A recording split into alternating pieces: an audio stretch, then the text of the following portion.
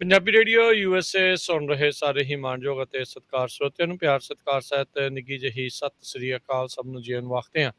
ਸੋ ਤੇ ਪ੍ਰੋਗਰਾਮ ਦੇ ਵਿੱਚ ਆਪ ਸਭ ਦਾ ਨਿੱਘਾ ਸਵਾਗਤ ਹੈ। ਪ੍ਰੋਗਰਾਮ ਲੈ ਕੇ ਹਾਜ਼ਰ ਹੋ ਚੁੱਕੇ ਹਾਂ ਜੀ ਆਪਾਂ ਇਸ ਮੌਕੇ ਅਪਡੇਟ ਅਮਰੀਕਾ, ਜਿਸ ਦੇ ਵਿੱਚ ਅੱਜ ਸ਼ਨੀਚਰਵਾਰ ਨੂੰ ਇਮੀਗ੍ਰੇਸ਼ਨ ਦੇ ਬਾਰੇ ਗੱਲਬਾਤ ਕਰਦੇ ਹਾਂ। ਮੇਰੇ ਨਾਲ ਇਸ ਟਾਈਮ ਜੁੜ ਚੁੱਕੇ ਨੇ US ਇਮੀਗ੍ਰੇਸ਼ਨ ਦੇ ਅਟਰਨੀ ਟੇਕਿਆਣਾ ਜੀ। ਸਵਾਗਤ ਹੈ, ਸਤਿ ਸ਼੍ਰੀ ਅਕਾਲ ਅਟਰਨੀ ਜੀ।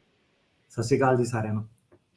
ਸਾਡੇ ਅੱਜ ਦੇ ਇਸ ਪ੍ਰੋਗਰਾਮ ਨੂੰ ਤੁਹਾਡੇ ਸਾਰਿਆਂ ਤੱਕ ਪਹੁੰਚਾਉਣ 'ਚ ਸਹਿਯੋਗ ਕਰਦੇ ਨੇ ਖਾਲਸਾ ਇੰਸ਼ੋਰੈਂਸ ਏਜੰਸੀ, ਜਿਨ੍ਹਾਂ ਦੇ ਕੋਲੋਂ ਤੁਸੀਂ ਹਰ ਇੱਕ ਤਰੀਕੇ ਦੀ ਇੰਸ਼ੋਰੈਂਸ ਕਰਵਾ ਸਕਦੇ ਹੋ। ਇੰਸ਼ੋਰੈਂਸ ਬਾਰੇ ਪਤਾ ਕਰਨ ਲਈ ਕਾਲ ਕਰੋ 408 272 2500 4082722500। Tekiana immigration law firm, immigration ਦਾ ਹੋਵੇ ਕਿਸੇ ਵੀ ਤਰੀਕੇ ਦਾ ਕੰਮ, call attorney J Tekiana 415 909 0503 4159090503। Manjit Singh, Narinder Kaur Kular, Avtar Singh Manjal Clovis, Amarjit Singh Stockton, Nachhattar Singh Sangha Clovis, Satnam Singh, Amarjit Singh Dosanjh Sunny Purewal Yuba City, Paramjit Singh Deol Fresno, Lakhbir Singh Samra Texas, Kamaljit Singh Makhan Daulatpuria Stockton, Onkar Singh Fresno, Major Singh Sidhu, Vinder Singh Dhaliwal, Hardial Singh, Inderjit Kaur Dhaliwal Bakersfield, Jassi Gill, Raminder Singh Basra, Talwinder Singh Gill Bakersfield, Harjit Singh Lathrop, Karnail Singh Randhawa Sacramento, Antelope truck stop Burns Wyoming, Zander group, ਜਿੱਥੋਂ ਤੁਸੀਂ ਹੋਮ ਲੋਨਸ, ਘਰ ਖਰੀਦਣ ਅਤੇ ਘਰ ਵੇਚਣ ਦੀਆਂ ਸਾਰੀਆਂ ਸਰਵਿਸਿਜ਼ ਲੈ ਸਕਦੇ ਹੋ। ਕਾਲ ਮੋਹਨ ਚੀਮਾ 8559052575। ਇਹਨਾਂ ਸਾਰਿਆਂ ਦਾ ਧੰਨਵਾਦ। ਜੇਕਰ ਤੁਸੀਂ ਜਾਂ ਕੋਈ ਹੋਰ ਕਾਰੋਬਾਰ ਇਸ ਪ੍ਰੋਗਰਾਮ ਨੂੰ ਸਪਾਂਸਰ ਕਰਨਾ ਚਾਹੁੰਦੇ ਹੋ, ਸੰਪਰਕ ਕਰ ਸਕਦੇ ਹੋ ਨੰਬਰ 408 722 7698 ਦੇ ਉੱਤੇ। ਤੇ ਅਟਰਨੀ ਟੇਕਿਆਣਾ ਜੀ, ਅੱਜ ਦਾ ਜਿਹੜਾ ਆਪਣਾ ਕਿਹੜਾ ਅਹਿਮ ਟੌਪਿਕ ਰਹੇਗਾ? ਟੌਪਿਕ ਰਹੂਗਾ ਜੀ ਪ੍ਰੋਸੀਕਿਊਟੋਰੀਅਲ ਡਿਸਕ੍ਰੈਸ਼ਨ, ਜਿਹਨੂੰ PD ਕਿਹਾ ਜਾਂਦਾ। ਉਹਦੇ ਉੱਤੇ ਕਾਫੀ ਜਿਹੜੀ ਮੇਜਰ ਚੇਂਜਸ ਉਹ ਆਈਆਂ, ਉਹਦੇ ਬਾਰੇ ਅੱਜ ਆਪਾਂ ਜਿਹੜੀ ਕਾਫੀ ਵਿਸਤਾਰ ਨਾਲ ਗੱਲ ਕਰਾਂਗੇ। ਤੇ ਨਾਲੋਂ ਨਾਲ ਦੱਸਦੇ ਜਾਈਏ ਕਿ ਜਿਹੜਾ ਇਹ ਪ੍ਰੋਗਰਾਮ ਆ ਸਾਡਾ ਸੈਟਰਡੇ ਨੂੰ ਹੁੰਦਾ, ਇਹਦੇ ਵਿੱਚ ਆਪਾਂ ਓਰੀਜਨਲ ਕੰਟੈਂਟ ਜਿਹੜਾ ਪ੍ਰੋਵਾਈਡ ਕਰਦੇ ਹਾਂ, ਜਿਹੜਾ ਡਾਇਰੈਕਟਲੀ ਲੋਕਾਂ ਨੂੰ ਕਾਫੀ ਹੈਲਪਫੁਲ ਆ। ਕਾਫੀ ਲੋਕੀ ਸਾਨੂੰ ਜਿਹੜੇ ਕਾਲ ਕਰਦੇ ਨੇ, ਕਈ ਸਾਡੇ ਕਲਾਇੰਟ ਨੇ, ਕਈ ਜਿਹੜੇ ਸਾਡੇ ਕਲਾਇੰਟ ਨਹੀਂ ਵੀ ਹੈਗੇ, ਕਿਸੇ ਹੋਰ ਕੋਲੋਂ ਵੀ ਕੇਸ ਜਿੱਤਦੇ ਨੇ, ਕਾਲ ਕਰਕੇ ਦੱਸਿਆ ਕਿ ਤੁਹਾਡਾ ਪ੍ਰੋਗਰਾਮ ਸੁਣਦੇ ਸੀਗੇ 2 ਸਾਲਾਂ ਦੇ ਵਿੱਚ ਪੰਜਾਬੀ ਰੇਡੀਓ ਥਰੂ, ਕਾਫੀ ਜਿਹੜੀ ਉਹਨਾਂ ਨੂੰ ਹੈਲਪ ਮਿਲੀ ਆ। ਸੋ ਜਿਹੜਾ ਇਹ ਪ੍ਰੋਗਰਾਮ ਆ ਸਾਡਾ ਓਰੀਜਨਲ ਕੰਟੈਂਟ ਆ ਜੀ। ਸੋ ਤੁਸੀਂ ਦੇਖੋਗੇ ਕਿ ਕਈ ਵਾਰੀ ਕੀ ਹੁੰਦਾ ਕਿ ਜਦੋਂ ਆਪਾਂ ਕੋਈ ਪ੍ਰੋਗਰਾਮ ਕਰਦੇ ਹਾਂ ਤੇ ਇਹ ਸਾਡਾ ਪ੍ਰੋਗਰਾਮ ਜਿਹੜਾ ਘੰਟੇ 1.5 ਘੰਟੇ ਘੱਟੋ ਘੱਟ ਚੱਲਦਾ ਨਾ, ਕਾਫੀ ਡੀਟੇਲ ਦੇ ਵਿੱਚ ਇਹਦੇ ਵਿੱਚ ਐਕਸਪਲੇਨ ਆਪਾਂ ਕਰਦੇ ਹਾਂ ਹਰੇਕ ਕਨਸੈਪਟ। ਸੋ ਹੁਣ ਤੁਹਾਨੂੰ ਇੰਟਰਨੈਟ ਤੇ, ਟਿਕਟੋਕ ਤੇ ਹਰ ਜਗ੍ਹਾ ਕਾਫੀ ਵੀਡੀਓ ਮਿਲੂਗੀਆਂ ਸਾਡੇ ਪ੍ਰੋਗਰਾਮ ਤੋਂ ਬਾਅਦ ਵੀ। ਕਈ ਆਪਾਂ ਦੇਖਿਆ ਕਿ ਉਹਨੂੰ ਥੋੜ੍ਹਾ ਜਿਹਾ ਕਾਪੀ ਕਰਕੇ ਡਿਲੀਟ ਕਰਕੇ ਅੱਗੇ ਦੱਸ ਦਿੰਦੇ ਆ। ਸੋ ਤੁਸੀਂ ਇਹ ਪਛਾਣ ਕਰਨੀ ਹੈ ਹੁਣ ਕਿ ਓਰੀਜਨਲ ਕੰਟੈਂਟ ਤੁਹਾਨੂੰ ਕਿੱਥੋਂ ਮਿਲ ਰਿਹਾ। ਪੰਜਾਬੀ ਰੇਡੀਓ USA ਨੂੰ ਸਪੋਰਟ ਕਰੋ। ਘੰਟੇ 1.5 ਘੰਟੇ ਦਾ ਪ੍ਰੋਗਰਾਮ ਹੁੰਦਾ। ਜਿਹੜੇ ਨਹੀਂ ਸੁਣਦੇ, ਜਿਹਨਾਂ ਨੂੰ ਨਹੀਂ ਪਤਾ, ਜਿਹੜੇ ਟਿਕਟੋਕ ਤੇ ਮੈਨੂੰ ਇਸ ਵੇਲੇ ਸੁਣ ਰਹੇ ਆ, ਸਾਰਿਆਂ ਨੂੰ ਕਹੋ ਕਿ ਆਪਣੇ ਸੱਜਣ ਮਿੱਤਰਾਂ ਨਾਲ ਸ਼ੇਅਰ ਕਰਨ, ਪੰਜਾਬੀ ਰੇਡੀਓ ਤੇ ਲੌਗਇਨ ਕਰੋ। ਸੈਟਰਡੇ ਨੂੰ ਇਹ ਜਿਹੜਾ ਸ਼ੋਅ ਆ ਉਹ ਆਉਂਦਾ, ਪਿਛਲੇ 2 ਸਾਲ ਤੋਂ ਬਿਨਾਂ ਕਿਸੇ ਬ੍ਰੇਕ ਦੇ ਆਪਾਂ ਇੱਥੇ ਕਰਦੇ ਹਾਂ ਜੀ। ਸੋ ਥੈਂਕ ਯੂ ਅਟਰਨੀ ਟੇਕਿਆਣਾ ਜੀ, ਆਪਣੇ ਬਿਜੀ ਸਕੈਜੂਲ 'ਚੋਂ ਤੁਸੀਂ ਸੈਟਰਡੇ ਜਿਹੜਾ ਇਹ ਟਾਈਮ ਕੱਢਦੇ ਆ ਸਾਰੀ ਕਮਿਊਨਿਟੀ ਵਾਸਤੇ, ਤੇ ਤੁਸੀਂ ਪੰਜਾਬੀ ਰੇਡੀਓ USA ਦੇ ਪਲੇਟਫਾਰਮ ਨੂੰ ਇਸ ਦੇ ਲਈ ਚੁਣਿਆ ਆ। ਤੇ ਆਪਾਂ ਦੇਖਦੇ ਹਾਂ ਤੁਸੀਂ ਵੀ ਜਦੋਂ ਕਿਤੇ ਕਿਸੇ ਦੇ ਕੇਸ ਤੋਂ ਬਾਅਦ ਦੇ ਵਿੱਚ ਵੀਡੀਓ ਪਾਉਂਦੇ ਆ, ਉਹ ਵੀ ਰੇਡੀਓ ਸੁਣਦੇ ਆ, ਵੀਡੀਓਜ਼ ਜਿਹੜੀਆਂ ਉਹ ਦੇਖਦੇ ਆ, ਉਹਨਾਂ ਨੂੰ ਕਾਫੀ ਜਾਣਕਾਰੀ ਮਿਲਦੀ ਆ, ਬਹੁਤ ਵਧੀਆ ਜਾਣਕਾਰੀ ਜਿਹੜੀ ਉਹ ਮਿਲਦੀ ਆ। ਸੋ ਵੱਧ ਤੋਂ ਵੱਧ ਅਸੀਂ ਸਰੋਤਿਆਂ ਨੂੰ ਬੇਨਤੀ ਕਰਦੇ ਹਾਂ, ਦਰਸ਼ਕਾਂ ਨੂੰ ਬੇਨਤੀ ਕਰਦੇ ਹਾਂ ਵੀ ਸਪੋਰਟ ਕਰਿਆ ਕਰੋ। ਬਹੁਤ ਵਾਰੀ ਲੋਕ ਗੁੱਸਾ ਕਰ ਜਾਂਦੇ, ਯਾਰ ਤੁਸੀਂ ਕਾਲਸ ਕਈ ਵਾਰੀ ਘੱਟ ਲੈਂਦੇ। ਦੇਖੋ, ਕਾਲਸ ਅਸੀਂ ਟਰਾਈ ਕਰਦੇ ਹਾਂ ਵੱਧ ਤੋਂ ਵੱਧ। ਸਾਡਾ ਮੇਨ ਫੋਕਸ ਹੁੰਦਾ, ਜਿੱਦਾਂ ਓਰੀਜਨਲ ਕੰਟੈਂਟ ਦੀ ਗੱਲ ਕਰ ਰਹੇ ਆ ਅਟਰਨੀ ਟੇਕਿਆਣਾ ਜੀ, ਵੀ ਉਸ ਦੇ ਉੱਤੇ ਫੋਕਸ, ਜਿਹੜੀਆਂ ਕੋਈ ਨਵੀਆਂ ਰੂਲਿੰਗਸ ਆਈਆਂ ਆ, ਕੋਈ ਹੀਅਰਿੰਗਸ ਹੋਈਆਂ, ਉਸ 'ਤੇ ਕੀ ਅਸਰ ਕਰਨਾ ਕੇਸਾਂ ਦੇ ਉੱਤੇ, ਉਸ ਦੇ ਉੱਤੇ ਸਾਡਾ ਫੋਕਸ ਹੁੰਦਾ ਆ ਵੀ ਅਸੀਂ ਉਹਦੇ 'ਤੇ ਕਰੀਏ। ਕਾਲਸ ਲੈਣ ਨੂੰ ਅਸੀਂ ਸਾਰਾ ਦਿਨ ਕਾਲਸ ਲੈਂਦੇ ਰਹੀਏ, ਸੇਮ ਸਵਾਲ ਆਈ ਜਾਣੇ ਆਈ ਜਾਣੇ ਆਈ ਜਾਣੇ, ਅੰਬੈਸੀ ਕਦੋਂ ਖੁੱਲ੍ਹਣੀ ਆ ਜੀ, ਆ ਕਦੋਂ ਤਰੀਕ ਆਊਗੀ, ਉਹ ਕਿੱਦਾਂ ਆਊਗੀ। ਉਹ ਚਲੋ ਉਹ ਨੋਨ ਆ, ਉਹ ਚੀਜ਼ਾਂ ਕਰੀ ਦੀਆਂ ਆਪਾਂ ਤਾਂ ਵੀ ਕਰਦੇ ਹਾਂ, ਪਰ ਮੇਨ ਫੋਕਸ ਹੁੰਦਾ ਵੀ ਕਿਹੜੇ ਇਸ਼ੂਜ਼ ਦੇ ਨਾਲ ਜਿਨ੍ਹਾਂ ਦੇ ਕੇਸ ਚੱਲ ਰਹੇ ਆ, ਜਾਂ ਜਿਨ੍ਹਾਂ ਨੇ ਅਗਰ ਕੇਸ ਦੇ ਜਿਨ੍ਹਾਂ ਦੇ ਆਉਣਾ ਆ ਭਵਿੱਖ ਦੇ ਵਿੱਚ, ਉਹਨਾਂ ਦੇ ਉੱਤੇ ਕੀ ਜਿਹੜੀਆਂ ਚੇਂਜਸ ਜਿਹੜੀਆਂ ਉਹ ਆਉਂਦੀਆਂ ਆ। ਸੋ ਤੇ ਹਾਊਸ ਕੀਪਿੰਗ ਦੇ ਹਿਸਾਬ ਦੇ ਨਾਲ ਕਿੱਦਾਂ ਚੱਲ ਰਿਹਾ ਜੀ? ਵਰਕਲੋਡ ਕਾਫੀ ਵੱਧ ਰਿਹਾ ਕਹਿੰਦੇ ਜੀ। ਸੋ ਪਹਿਲਾਂ ਤਾਂ ਜੀ ਧੰਨਵਾਦ ਆ ਪੰਜਾਬੀ ਰੇਡੀਓ ਦਾ, ਜਿਨ੍ਹਾਂ ਨੇ ਪਹਿਲਾਂ ਮੈਨੂੰ ਪਲੇਟਫਾਰਮ ਦਿੱਤਾ। ਸੋ ਪੰਜਾਬੀ ਰੇਡੀਓ ਤੋਂ ਸ਼ੁਰੂਆਤ ਹੋਈ ਸੀਗੀ। ਉਦੋਂ ਡਿਸਾਈਡ ਕੀਤਾ ਕਿ ਪਹਿਲਾਂ ਜਿਹੜਾ ਮੈਂ ਕੇਸ ਕਰਦਾ ਸੀਗਾ, ਨੌਨ ਪੰਜਾਬੀਆਂ ਦੇ ਕਰਦਾ ਸੀਗਾ, ਮੈਂ ਆਪ ਖੁਦ ਕਈ ਹੋਰ ਫਰਮਸ ਦੇ ਵਿੱਚ ਕੰਮ ਕਰਦਾ ਸੀਗਾ ਜਿਹੜੇ ਪੰਜਾਬੀਆਂ ਦੇ ਕੇਸ ਨਹੀਂ ਕਰਦੇ ਸੀਗੇ। ਜਦੋਂ ਤੋਂ ਪੰਜਾਬੀ ਰੇਡੀਓ ਤੇ ਆਏ ਆ ਫਿਰ ਉਦੋਂ ਤੋਂ ਜਿਹੜੀ ਪੰਜਾਬੀ ਆਡੀਅנס ਆ ਉਹਨਾਂ ਸੰਪਰਕ ਹੋਇਆ। ਪੰਜਾਬੀ ਰੇਡੀਓ ਨੇ ਬਹੁਤ ਪਿਆਰ ਦਿੱਤਾ, ਪੰਜਾਬੀ ਆਡੀਅנס ਨੇ ਬਹੁਤ ਪਿਆਰ ਦਿੱਤਾ ਅੱਗੋਂ ਦੀ। ਫਿਰ ਉਸ ਤੋਂ ਬਾਅਦ ਇਹ ਫੈਸਲਾ ਲਿੱਤਾ ਕਿ ਹੁਣ ਜੇ ਆਪਣੀ ਐਡੀ ਜ਼ਿਆਦਾ ਆਡੀਅנס ਆ ਤਾਂ ਬਾਕੀਆਂ ਦਾ ਕੰਮ ਜਿਹੜਾ ਘਟਾ ਕੇ ਉਹ ਪੰਜਾਬੀ ਜਿਹੜੀ ਆਡੀਅנס ਆ ਉਹਦੇ ਵੱਲ ਜ਼ਿਆਦਾ ਫੋਕਸ ਕਰਨਾ ਸ਼ੁਰੂ ਕਰਤਾ ਆਪਾਂ। ਉਹਦੇ ਉੱਤੋਂ ਦੀ ਫਿਰ ਅੱਗੇ ਹੋਰ ਜਿਹੜੇ ਕਹਿ ਲਓ ਟਿਕਟੋਕ, ਜਿਹੜਾ ਇਦਾਂ ਦੀਆਂ ਚੀਜ਼ਾਂ ਜਿਹਨਾਂ ਦੀਆਂ ਪਤਾ ਨਹੀਂ ਸੀਗੀ ਉਹ ਆ ਗਈਆਂ। ਉਹਦੇ ਨਾਲ ਹੋਰ ਆਡੀਅנס ਸਾਡੇ ਨਾਲ ਜੁੜ ਗਈ। ਸੋ ਕੀ ਹੈ ਕਿ ਹਾਊਸਕੀਪਿੰਗ ਰੂਲ ਦਾ ਸੰਦਾ ਮਕਸਦ ਕੀ ਹੁੰਦਾ ਕਿ ਇਹ ਪੰਜਾਬੀ ਰੇਡੀਓ ਮੈਨੂੰ 2-3 ਮਿੰਟ ਖੁੱਲ੍ਹੇ ਦਿੰਦਾ, ਜਿਹਦੇ ਵਿੱਚ ਮੈਂ ਆਪਣੇ ਦਿਲ ਦੀ ਗੱਲ ਕਰ ਸਕਾਂ ਕਿ ਜੋ ਮੈਂ ਕਹਿਣਾ ਆਡੀਅנס ਨੂੰ ਉਹ ਮੈਂ ਆਪਣੇ ਹਿਸਾਬ ਨਾਲ ਕਹਿ ਸਕਾਂ, ਜਿਹੜੀਆਂ ਮੈਨੂੰ ਪ੍ਰੋਬਲਮ ਆ ਕਿੱਦਾਂ ਚੱਲਦੀਆਂ। ਜੀ। ਸੋ ਉਹ ਕਈਆਂ ਨੂੰ ਚੰਗੀਆਂ ਲੱਗੂਗੀਆਂ ਗੱਲਾਂ, ਕਈਆਂ ਨੂੰ ਨਹੀਂ ਚੰਗੀਆਂ ਲੱਗੂਗੀਆਂ। ਸੋ ਜੋ ਹੈ ਸੋ ਹੈ, ਹੈ ਨਾ। ਐਂਡ ਦੇ ਵਿੱਚ ਆਪਾਂ ਵੀ ਇੱਕ ਇਨਸਾਨ ਆ, ਸਾਡੇ ਕੋਲ ਵੀ ਸਾਰਿਆਂ ਵਾਂਗੂ ਉਨਾ ਹੀ ਟਾਈਮ ਹੁੰਦਾ ਹਫ਼ਤੇ ਦੇ ਵਿੱਚ, ਦਿਨ ਦੇ ਵਿੱਚ 24 ਘੰਟੇ ਹੁੰਦੇ ਆ, ਕਿਸੇ ਨੂੰ 1 ਮਿੰਟ ਵੀ ਜ਼ਿਆਦਾ ਨਹੀਂ ਮਿਲਦਾ। ਸੋ ਜੋ ਰੂਲ ਆ ਨੇਚਰ ਦੇ ਉਹ ਰੂਲ ਆ। ਸੋ ਕੀ ਆ ਕਿ ਟਿਕਟੋਕ ਦੇ ਕਰਕੇ ਕਾਫੀ ਜ਼ਿਆਦਾ ਜਿਹੜੀਆਂ ਕਾਲਸ ਉਹ ਆ ਜਾਂਦੀਆਂ, ਕਿਉਂਕਿ ਉਹਦੀ ਵਿਊਅਰਸ਼ਿਪ ਜਿਹੜੀ ਕਾਫੀ ਜਿਹੜੀ ਯੰਗ ਆਡੀਅנס ਉੱਥੇ ਕਾਫੀ ਆ। ਜੀ। ਜਿਹੜੇ ਪੰਜਾਬੀ ਰੇਡੀਓ ਦੇ ਥਰੂ ਸਾਡੇ ਪ੍ਰੋਗਰਾਮ ਸੁਣਦੇ ਸੀਗੇ ਉਹਨਾਂ ਨਾਲ ਤਾਂ ਆਪਾਂ ਵਾਰਤਾਲਾਪ ਕਰਦੇ ਰਹੀਦਾ, ਹੈ ਨਾ। 2 ਸਾਲਾਂ ਤੋਂ ਸਾਡੇ ਨਾਲ ਜੁੜੇ ਹੋਏ ਨੇ। ਸੋ ਜਿਹੜੀ ਨਵੀਂ ਆਡੀਅנס ਆ ਰਹੀ ਹੈ, ਨਵੀਂ ਆਡੀਅנס ਲਈ ਮੈਸੇਜ ਇਹ ਆ ਕਿ ਤੁਹਾਨੂੰ ਥੋੜ੍ਹਾ ਜਿਹਾ ਪੇਸ਼ੈਂਸ ਰੱਖਣਾ ਪੈਣਾ। ਸੋ ਉੱਥੇ ਜਾਂਦੇ ਆ ਕਿ ਭਾਜੀ ਮੇਰਾ ਫੋਨ ਨਹੀਂ ਚੱਕਦੇ, ਮੈਨੂੰ 2 ਦਿਨ ਹੋ ਗਏ।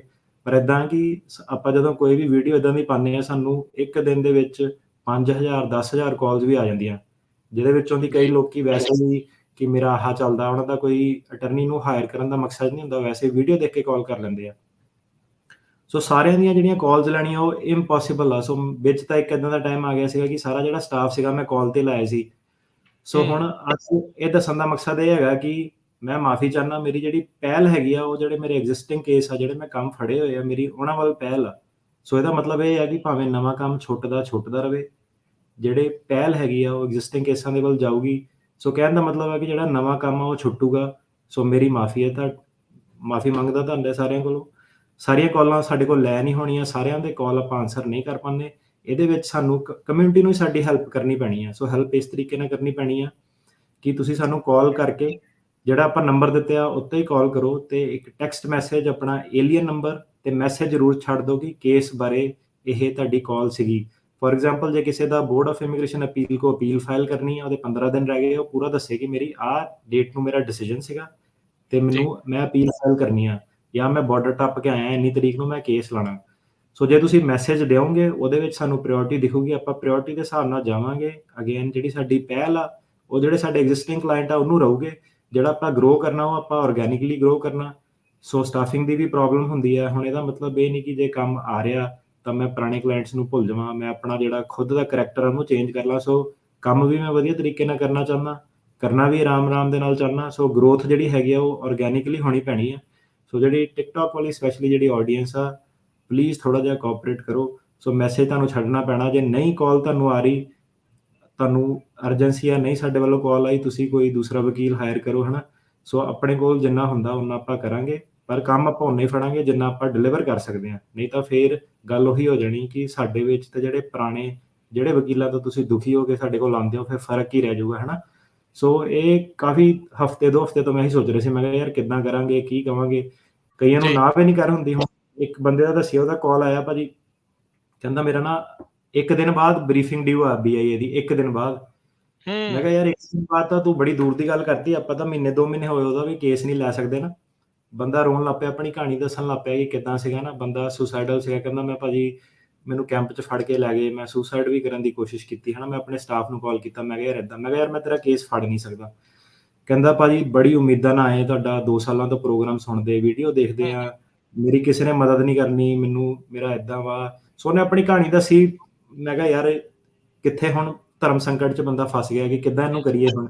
ਜੇ ਛੱਡਿਆ ਤਾਂ ਬੰਦੇ ਨੇ ਕਹਿਣਾ ਕਿ ਨਹੀਂ ਯਾਰ, ਲੋਕਾਂ ਨੂੰ ਉਮੀਦਾਂ ਵੀ ਕਾਫੀ ਆ। ਸੋ ਕਮਿਊਨਿਟੀ ਨੂੰ ਉਮੀਦਾਂ ਵੀ ਕਾਫੀ ਆ, ਪਰ ਇਹ ਹੈ ਕਿ ਹਾਂਜੀ ਤੁਹਾਡੀ ਸਾਰਿਆਂ ਦੀ ਹੈਲਪ ਕਰਨਾ ਚਾਹੁੰਦੇ ਆ, ਪਰ ਸਾਰਿਆਂ ਦੀ ਹੈਲਪ ਕਰ ਨਹੀਂ ਸਕਦੇ ਆਪਾਂ, ਕਿਉਂਕਿ ਐਂਡ 'ਚ ਮੈਂ ਇਨਸਾਨ ਤਾਂ ਇੱਕ ਹੀ ਹਾਂ। ਸੋ ਇਹ ਹੈ ਕਿ ਜੇ ਤੁਸੀਂ ਸਾਰੇ ਜਾਣੇ ਮੇਰੇ ਨਾਲ ਕੋਆਪਰੇਟ ਕਰੋ, ਇਹ ਸਮਝ ਲਓ ਕਿ ਸਾਰਾ ਕੰਮ ਨਹੀਂ ਹੋ ਸਕਦਾ। ਸੋ ਇਹ ਹੈ ਕਿ ਜਿੰਨਾ ਕੰਮ ਫੜਾਂਗੇ ਉਹ ਜ਼ਰੂਰ ਕਰਾਂਗੇ, ਬਾਕੀਆਂ ਨੂੰ ਥੋੜ੍ਹੀ ਜਿਹੀ ਪੇਸ਼ੈਂਸ ਰੱਖਣੀ ਪੈਣੀ। ਮੈਸੇਜ ਆਪਣੇ ਛੱਡੋ, ਜੇ ਤੁਹਾਨੂੰ ਮੈਂ ਕਿਸੇ ਚੀਜ਼ ਦਾ ਵਾਅਦਾ ਕੀਤਾ ਕਿ ਮੈਂ ਇੱਦਾਂ ਕਰੂੰਗਾ, ਮੈਂ ਉਹਨੂੰ ਜ਼ਰੂਰ ਡਿਲੀਵਰ ਕਰੂੰਗਾ। ਸੋ ਉਹ ਚੀਜ਼ 'ਚ ਸਾਡੇ ਨਾਲ ਕੋਆਪਰੇਟ ਕਰੋ। ਆਪਾਂ ਹੁਣ ਜਿਹੜੀ ਆ ਕਾਲਿੰਗ ਵਾਲੀ ਜਿਹੜੀ ਫੈਸਿਲਿਟੀ ਹੈ ਨਾ, ਇਹ ਸਟਾਫ ਨੂੰ ਵਧਾ ਰਹੇ ਆ। ਸਾਨੂੰ ਟਾਈਮ ਲੱਗ ਜਾਣਾ, ਮਹੀਨੇ 2 ਮਹੀਨੇ ਘੱਟੋ ਘੱਟ ਲੱਗ ਜਾਣੇ ਆ, ਕਿਉਂਕਿ ਮੈਨੂੰ ਹੁਣ ਲੱਗ ਰਿਹਾ ਕਿ ਜਿਹੜੀ ਕਾਲ ਵੋਲੀਅਮ ਆ ਉਹਨੂੰ ਹੈਂਡਲ ਕਰਨ ਲਈ 5 ਤੋਂ 10 ਜਾਣੇ ਚਾਹੀਦੇ ਆ, ਕਿ ਜਿਸ ਹਿਸਾਬ ਨਾਲ ਕਾਲਸ ਆਉਂਦੀਆਂ ਹੈ ਨਾ। ਤੇ ਸੋ ਥੈਂਕ ਯੂ ਆ ਸਭ ਤੋਂ ਪਹਿਲਾਂ ਪੰਜਾਬੀ ਰੇਡੀਓ ਦਾ, ਸਟਾਫ ਦਾ, ਫੈਮਿਲੀ ਦਾ, ਸਾਰੇ ਜਿਹੜੇ ਇੱਥੇ ਤੱਕ ਪਹੁੰਚਾਇਆ। ਇਹਦੇ ਨਾਲ ਮੈਂ ਆਪਣਾ ਵੀ ਥੈਂਕ ਯੂ ਕਰਦਾ। ਆਪਣਾ ਥੈਂਕ ਯੂ ਮੈਂ ਇਸ ਲਈ ਕਰਦਾ ਕਿ 7 ਦਿਨ ਜਿਹੜਾ ਕੰਮ ਕੀਤਾ ਪਿਛਲੇ 10 ਸਾਲਾਂ ਤੋਂ ਬਿਨਾਂ ਬ੍ਰੇਕ ਲਏ ਹੋਏ। ਸੋ ਸਾਰਿਆਂ ਦਾ ਥੈਂਕ ਯੂ ਆ, ਸਟਾਫ ਦਾ ਥੈਂਕ ਯੂ ਆ, ਘਰਦਿਆਂ ਦਾ ਥੈਂਕ ਯੂ ਆ, ਪੰਜਾਬੀ ਰੇਡੀਓ ਦਾ ਸਪੈਸ਼ਲੀ ਬਹੁਤ ਵੱਡਾ ਥੈਂਕ ਯੂ ਆ, ਰਾਜਕਰਨ ਜੀ ਦਾ ਬਹੁਤ ਵੱਡਾ ਥੈਂਕ ਯੂ ਆ, ਜਿਨ੍ਹਾਂ ਨੇ ਇੱਕ ਬਹੁਤ ਵਧੀਆ ਐਂਕਰ, ਕੁਐਸਚਨ ਕਿੱਦਾਂ ਪੁੱਛਣੇ, ਸਵਾਲ ਕਿੱਦਾਂ ਪੁੱਛਣੇ, ਜਿਨ੍ਹਾਂ ਨੇ ਟੌਪਿਕ ਨੂੰ ਇੰਟਰਸਟਿੰਗ ਬਣਾਇਆ ਕਿ ਜਨਤਾ ਸਾਡੇ ਨਾਲ ਵੱਧਦੀ ਗਈ, ਕਦੀ ਵਾਪਸ ਨਹੀਂ ਮੁੜੀ, ਕਿ ਜਿਹੜਾ ਸਾਡਾ ਸ਼ੋਅ ਆ ਉਹ ਜਦੋਂ ਤੋਂ ਸ਼ੁਰੂ ਕੀਤਾ ਹਿੱਟ ਹੁੰਦਾ ਗਿਆ। ਸੋ ਸਾਰੇ ਜਾਣਿਆਂ ਦਾ, ਸੁਣਨ ਵਾਲਿਆਂ ਦਾ, ਸਾਰਿਆਂ ਦਾ ਬਹੁਤ ਵੱਡਾ ਥੈਂਕ ਯੂ ਹੈ ਜੀ। ਜੀ ਥੈਂਕ ਯੂ ਤੁਹਾਡਾ ਤੇ ਸ਼ੁਕਰੀਆ, ਤੁਸੀਂ ਇਸ ਕਾਬਲ ਸਾਰਿਆਂ ਨੂੰ ਜਿਹੜਾ ਉਹ ਸਮਝਦੇ ਆ। ਤੇ ਬਾਕੀ ਜਿੰਨੇ ਵੀ ਸਰੋਤੇ ਆ, ਦਰਸ਼ਕ ਆ, ਉਹਨਾਂ ਨੂੰ ਬੇਨਤੀ ਆ, ਅਪੀਲ ਆ ਵੀ ਇਹਨਾਂ ਦੀ ਇਸ ਅਪੀਲ ਨੂੰ ਧਿਆਨ ਹਿੱਤ ਰੱਖ ਕੇ ਜਿਹੜਾ ਆ ਉਹ ਕਰੋ। ਜਿੱਦਾਂ ਉਹਨਾਂ ਨੇ ਕਿਹਾ ਵੀ ਆਰਗੈਨਿਕ ਗਰੋਥ ਚਾਹੁੰਦੇ, ਇਹ ਨਹੀਂ ਆ ਵੀ ਇਕੱਠੇ ਲਿਆ ਕੇ ਕੋਈ ਵੀ ਬੰਦਾ ਆਪਣੇ ਆਫਿਸ ਦੇ ਵਿੱਚ ਬਿਠਾ ਲੈਣ, ਫਿਰ ਉਹ ਸੇਮ ਜਿਹੜੀਆਂ ਚੀਜ਼ਾਂ ਤੋਂ ਬਾਕੀ ਪਰੇਸ਼ਾਨ ਆ, ਜੇ ਉਹ ਪਰੇਸ਼ਾਨੀਆਂ ਇੱਥੇ ਆਈਆਂ ਤੇ ਫਿਰ ਉਹਦੇ ਵਿੱਚ ਕੋਈ ਫਾਇਦਾ, ਕੋਈ ਫਰਕ ਜਿਹੜਾ ਉਹ ਨਹੀਂ ਰਹਿ ਜਾਊਗਾ।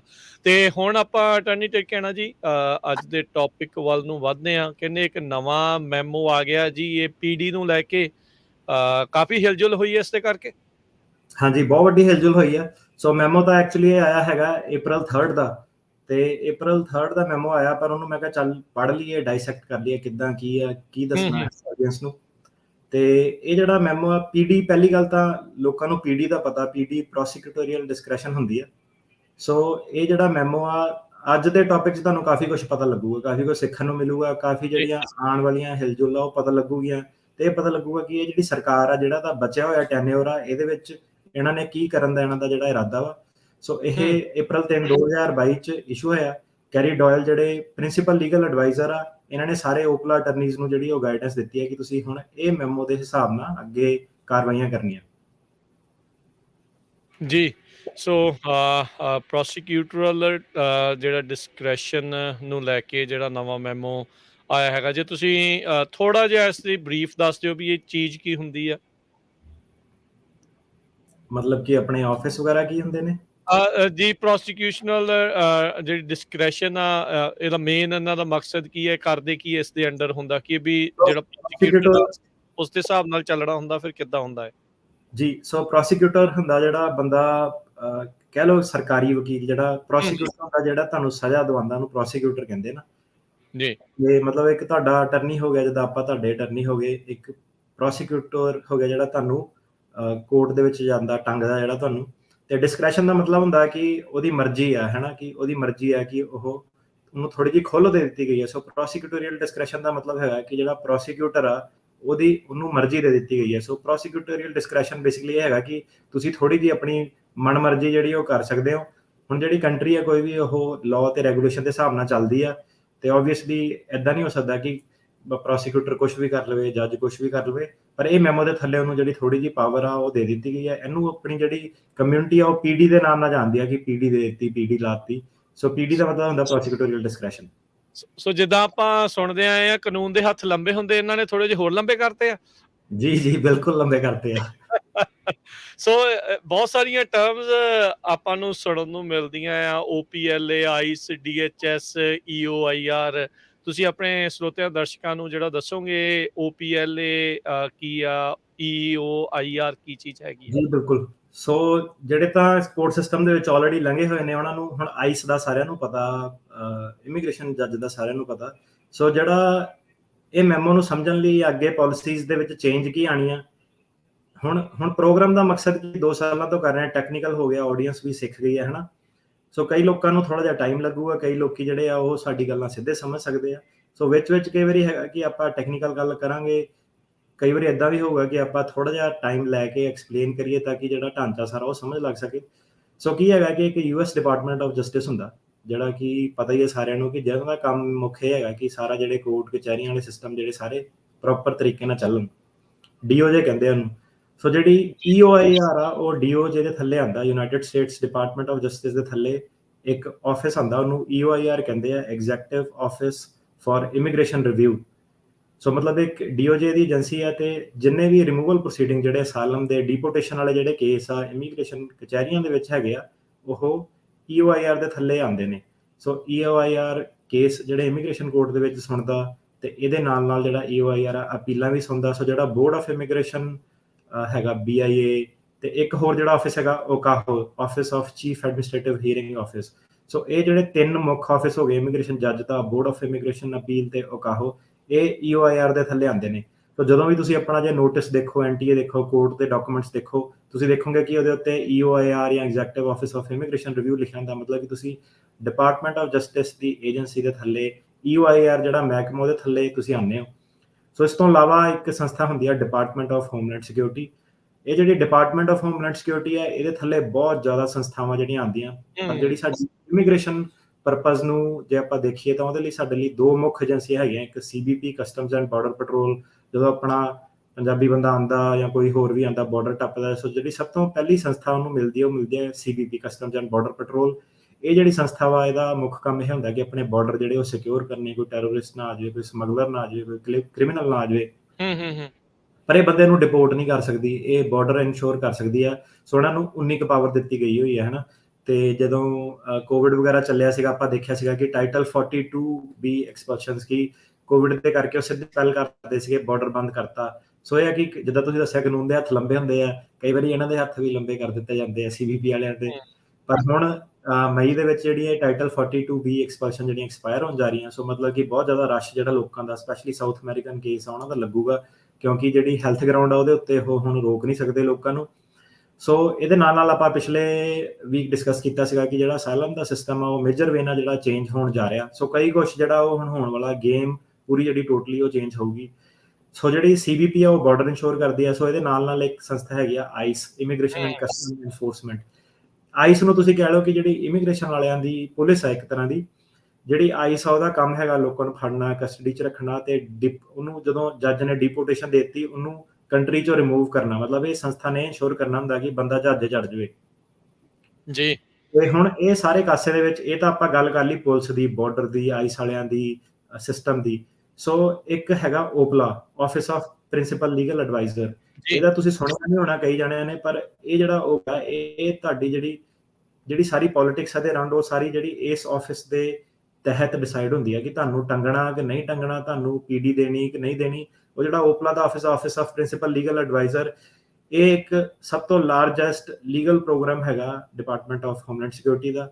ਇਹਦੇ ਵਿੱਚ ਜਿਹੜੇ ਸਰਕਾਰ ਦੇ 1250 ਤੋਂ ਵੱਧ ਅਟਰਨੀ ਨੇ, 290 ਤੋਂ ਵੱਧ ਜਿਹੜੇ ਉਹਨਾਂ ਦੇ ਪੈਰਾਲੀਗਲ ਨੇ, ਠੀਕ ਆ। ਸੋ ਤੁਹਾਡਾ ਇੱਕ ਲਾਇਰ, ਉਹਨਾਂ ਦੇ 1250 ਲਾਇਰ ਤੇ 290 ਪੈਰਾਲੀਗਲ। ਸੋ ਤੁਸੀਂ ਇਹ ਸੰਸਥਾ ਨਾਲ ਭਿੜ ਰਹੇ ਹੋ ਇੱਕ ਤਰ੍ਹਾਂ, ਜਿਹੜੇ ਕੇਸ ਲਾਅ ਆ ਰਹੇ ਆ ਉਹ ਸਾਰੇ। ਤੇ ਇਹ ਜਿਹੜਾ ਹੈਗਾ OPLA ਦਾ ਆਫਿਸ ਹੈਗਾ, ਇਹ ਜਿਹੜਾ ਡਿਪਾਰਟਮੈਂਟ ਆਫ ਹੋਮਲੈਂਡ ਸਿਕਿਉਰਿਟੀ ਹੈਗਾ, ਇਹਨੂੰ ਰਿਮੂਵਲ ਪ੍ਰੋਸੀਡਿੰਗਸ ਦੇ ਵਿੱਚ ਰਿਪਰੈਜ਼ੈਂਟ ਕਰਦਾ। ਮਤਲਬ ਕਿ ਜੱਜਾਂ ਦੇ ਮੂਹਰੇ, ਬੋਰਡ ਆਫ ਇਮੀਗ੍ਰੇਸ਼ਨ ਅਪੀਲ ਮੂਹਰੇ ਸਾਰਾ ਜਿਹੜਾ OPLA ਦੇ ਅਟਰਨੀ ਆ, ਇਹ ਅਟਰਨੀ ਜਾ ਕੇ ਸਰਕਾਰ ਦੇ ਬਿਹਾਫ ਤੇ ਜਿਹੜੇ ਕੇਸ ਉਹ ਲੜਦੇ ਆ।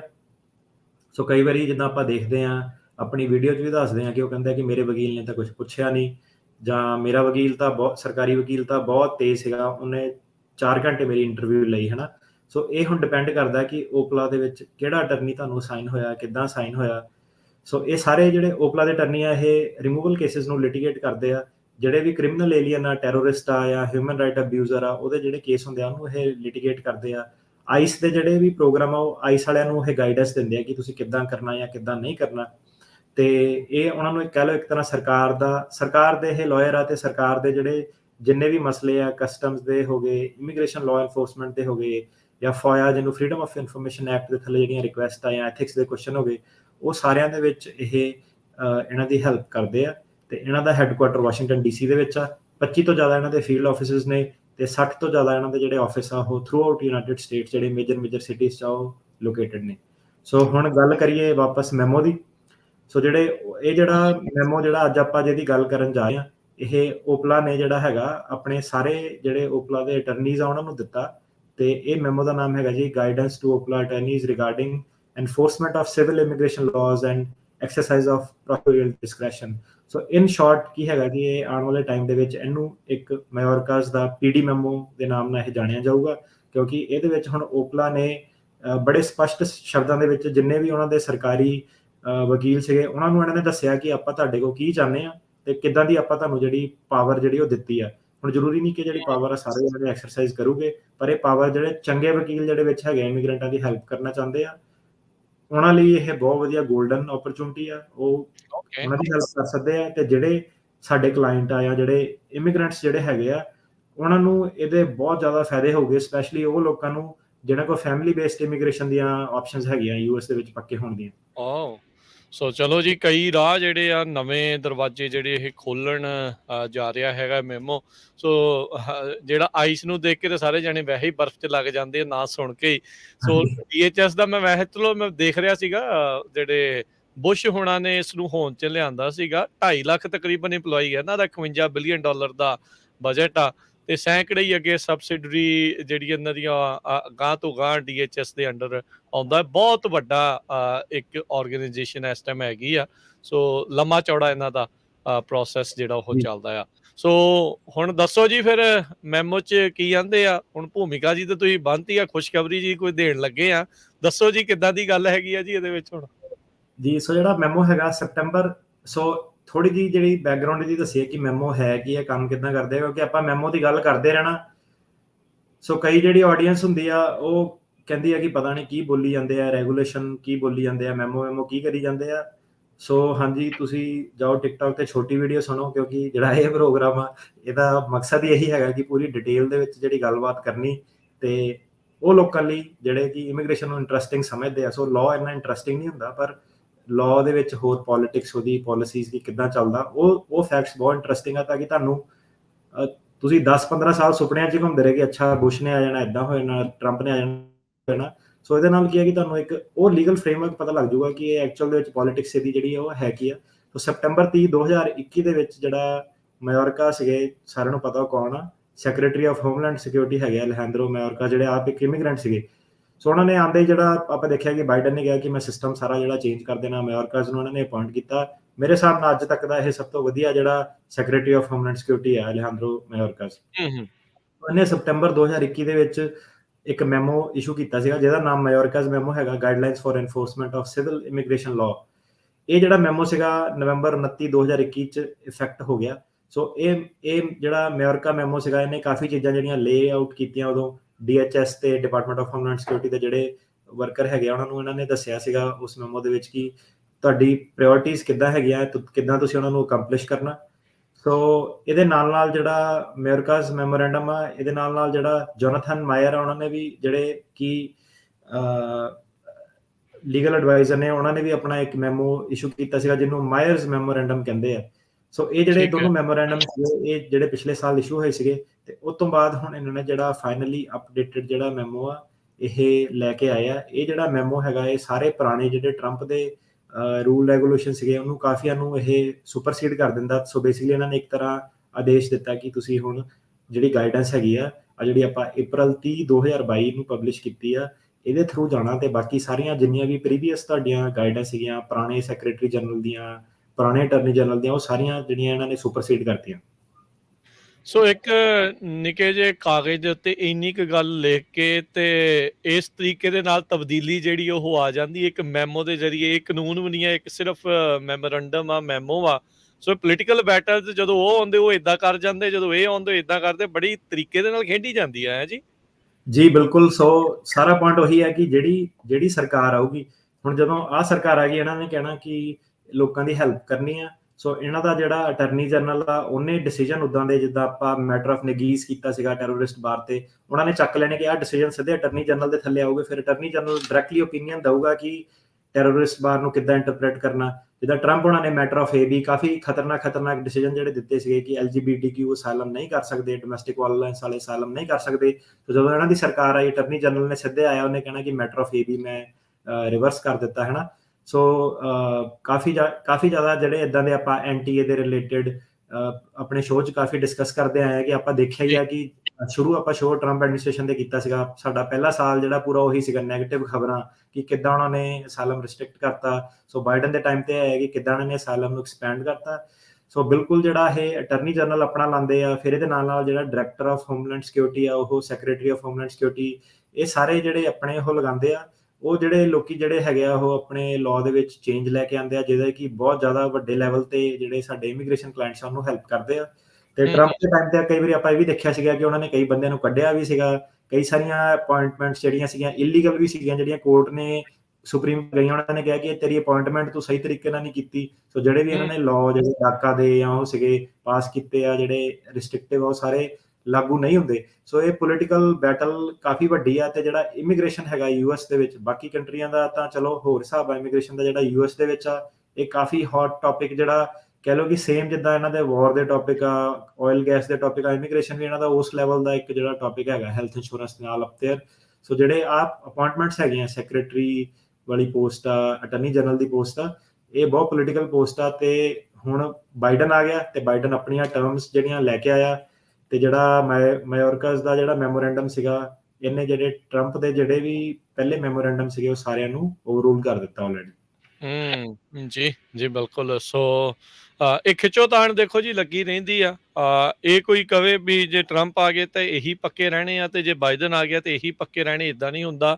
ਇਹ ਮੈਮੋਜ਼ ਦੇ ਜ਼ਰੀਏ ਆਪੋ ਆਪਣੀ ਐਗਜ਼ੈਕਟਿਵ ਪ੍ਰਿਵਿਲੇਜ ਦੇ ਜ਼ਰੀਏ, ਉਹਨਾਂ ਦੀਆਂ ਪਾਵਰਸ ਦੇ ਜ਼ਰੀਏ ਆਪਣੀ ਜਿਹੜੀ ਨੀਤੀ ਲਿਆਉਂਦੇ। ਸੋ ਇਲੈਕਸ਼ਨਸ ਦਾ ਮਤਲਬ ਹੀ ਇਹ ਹੁੰਦਾ ਹੈ ਵੀ ਜਿਹੜੀ ਪਾਰਟੀ ਨੂੰ ਤੁਸੀਂ ਜਿਤਾ ਕੇ ਘੱਲਿਆ, ਉਹਨਾਂ ਨੇ ਆਪਣੀਆਂ ਜਿਹੜੀਆਂ ਪਾਲਿਸੀਜ਼ ਆ ਉਹ ਲਾਗੂ ਕਰਨੀਆਂ। ਇਹਨਾਂ ਸਾਰੀਆਂ ਗਾਈਡਲਾਈਨਸ ਦੇ ਜ਼ਰੀਏ ਜੋ ਵੀ ਅਧਿਕਾਰ ਸੰਵਿਧਾਨ ਉਹਨਾਂ ਨੂੰ ਦਿੰਦਾ ਆ, ਉਸ ਹਿਸਾਬ ਦੇ ਨਾਲ ਧੱਕਾ ਵੀ ਕਰਨ ਦੀ ਕੋਸ਼ਿਸ਼ ਹੁੰਦੀ ਆ। ਪਰ ਫਿਰ ਉਹ ਅਦਾਲਤਾਂ 'ਚ ਜਦੋਂ ਜਾਂਦਾ ਹੈ ਤੇ ਉਹ ਫਿਰ ਜਿਹੜੀ ਉਹ ਆਪਣੇ ਕੋਲੋਂ ਲੋੜੋਂ ਵੱਧ ਪਾਵਰ ਵਰਤਣ ਦੀ ਕੋਸ਼ਿਸ਼ ਕਰਦੇ ਆ, ਉਹ ਹਟ ਜਾਂਦੀ ਆ। ਸੋ ਹੁਣ ਆਪਾਂ ਆਈਏ ਪ੍ਰੋਸੀਕਿਊਟਰਲ ਜਿਹੜੀ ਡਿਸਕ੍ਰੈਸ਼ਨ ਆ ਉਸ ਦੇ ਬਾਰੇ। ਹੁਣ ਥੋੜਾ ਦੱਸੋ ਜੀ, ਕਿਹੜੇ ਆ ਜੀ ਇਹ ਕਾਨੂੰਨ ਦੇ ਹੱਥ ਲੰਬੇ? ਜੀ ਬਿਲਕੁਲ। ਸੋ ਜੀ ਇਹ ਪਹਿਲਾਂ ਤਾਂ ਜਦੋਂ ਦੱਸਿਆ ਕਿ ਇਹ ਸਰਕਾਰੀ ਜਿਹੜੇ ਵਕੀਲ ਆ ਉਹਨਾਂ ਨੂੰ ਇਹਨਾਂ ਨੇ ਪਾਵਰਾਂ ਦਿੱਤੀਆਂ। ਸੋ ਇਹ ਪਾਵਰਾਂ ਦਾ ਫਾਇਦਾ ਬੇਸਿਕਲੀ ਸਿੰਪਲ ਇਹ ਹੈ ਕਿ ਜਦੋਂ ਜੱਜ ਸਾਡਾ ਹੁਣ ਇੱਕ ਲਾਸ ਵੇਗਸ ਦੇ ਵਿੱਚ ਕੇਸ ਹੋਇਆ ਸੀਗਾ, ਕਾਫੀ ਕੰਪਲਿਕੇਟਡ ਕੇਸ ਸੀਗਾ। ਉਹ ਬੰਦੇ ਨੇ ਸਾਨੂੰ ਫੋਨ ਵੀ ਕੀਤਾ ਸੀਗਾ ਸ਼ੋਅ ਦੇ ਵਿੱਚ ਇੱਕ ਵਾਰੀ, ਟਿਕਟੌਕ ਵਗੈਰਾ ਤੇ। ਉਹਦਾ ਕੇਸ ਇੰਨਾ ਟੈਕਨੀਕਲ ਸੀਗਾ, ਪਰ ਕੀ ਸੀਗਾ ਕਿ ਜਿਹੜਾ ਸਰਕਾਰੀ ਵਕੀਲ ਸੀਗਾ ਉਹ LA ਦਾ ਸੀਗਾ, ਤੇ ਉਹ ਪਹਿਲਾਂ ਹੀ ਸਾਡੇ ਨਾਲ ਐਗਰੀ ਕਰ ਗਿਆ। ਉਹਨੇ ਪਹਿਲਾਂ ਹੀ ਸਾਨੂੰ ਜਿਹੜਾ ਸੀਗਾ 4-5 ਦਿਨ ਪਹਿਲਾਂ ਹੀ ਕਰਕੇ ਕਹਿਤਾ ਕਿ ਮੈਂ ਐਗਰੀ ਕਰਦਾ, ਜੋ ਵੀ ਮਟੀਰੀਅਲ ਵਗੈਰਾ ਜਿਹੜੇ ਸਬਮਿਟ ਕੀਤੇ ਆ ਤੁਸੀਂ ਸਾਰੇ ਵਧੀਆ। ਉਹਦੇ ਜਿਹੜੀ ਜੱਜ ਦੀ ਰੇਟਿੰਗ ਸੀਗੀ ਉਹ 18% ਸੀਗੀ। ਸਾਨੂੰ ਸੀਗਾ ਕਿ ਪਤਾ ਨਹੀਂ ਇਹ ਸ਼ਾਇਦ ਜੱਜ ਨਾ ਪਾਸ ਕਰੇ ਜਾਂ ਕਿੱਦਾਂ ਨਾ। ਤੇ ਕਾਫੀ ਲੰਬਾ ਪੁਰਾਣਾ 4-5ਵਾਂ ਮੈਂ ਉਹਦਾ ਵਕੀਲ ਸੀਗਾ। ਸੋ ਪਰ ਏਦਾਂ ਉਹਨੇ ਕਰਤਾ, ਜਿਹੜੀ ਜਦੋਂ ਜੱਜ ਦੇ ਕੋਲ ਗਏ, ਸਟ੍ਰਿਕਟ ਜੱਜ ਦੇ ਕੋਲ, ਤਾਂ ਆਪਾਂ ਪਹਿਲਾਂ ਹੀ ਉਹਨੂੰ ਕਹਿਤਾ। ਉਹ ਕਹਿੰਦੀ ਕਿ ਕਰੋ ਕੇਸ ਸ਼ੁਰੂ ਨਾ। ਤਾਂ ਸਿਰਫ ਮੈਨੂੰ ਇੱਕ ਹੀ ਲਾਈਨ ਬੋਲਣੀ ਪਏਗੀ, ਨਹੀਂ ਜਿਹੜਾ ਰੈਕਡ ਆਪਾਂ ਸਬਮਿਟ ਕੀਤਾ ਮੈਂ ਉੱਤੇ ਹੀ ਰੈਸਟ ਕਰਦਾ, ਮੈਂ ਕੁਝ ਵੀ ਹੋਰ ਆਰਗਿਊ ਨਹੀਂ ਕਰਨਾ। ਫਿਰ ਉਹਨੇ ਸਰਕਾਰ ਤੋਂ ਪੁੱਛਿਆ ਕਿ ਤੂੰ ਕੁਝ ਆਰਗਿਊ ਕਰਨਾ? ਸਰਕਾਰੀ ਵਕੀਲ ਕਹਿੰਦਾ ਕਿ ਨਹੀਂ, ਮੈਂ ਵੀ ਕੁਝ ਆਰਗਿਊ ਨਹੀਂ ਕਰਨਾ, ਜੋ ਵੀ ਆਪਾਂ ਰੈਕਡ ਸਬਮਿਟ ਕੀਤਾ ਉਹਦੇ ਬੇਸ ਤੇ ਤੁਸੀਂ ਫੈਸਲਾ ਕਰ ਦਿਓ। ਸੋ ਜਦੋਂ ਇਦਾਂ ਕਿਹਾ ਤਾਂ ਜੱਜ ਕਹਿੰਦੀ ਕਿ ਬੰਦੇ ਨੂੰ ਤੂੰ ਹੱਥ ਖੜਾ ਕਰ ਆਪਣਾ ਸੱਜਾ, ਤੇ ਸਹੁੰ ਖਾ ਕਿ ਜੋ ਵੀ ਤੂੰ ਆਪਣੇ ਫਾਰਮ 'ਚ ਲਿਖਿਆ, ਆਪਣੀ ਸਟੇਟਮੈਂਟ 'ਚ ਲਿਖਿਆ, ਆਪਣੇ ਐਫੀਡੇਵਿਟ 'ਚ ਲਿਖਿਆ, ਇਹ ਸਾਰਾ ਕੁਝ ਸਹੀ ਆ? ਉਹ ਬੰਦਾ ਕਹਿੰਦਾ ਹਾਂ ਸਹੀ ਆ। ਤੇ ਜੱਜ ਕਹਿੰਦੀ ਮੈਂ ਤੇਰਾ ਕੇਸ ਗ੍ਰਾਂਟ ਕਰਦੀ ਹਾਂ, ਕਿਉਂਕਿ ਸਰਕਾਰ ਨੇ ਚੂਜ਼ ਕੀਤਾ ਕਿ ਉਹਨਾਂ ਨੇ ਇਹ ਕੇਸ ਨੂੰ ਅਪੋਜ਼ ਨਹੀਂ ਕਰ ਰਹੇ। ਮਤਲਬ ਸਰਕਾਰੀ ਵਕੀਲ ਦੇ ਕੋਲ ਐਡੀ ਵੱਡੀ ਪਾਵਰ ਹੈ ਕਿ ਜੋ ਕਹਿ ਦੇਵੇ ਕਿ ਮੈਂ ਨਹੀਂ ਲੜਨਾ, ਤੇ ਜ਼ਿਆਦਾਤਰ ਜਿਹੜੇ ਜੱਜ ਆ ਉਹ ਅਗਰੀ ਕਰ ਜਾਂਦੇ ਆ। ਠੀਕ ਹੈ। ਸੋ ਪ੍ਰੋਸੀਕਿਊਟਰੀਅਲ ਡਿਸਕ੍ਰੈਸ਼ਨ ਕਹਿਣ ਦਾ ਮਤਲਬ ਹੈਗਾ ਕਿ ਇਹ ਇੱਕ ਬਹੁਤ ਮਹੱਤਵਪੂਰਨ ਇੱਕ ਟੂਲ ਆ, ਜਿਹੜਾ ਕਿ ਸਿਸਟਮ ਨੂੰ ਹੈਲਪ ਕਰਦਾ, ਕੇਸਿਸ 'ਚ ਹੈਲਪ ਕਰਦਾ, ਕਿ ਸਿਸਟਮ ਦੇ ਕੋਲ ਬਹੁਤ ਲਿਮਿਟਿਡ ਰਿਸੋਰਸਿਸ ਆ। ਕੇਸ ਤੇ ਕੇਸ ਜਿਹੜਾ ਉਹ ਖੜਾ ਹੋ ਰਿਹਾ, ਲੋਕੀ ਆ ਰਹੇ ਆ। ਤੇ ਇਹ ਜਿਹੜਾ PD ਦਾ ਜਿਹੜਾ ਟੂਲ ਹੈਗਾ, ਇਹ ਜਿਹੜੀ ਸਰਕਾਰ ਆ ਉਹ ਕਹਿੰਦੀ ਹੈ ਕਿ ਜੇ ਆਪਾਂ ਇਹ ਟੂਲ ਸਰਕਾਰੀ ਵਕੀਲਾਂ ਨੂੰ ਦਿੰਦੇ ਆ ਤਾਂ ਉਹ ਅਦਾਲਤ ਦਾ ਬਹੁਤ ਟਾਈਮ ਬਚਾ ਸਕਦੇ ਆ। ਕਾਫੀ ਸਾਰੇ ਜਿਹੜੇ ਕੇਸ ਆ ਜਿਹੜੇ ਪ੍ਰਾਇਓਰਿਟੀ ਨਹੀਂ ਹੈਗੇ, ਜਿਹੜੇ ਕ੍ਰਿਮੀਨਲ ਨਹੀਂ ਹੈਗੇ, ਜਿਹਦੇ 'ਚ ਨਾਰਮਲ ਫੈਮਿਲੀ ਵਾਲੇ ਜਿਹੜੇ ਬੰਦੇ ਆ, ਉਹਨਾਂ ਤੇ ਆਪਾਂ ਜੇ ਟੂਲ ਯੂਜ਼ ਕਰਕੇ ਉਹਨਾਂ ਨੂੰ ਆਪਾਂ ਇੱਕ ਸੈਂਸੀਬਲ ਵੇ ਨਾਲ ਆਪਾਂ ਇੱਕ ਪਬਲਿਕ ਕੌਨਫੀਡੈਂਸ ਵੀ ਮੇਨਟੇਨ ਕਰ ਲੈਣਾ, ਆਪਾਂ ਜਿਹੜਾ ਕੇਸਾਂ ਦਾ ਨਿਪਟਾਰਾ ਵੀ ਕਰ ਲੈਣਾ, ਤੇ ਅਦਾਲਤ ਦਾ ਜਿਹੜਾ ਬੈਕਲੌਗ ਆ ਉਹ ਇਹਦੇ ਨਾਲ ਕਾਫੀ ਜਿਹੜਾ ਘੱਟ ਸਕਦਾ। ਸੋ ਇਹ ਕਹਿ ਲਓ ਕਿ ਇਹ ਨਾ ਸਿਰਫ ਲੋਕਾਂ ਦੀ ਹੈਲਪ ਕਰਦਾ, ਪਰ ਇਹ ਸਿਸਟਮ ਦੀ ਓਵਰਆਲ ਜਿਹੜੀ ਹੈਲਪ ਕਰਦਾ, ਕਿਉਂਕਿ ਜਿੰਨੇ ਕੇਸ ਮਿਲੀਅਨਸ ਦੇ ਵਿੱਚ ਜਿਹੜੇ ਪੈਂਡਿੰਗ ਆ ਉਹਨੂੰ ਇਹ ਰਿਡਿਊਸ ਕਰ ਦੂਗਾ ਕੰਸੀਡਰੇਬਲੀ। ਕਿਉਂਕਿ ਜੇ ਸਰਕਾਰ ਹੀ ਐਗਰੀ ਕਰ ਜਾਵੇ ਕਿ ਨਹੀਂ ਆਪਾਂ ਐਗਰੀ ਕਰਦੇ ਹਾਂ ਕੇਸ ਨੂੰ ਅਪਰੂਵ ਕਰੋ, ਤੇ ਉਹੀ ਹੀਅਰਿੰਗ ਜਿਹੜੀ 5-5 6-6 ਘੰਟੇ ਇੱਕ ਜਾਣੇ ਦੀ ਚੱਲਦੀ ਆ, ਉਹ ਇਦਾਂ ਹੋਊਗਾ ਕਿ ਉਹ 10-15 ਮਿੰਟਾਂ ਦੇ ਵਿੱਚ ਉਹਦਾ ਜਿਹੜਾ ਨਿਪਟਾਰਾ ਹੋ ਸਕਦਾ।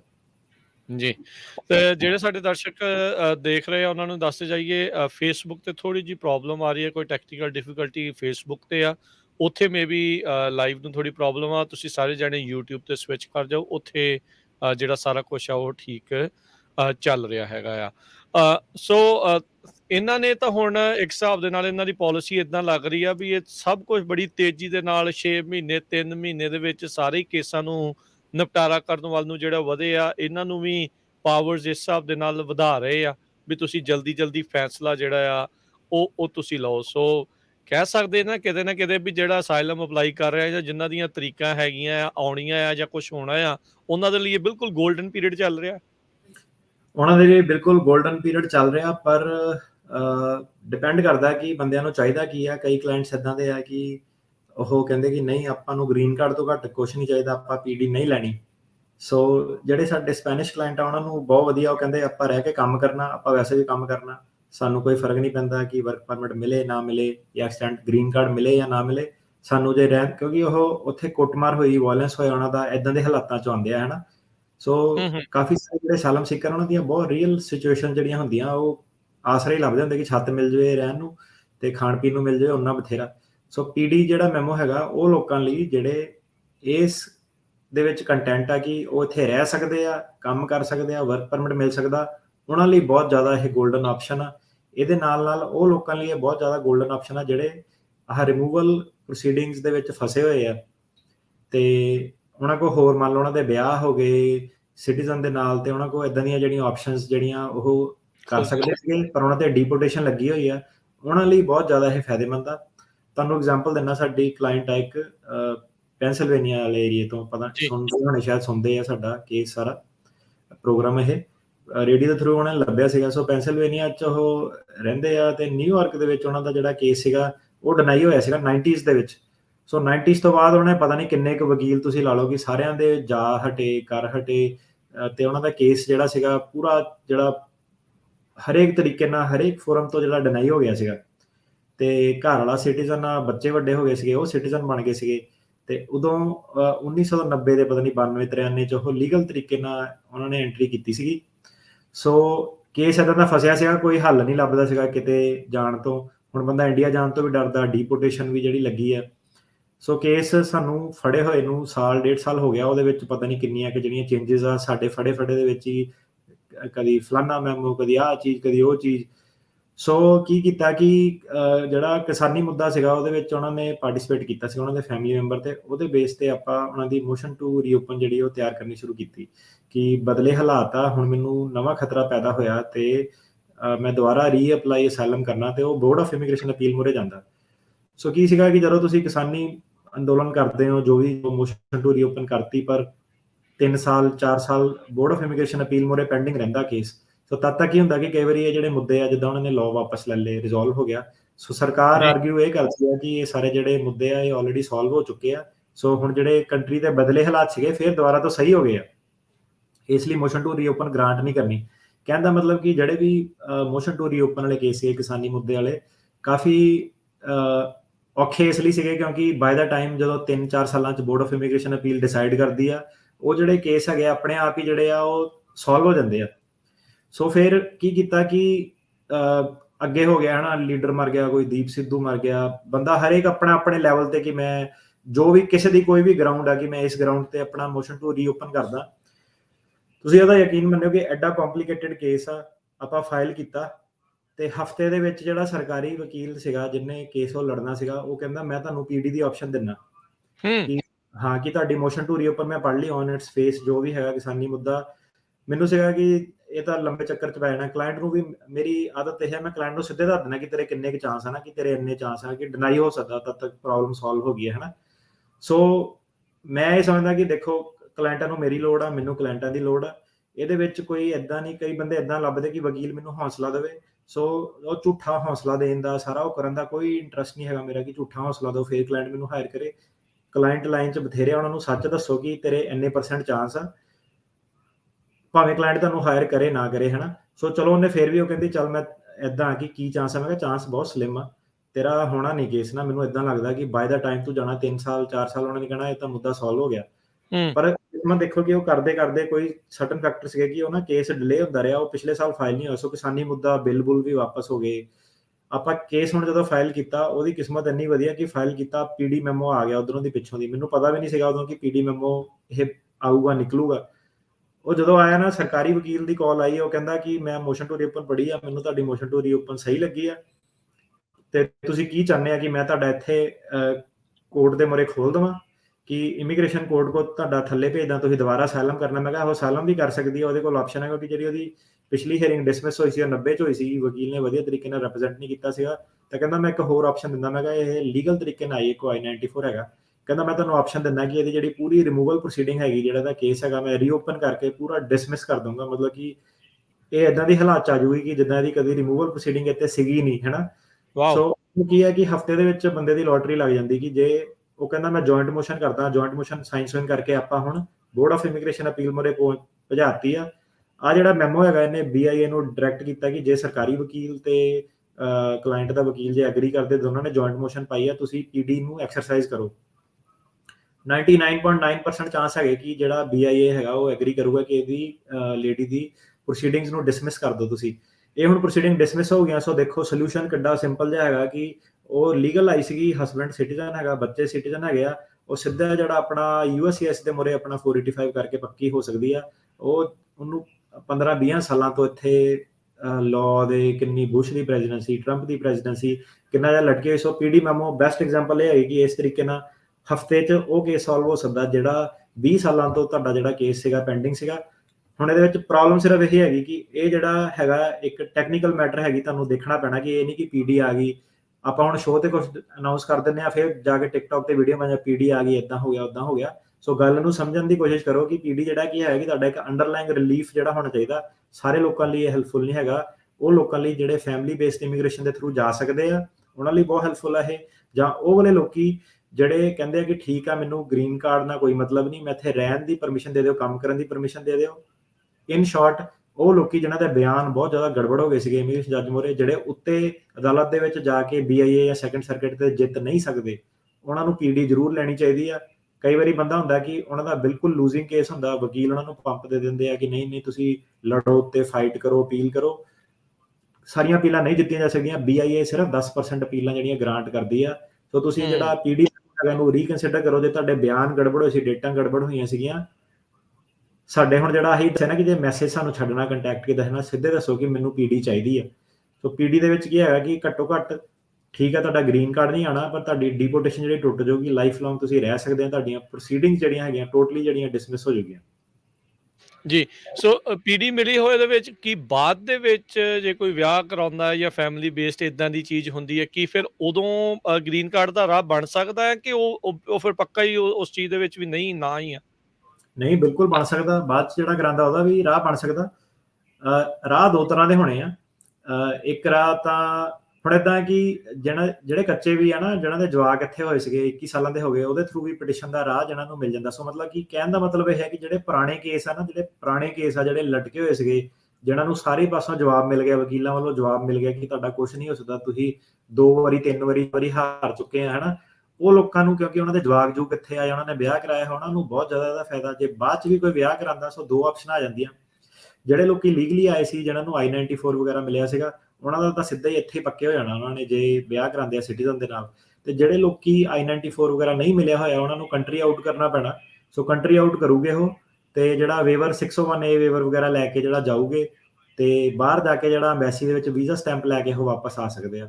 ਬੜਾ ਮਤਲਬ ਸੌਖਾ ਨਹੀਂ, ਮੈਂ ਕਹੂੰਗਾ ਲੰਬਾ ਪ੍ਰੋਸੈਸ ਹੈਗਾ, ਪਰ ਡੈਫੀਨੇਟਿਵ ਪ੍ਰੋਸੈਸ ਹੈਗਾ। ਜਿੰਨੇ ਸਾਡੇ ਕਲਾਇੰਟ ਗਏ ਸੀਗੇ ਸਾਰੇ ਮੁੜ ਆਏ ਆ, ਕੋਈ ਚੱਕਰ ਨਹੀਂ। ਤੁਸੀਂ ਵੇਵਰ ਲੈ ਕੇ ਜਾਂਦੇ ਹੋ, ਤੁਸੀਂ ਵਾਪਸ ਆ ਸਕਦੇ ਹੋ। ਸੋ ਜਿਹੜੇ ਵਿਆਹ ਦੇ, ਜਿਹਨਾਂ ਦੇ ਅਸਾਈਲਮ ਦੇ ਕੇਸ ਚੱਲਦੇ ਪਏ ਆ, ਜਿਹਨਾਂ ਦੇ ਬਿਆਨ ਵੀ ਹੁਣ ਗਲਤ ਆ ਜਾਂ ਗੜਬੜ ਆ, ਜਿਹਨਾਂ ਨੂੰ ਡਾਊਟ ਆ ਆਪਣੇ ਕੇਸ ਦੇ ਉੱਤੇ, ਉਹ PD ਜ਼ਰੂਰ ਲੈਣ ਤੇ ਵਿਆਹ ਵਾਲਾ ਜਿਹੜਾ ਰਸਤਾ ਪਰਸੂ ਕਰਨ। ਜੇ I-94 ਹੈਗਾ ਤਾਂ ਅਮਰੀਕਾ ਦੇ ਵਿੱਚ ਪੱਕੇ ਹੋ ਸਕਦੇ ਆ। ਜੇ I-94 ਨਹੀਂ ਹੈਗਾ ਤਾਂ ਉਹਨਾਂ ਨੂੰ 2-3 ਮਹੀਨੇ ਵਾਸਤੇ ਆਪਣੀ ਕੰਟਰੀ ਜਾਣਾ ਪਊਗਾ ਵੇਵਰ ਵੂਵਰ ਕਰਾਉਣ ਤੋਂ ਬਾਅਦ। ਜੀ, ਇੱਥੇ ਆਪਾਂ ਇੱਕ ਟਿੜਕਿਆਣਾ ਜੀ ਛੋਟੀ ਜਿਹੀ ਬ੍ਰੇਕ ਲੈਂਦੇ ਹਾਂ। PD ਦੇ ਵਿੱਚ ਹੋਰ ਮਾਇਓਰਕਸ ਹੋਣਾ ਨੇ ਕੀ ਕੁਛ ਆਖਿਆ ਹੈ, ਇੱਦਾਂ ਹੀ ਜੁੜੇ ਰਹੋ ਸਰੋਤਿਓ। ਆਪਾਂ ਇੱਕ ਛੋਟੀ ਜਿਹੀ ਬ੍ਰੇਕ ਤੋਂ ਬਾਅਦ ਮੁੜ ਕੇ ਫਿਰ ਵਾਪਸ ਹਾਜ਼ਰ ਹੁੰਦੇ ਹਾਂ। ਅੱਜ ਆਪਣਾ ਟੌਪਿਕ ਥੋੜਾ ਜਿਹਾ ਇਸ ਦੇ ਵਿੱਚ ਲੰਬਾ ਰਹਿਣ ਵਾਲਾ ਆ। ਕਾਫੀ ਜ਼ਿਆਦਾ ਇਸ ਦੇ ਵਿੱਚ ਟੈਕਨੀਕਲ ਡੀਟੇਲਸ ਤੇ ਹੋਰ ਸਾਰੀਆਂ ਚੀਜ਼ਾਂ ਹੈਗੀਆਂ। ਸੋ ਬਸ ਤੁਸੀਂ ਇੱਦਾਂ ਜੁੜੇ ਰਹੋ। ਆਪਾਂ ਇੱਕ ਛੋਟੀ ਜਿਹੀ ਬ੍ਰੇਕ ਤੋਂ ਬਾਅਦ ਮਿਲਦੇ ਹਾਂ। ਇਹ ਟੌਪਿਕ ਕੰਟੀਨਿਊ ਰਹੇਗਾ।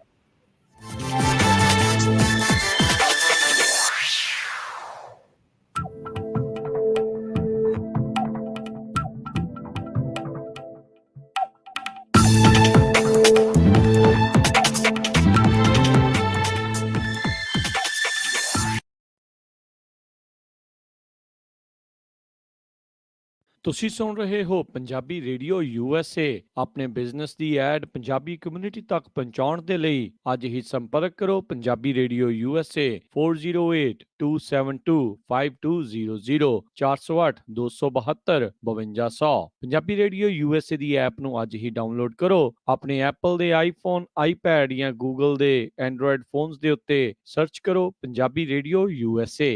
ਲਾਈਫ ਇੰਸ਼ੋਰੈਂਸ ਪਰਿਵਾਰ ਪ੍ਰਤੀ ਜ਼ਿੰਮੇਵਾਰੀ ਦਾ ਅਹਿਸਾਸ। ਆਪਣੇ ਜਾਣ ਪਿੱਛੋਂ ਪਰਿਵਾਰ ਨੂੰ ਆਰਥਿਕ ਤੌਰ ਤੇ ਮਜ਼ਬੂਤ ਛੱਡ ਕੇ ਜਾਓ। ਬੱਚਿਆਂ ਦੀ ਪੜ੍ਹਾਈ ਦੇ ਖਰਚੇ, ਮਾਰਗੇਜ ਦੇ ਫਿਕਰ ਤੋਂ ਆਪਣੇ ਪਰਿਵਾਰ ਨੂੰ ਬਚਾਉਣ ਲਈ ਅੱਜ ਹੀ ਆਪਣੀ ਲਾਈਫ ਇੰਸ਼ੋਰੈਂਸ ਕਰਵਾਓ। ਖਾਲਸਾ ਇੰਸ਼ੋਰੈਂਸ ਏਜੰਸੀ ਵਾਲੇ ਤੁਹਾਨੂੰ ਸੇਮ ਡੇ ਵਿਦਆਊਟ ਮੈਡੀਕਲ ਤੁਹਾਡੀਆਂ ਜ਼ਰੂਰਤਾਂ ਦੇ ਅਨੁਸਾਰ ਵਧੀਆ ਲਾਈਫ ਇੰਸ਼ੋਰੈਂਸ ਪਾਲਿਸੀ ਲੈ ਕੇ ਦੇਣਗੇ। ਫ੍ਰੀ ਕੋਟ ਦੇ ਲਈ ਹੋਰ ਜਾਣਕਾਰੀ ਦੇ ਲਈ ਅੱਜ ਹੀ ਕਾਲ ਕਰੋ ਖਾਲਸਾ ਇੰਸ਼ੋਰੈਂਸ ਏਜੰਸੀ 4082722500 408 272 2500। ਸ਼ਰਤਾਂ ਲਾਗੂ। California license number 0F89805।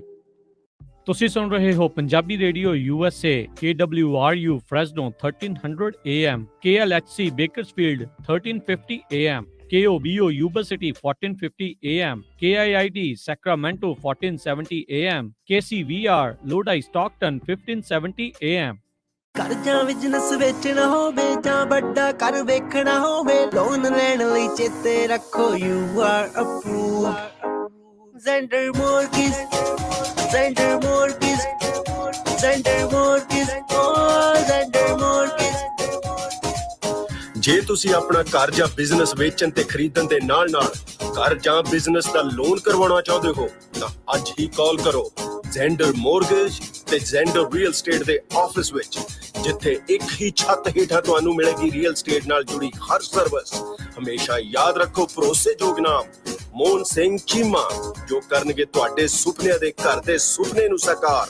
ਉਹਨਾਂ ਦਾ ਨੰਬਰ ਹੈ 559 825 5555, NMLS ID 698952, DRE number 020671197। All loans are subject to credit and underwriting approval. Zender Mortgage, oh Zender Mortgage।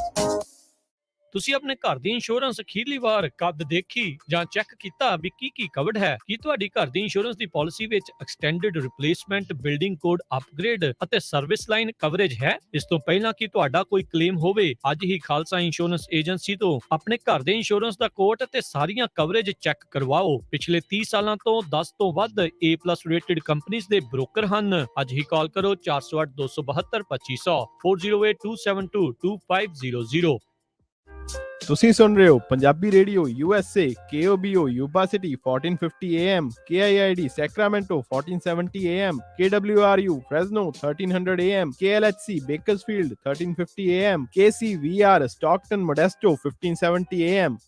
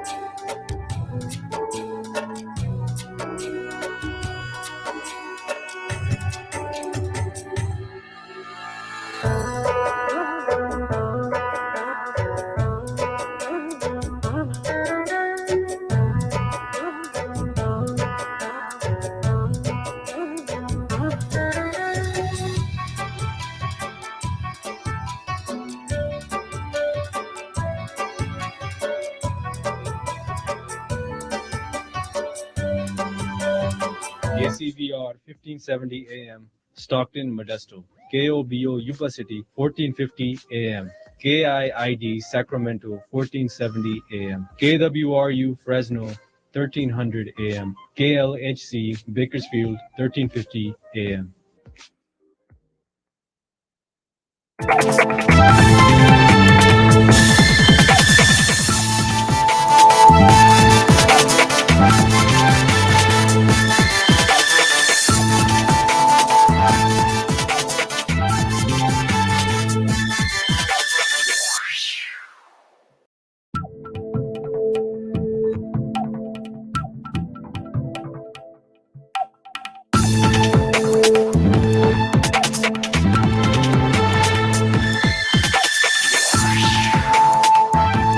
Punjabi radio USA ਸੁਣ ਰਹੇ ਸਾਰੇ ਸਰੋਤਿਆਂ ਨੂੰ ਇੱਕ ਵਾਰੀ ਫਿਰ ਜੀ ਆਇਆਂ ਨੂੰ, ਸਭ ਦਾ ਸਵਾਗਤ ਹੈ। ਇਸ ਵਕਤ ਪ੍ਰੋਗਰਾਮ ਚੱਲ ਰਿਹਾ ਜੀ ਅਪਡੇਟ ਅਮਰੀਕਾ ਦੇ ਵਿੱਚ ਯੂਐਸ ਇਮੀਗ੍ਰੇਸ਼ਨ ਦੇ ਬਾਰੇ ਗੱਲਬਾਤ। ਅਟਾਰਨੀ ਟਿਰਕੈਨਾ ਜੀ ਆਪਣੇ ਨਾਲ ਜੁੜੇ ਨੇ, ਸਵਾਗਤ ਹੈ ਜੀ ਇੱਕ ਵਾਰੀ ਫਿਰ। ਸਤਿ ਸ਼੍ਰੀ ਅਕਾਲ ਜੀ। ਸਤਿ ਸ਼੍ਰੀ ਅਕਾਲ ਜੀ।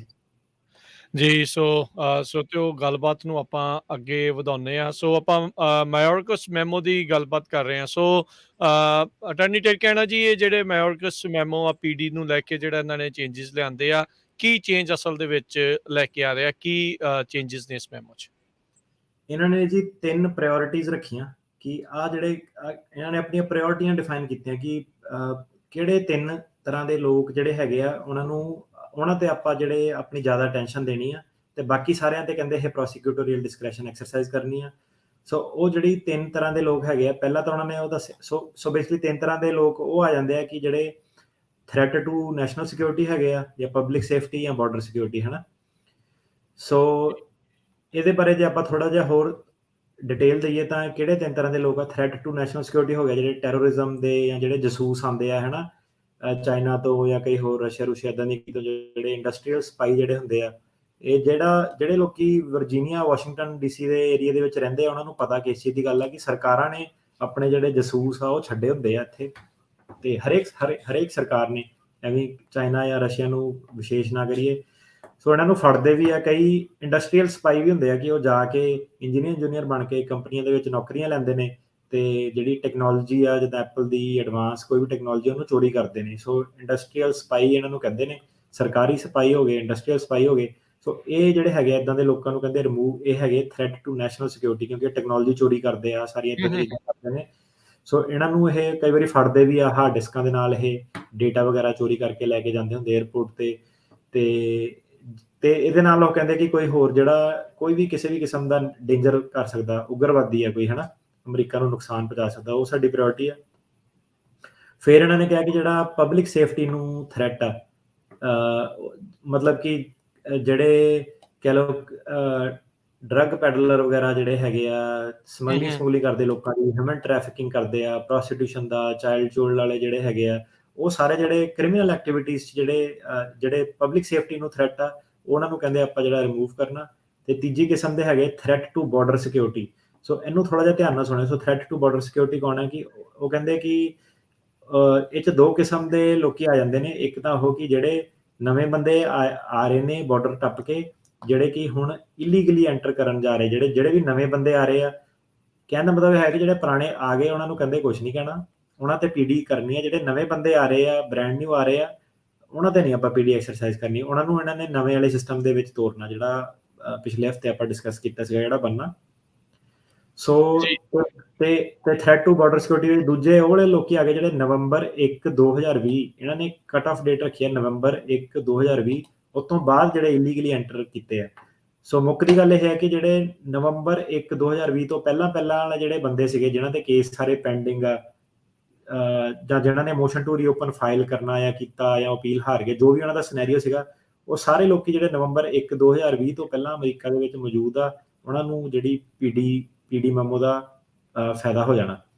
ਤੇ ਇਹਦੇ ਨਾਲ ਉਹਨਾਂ ਨੇ ਇਹ ਕਿਹਾ ਕਿ ਹੋਰ ਵੀ ਜਿਹੜੇ ਫੈਕਟਰ ਆ ਕਿ ਮਿਟੀਗੇਟਿੰਗ ਫੈਕਟਰ, ਮਤਲਬ ਕਿ ਤੁਸੀਂ ਬਾਕੀ ਸਾਰੀਆਂ ਚੀਜ਼ਾਂ ਵੀ ਦੇਖੋ ਕਿ ਇਹਨਾਂ ਦੀ ਫੈਮਿਲੀ ਇੱਥੇ ਕਿੱਦਾਂ, ਇਹਨਾਂ ਨੇ ਟੈਕਸ ਕਿੱਦਾਂ ਪੇ ਕੀਤਾ। ਸੋ ਹੁਣ ਜਿੱਦਾਂ ਕਈ ਵਾਰੀ ਸ਼ੋਅ 'ਚ ਵੀ ਪੁੱਛਦੇ ਜਾਂ ਉੱਦਾਂ ਵੀ ਪੁੱਛਦੇ, ਸਪੈਸ਼ਲੀ ਪੰਜਾਬੀ ਆਪਣੇ, ਕਿ ਭਾਜੀ ਮੈਂ ਟੈਕਸ ਬਹੁਤ ਫਾਈਲ ਕੀਤਾ, ਮੈਨੂੰ ਫਾਇਦਾ ਹੋਊਗਾ, ਮੈਂ ਟੈਕਸ ਦਿੰਦਾ, ਮੇਰਾ ਦੋਸਤ ਟੈਕਸ ਨਹੀਂ ਦਿੰਦਾ ਪਰ ਮੈਂ ਹਮੇਸ਼ਾ ਟੈਕਸ ਦਿੱਤਾ, ਮੈਨੂੰ ਕੋਈ ਫਾਇਦਾ ਹੋਊਗਾ? ਹਾਂਜੀ, ਤੁਹਾਨੂੰ ਆ ਜਿਹੜੀ ਪੀਡੀ ਆ, ਇਹਦੇ ਵਿੱਚ ਜਿਹਨਾਂ ਨੇ ਟੈਕਸ ਟੁਕਸ ਦਿੱਤਾ, ਉਹ ਚੀਜ਼ਾਂ ਕਿ ਇਹ ਬੰਦਾ ਫੈਮਿਲੀ ਮੈਨ ਆ, ਇਹਨੇ ਕੋਈ ਕ੍ਰਾਈਮ ਨਹੀਂ ਕੀਤਾ, ਇਹ ਟੈਕਸ ਟੁਕਸ ਦਿੰਦਾ, ਇਹ ਕੰਮਕਾਰ ਕਰਨ ਵਾਲਾ। ਸੋ ਉਹ ਚੀਜ਼ਾਂ ਦੇ ਵਿੱਚ ਤੁਹਾਨੂੰ ਜਿਹੜਾ ਪੀਡੀ ਲੈਣ ਦੇ ਵਿੱਚ ਕਾਫੀ ਜਿਹੜਾ ਫਾਇਦਾ ਉਹ ਹੋਊਗਾ ਜੇ ਤੁਸੀਂ ਕੰਮਾਂ ਕਰਨ ਵਾਲੇ ਬੰਦੇ ਹੋ, ਫੈਮਿਲੀ ਵਾਲੇ ਬੰਦੇ ਹੋ। ਸੋ ਕਹਿੰਦੇ ਕਿ ਟੋਟੈਲਿਟੀ ਆਫ ਫੈਕਟਸ ਜਿਹੜੇ ਆ ਕਿ ਸਾਰੇ ਹਾਲਾਤ ਜਿਹੜੇ ਆ ਪੂਰੇ ਫੈਕਟਸ ਓਵਰਆਲ ਕੰਸੀਡਰ ਕਰਨੇ ਆ। ਨਵੰਬਰ 1-20 ਦੀ ਕੱਟ ਆਫ ਰੱਖੀ ਹੈ, ਪਰ ਇਹਦਾ ਮਤਲਬ ਇਹ ਨਹੀਂ ਕਿ ਬਾਅਦ 'ਚ ਨਵੇਂ ਆਇਆਂ ਨੂੰ ਨਹੀਂ ਮਿਲ ਸਕਦੀ, ਹੋ ਸਕਦਾ ਉਹਨਾਂ ਨੂੰ ਵੀ ਦੇ ਦੇਣ। ਸੋ ਸਾਰੀਆਂ ਚੀਜ਼ਾਂ ਜਿਹੜੀਆਂ ਦੇਖਣੀਆਂ ਪੈਣੀਆਂ, ਅਤੇ ਇਹਦੇ ਲਈ ਤੁਹਾਨੂੰ ਸਾਰਾ ਉਹੀ ਕਿ ਕੌਣ ਚਰਚ ਜਾਂਦਾ, ਗੁਰਦੁਆਰੇ ਜਾਂਦਾ, ਆਪਣੇ ਆਪਣੇ ਉੱਥੋਂ ਦੀ ਲੈਟਰਾਂ, ਸੁਸਾਇਟੀ ਦੀਆਂ ਲੈਟਰਾਂ, ਕਿ ਇਹ ਬੰਦਾ ਗੁੱਡ ਮੋਰਲ ਕਰੈਕਟਰ ਦਾ, ਨੇਬਰਾਂ ਦੀਆਂ ਲੈਟਰਾਂ, ਹੈ ਨਾ, ਅਤੇ ਇੱਦਾਂ ਦੀਆਂ ਚੀਜ਼ਾਂ ਜਿਹੜੀਆਂ ਸਾਰੀਆਂ, ਤੁਹਾਡੇ ਕੋ-ਵਰਕਰਸ ਦੀਆਂ ਲੈਟਰਸ, ਇਹ ਸਾਰੀਆਂ ਚੀਜ਼ਾਂ ਜਿਹੜੀਆਂ ਤੁਹਾਨੂੰ ਇੱਕ ਜਿਹੜਾ ਚੰਗਾ ਇਨਸਾਨ ਦਾ ਸਬੂਤ ਆ ਤੁਹਾਡਾ, ਉਹ ਚੀਜ਼ਾਂ ਦੇ ਵਿੱਚ ਤੁਸੀਂ ਜੇ ਐਵੀਡੈਂਸ ਦਿਓ ਤਾਂ ਪੀਟੀ ਦੇ ਵਿੱਚ ਤੁਹਾਡੀ ਜਿਹੜੀ ਹੈਲਪ ਹੋਊਗੀ। ਸੋ ਬੇਸਿਕਲੀ ਜਿਹੜਾ ਤੁਸੀਂ ਸਵਾਲ ਪੁੱਛਿਆ ਸੀਗਾ ਕਿ ਇਹ ਮੈਮੋ ਨੇ ਚੇਂਜ ਕੀ ਕੀਤਾ, ਉਹ ਇਹ ਕਹਿੰਦੇ ਆ ਕਿ ਆ ਜਿਹੜੇ 3 ਕਿਸਮ ਦੇ ਲੋਕ ਆ, ਨੈਸ਼ਨਲ ਸਿਕਿਉਰਿਟੀ ਨੂੰ ਥ੍ਰੈਟ ਆ, ਪਬਲਿਕ ਸੇਫਟੀ ਨੂੰ ਥ੍ਰੈਟ ਆ, ਬਾਰਡਰ ਸਿਕਿਉਰਿਟੀ ਨੂੰ ਥ੍ਰੈਟ ਆ, ਇਹਨਾਂ ਤੋਂ ਇਲਾਵਾ ਜਿਹੜੇ ਬਾਕੀ ਆ ਉਹਨਾਂ ਨੂੰ ਸਾਰਿਆਂ ਨੂੰ ਤੁਸੀਂ ਪੀਟੀ ਦਿਓ। ਬੰਦਾ ਜਿਹੜਾ ਬਾਰਡਰ ਤੇ ਆਇਆ ਉਹਨੇ ਕਿਹੜਾ ਨਾਲ ਕਰੈਕਟਰ ਸਰਟੀਫਿਕੇਟ ਲੈ ਕੇ ਆਉਣਾ, ਜਾਂ ਉਹਨੇ ਲੈ ਕੇ ਆਉਣਾ ਵੀ ਮੈਂ ਆ ਥ੍ਰੈਟ ਹੋ ਸਕਦਾ? ਇਹਨਾਂ ਨੇ ਡਿਸਾਈਡ ਕਿੱਦਾਂ ਕਰਨਾ ਭਾਈ ਵੀ ਕਿਹੜੀ ਪ੍ਰਾਇੋਰਟੀ 'ਚ ਕਿਹੜਾ ਬੰਦਾ ਆਊਗਾ?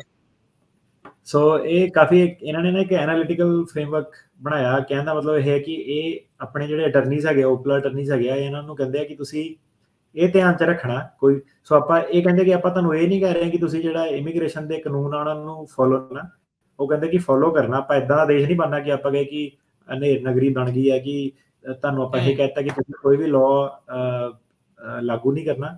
ਉਹ ਕਹਿੰਦੇ ਕਿ ਬਸ ਤੁਸੀਂ ਇਹ ਦੇਖਣਾ ਕਿ ਤੁਹਾਡੇ ਕੋਲ ਬਹੁਤ ਜ਼ਿਆਦਾ ਟਾਈਮ ਕੰਸਟ੍ਰੇਂਟ ਆ। ਇਹਨਾਂ ਦਾ ਅੰਕੜਾ ਹੁਣ ਹੈਗਾ 1.5 million, 1.5 million case nation wide ਹੈਗੇ ਆ। ਜਿਹੜੇ ਪੰਜਾਬੀ ਹੁਣ ਹੀਅਰਿੰਗ ਦੇ ਕੇ ਆਇਆ ਉਹਨਾਂ ਨੂੰ ਪਤਾ ਕਿ ਇੱਕ ਕੇਸ ਨੂੰ ਕਿੰਨਾ ਟਾਈਮ ਲੱਗਦਾ। ਸੋ 1.5 ਮਿਲੀਅਨ ਕੇਸ ਤੁਸੀਂ ਲਾ ਲਓ ਕਿ ਕਿੰਨੇ ਜ਼ਿਆਦਾ ਕੇਸ ਜਿਹੜੇ ਪੈਂਡਿੰਗ ਆ, ਹੈ ਨਾ। ਸੋ ਇਹ ਕਹਿੰਦੇ ਕਿ ਤੁਸੀਂ ਪ੍ਰੋਸੀਕਿਊਟੋਰੀਅਲ ਡਿਸਕ੍ਰੈਸ਼ਨ ਤਾਂ ਕਰਕੇ ਐਕਸਰਸਾਈਜ਼ ਕਰਨੀ ਆ ਤਾਂ ਕਿ ਜਿਹੜਾ ਸਾਡਾ ਸਿਸਟਮ ਆ ਨਾ, ਕਿਉਂਕਿ ਜੇ ਇਹ ਪੈਂਡਿੰਗ ਰਹੂਗਾ ਇਹਦੇ ਵਿੱਚ ਜਿਹੜੇ ਮਾੜੇ ਬੰਦੇ ਆ, ਜਿਹੜੇ 3 ਕਿਸਮ ਦੇ ਬੰਦੇ ਆ ਉੱਤੇ, ਇਹ ਵੀ ਨਿਕਲ ਜਾਂਦੇ, ਕਈ ਵਾਰੀ ਬੈਠੇ ਰਹਿੰਦੇ ਆ। ਸੋ ਇਹ ਕਹਿੰਦੇ ਕਿ ਜੇ ਤੁਸੀਂ ਇਹਨਾਂ ਨੂੰ ਤੇਜ਼ ਕਰੋਗੇ ਤਾਂ ਜਿਹੜੇ ਚੰਗੇ ਲੋਕੀ ਆ, ਫੈਮਿਲੀ ਵਾਲੇ ਲੋਕੀ ਆ, ਮਿਹਨਤ ਕਰਨਾ ਚਾਹੁੰਦੇ, ਟੈਕਸ ਪੇ ਕਰਨਾ ਚਾਹੁੰਦੇ ਆ, ਉਹਨਾਂ ਨੂੰ ਆਪਾਂ ਰੱਖੀਏ। ਜਿਹੜੇ ਆ ਕ੍ਰਿਮੀਨਲ ਆ, ਟੈਕਸ ਅਵੋਇਡ ਕਰਨਾ ਚਾਹੁੰਦੇ ਆ, ਸਮਗਲਿੰਗ ਕਰਦੇ ਆ, 2 ਨੰਬਰੀ ਕੰਮ ਕਰਦੇ ਆ, ਇਹਨਾਂ ਨੂੰ ਆਪਾਂ ਜਿਹੜਾ ਵਾਪਸ ਭੇਜੀਏ। ਸੋ ਇਹ ਉਹ ਕਹਿੰਦੇ ਕਿ ਤੁਸੀਂ ਜਿਹੜਾ ਮੱਦੇਨਜ਼ਰ ਰੱਖ ਕੇ ਕਰਨਾ। ਇਹ ਸਾਰੇ ਜਿਹੜੇ ਫੈਕਟਰ ਆ ਉਹ ਤੁਸੀਂ ਜਿਹੜੇ ਹੈਗੇ ਆ ਉਹ ਦੇਖਣੇ ਆ। ਅਤੇ ਮੇਨ ਇਹਨਾਂ ਨੇ ਇਹ ਚੀਜ਼ ਕਹੀ ਕਿ ਜੇ ਕੋਈ ਬੰਦਾ ਤੁਹਾਡੇ ਕੋਲ ਹੋਵੇ, ਮਤਲਬ ਕਿ ਪੈਂਦੀ ਸੱਟੇ ਮਾਸਟਰ ਹੀਅਰਿੰਗ ਤੇ ਉਸ ਤੋਂ ਬਾਅਦ ਸਿੱਧੇ ਪੀਡੀ ਮੰਗਦਾ, ਉਹਨੂੰ ਤੁਸੀਂ ਬਹੁਤ ਜ਼ਿਆਦਾ ਹਾਈ ਚਾਂਸ ਆ ਕਿ ਉਹਨੂੰ ਤੁਸੀਂ ਪੀਡੀ ਦੇ ਦੋਗੇ, ਕਿਉਂਕਿ ਤੁਹਾਡਾ ਜਿਹੜਾ ਗਵਰਨਮੈਂਟ ਦਾ ਲੋਡ ਸੀਗਾ ਉਹ ਸਿੱਧੇ ਘਟ ਗਿਆ। ਤੇ ਉਹ ਕਹਿੰਦੇ ਕਿ ਜਿਹੜਾ ਇੱਕ ਬੰਦਾ ਇਦਾਂ ਦਾ ਉਹ ਡਿਸਾਈਡ ਨਹੀਂ ਕਰ ਪਾ ਰਿਹਾ, ਉਹ ਕਹਿੰਦਾ ਚੱਲ ਪਹਿਲਾਂ ਕੇਸ ਚੱਲ ਲੈਣ ਦਿੰਦੇ ਆ ਅਸਾਲਮ ਦਾ, ਫਿਰ ਬਾਅਦ 'ਚ ਜਾ ਕੇ ਦੇਖਦੇ ਆ। ਸੋ ਜਿੰਨੀ ਤੁਸੀਂ ਲੇਟ ਆਪਣੇ ਕੇਸ ਦੇ ਵਿੱਚ ਪੀਡੀ ਮੰਗੋਗੇ ਉਨੇ ਤੁਹਾਡੇ ਚਾਂਸ ਜਿਹੜੇ ਆ ਉਹ ਘੱਟ ਆ, ਜਿੰਨੀ ਤੁਸੀਂ ਛੇਤੀ ਮੰਗੋਗੇ ਉਨੇ ਜਿਹੜੇ ਤੁਹਾਡੇ ਚਾਂਸ ਉਹ ਜਿਹੜੇ ਵੱਧ ਆ। ਸੋ ਕਹਿਣ ਦਾ ਮਤਲਬ ਕਿ ਤੁਸੀਂ ਇਮੀਗ੍ਰੇਸ਼ਨ ਕੋਰਟ ਕੋਲ ਜੇ ਕੇਸ ਹਾਰ ਗਏ, ਬੋਰਡ ਆਫ ਇਮੀਗ੍ਰੇਸ਼ਨ ਕੋਲ ਤੁਸੀਂ ਅਪੀਲ ਲਾਈ ਆ। ਕੱਲ੍ਹ ਹੀ ਮੇਰੀ ਇੱਕ ਕਲਾਇੰਟ ਨਾਲ ਗੱਲ ਹੁੰਦੀ ਸੀਗੀ।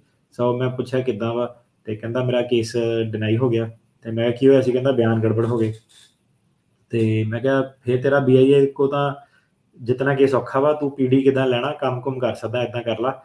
ਪਰ ਬੰਦੇ ਨੇ ਕਿਹਾ ਕਿ ਨਹੀਂ ਮੈਂ ਕੇਸ ਲੜਨਾ, ਕਹਿੰਦਾ ਮੈਨੂੰ ਗ੍ਰੀਨ ਕਾਰਡ ਚਾਹੀਦਾ, ਮੇਰੀ ਲਾਈਫ ਦਾ ਬਣਨਾ ਨਹੀਂ ਅੱਗੇ, ਹੈ ਨਾ। ਚਲੋ ਠੀਕ ਆ, ਬੰਦੇ ਦੀ ਆਪਣੀ ਉਹ ਆ।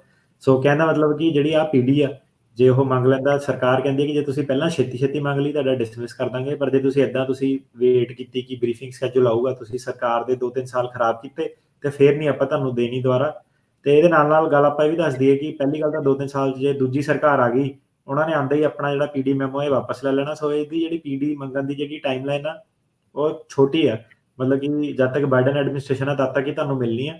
ਸੋ ਇਹ ਹੈ ਕਿ ਜਿਹਨਾਂ ਦੇ ਕੇਸ ਕੂਸ ਖਰਾਬ ਹੋਏ ਸੀਗੇ, ਅਪੀਲਾਂ 'ਚ ਚੱਲਦੇ ਆ, ਉਹ ਜਿਹੜੀ ਪੀਡੀ ਆ ਜ਼ਰੂਰ ਕੰਸੀਡਰ ਕਰੋ।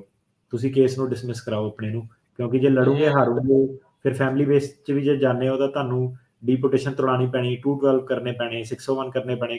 ਕੰਮ ਜਿਹੜਾ ਬਹੁਤ ਉਹ ਲੰਬਾ ਚੌੜਾ ਉਹ ਹੋ ਜਾਣਾ ਜੀ। ਹਾਂਜੀ।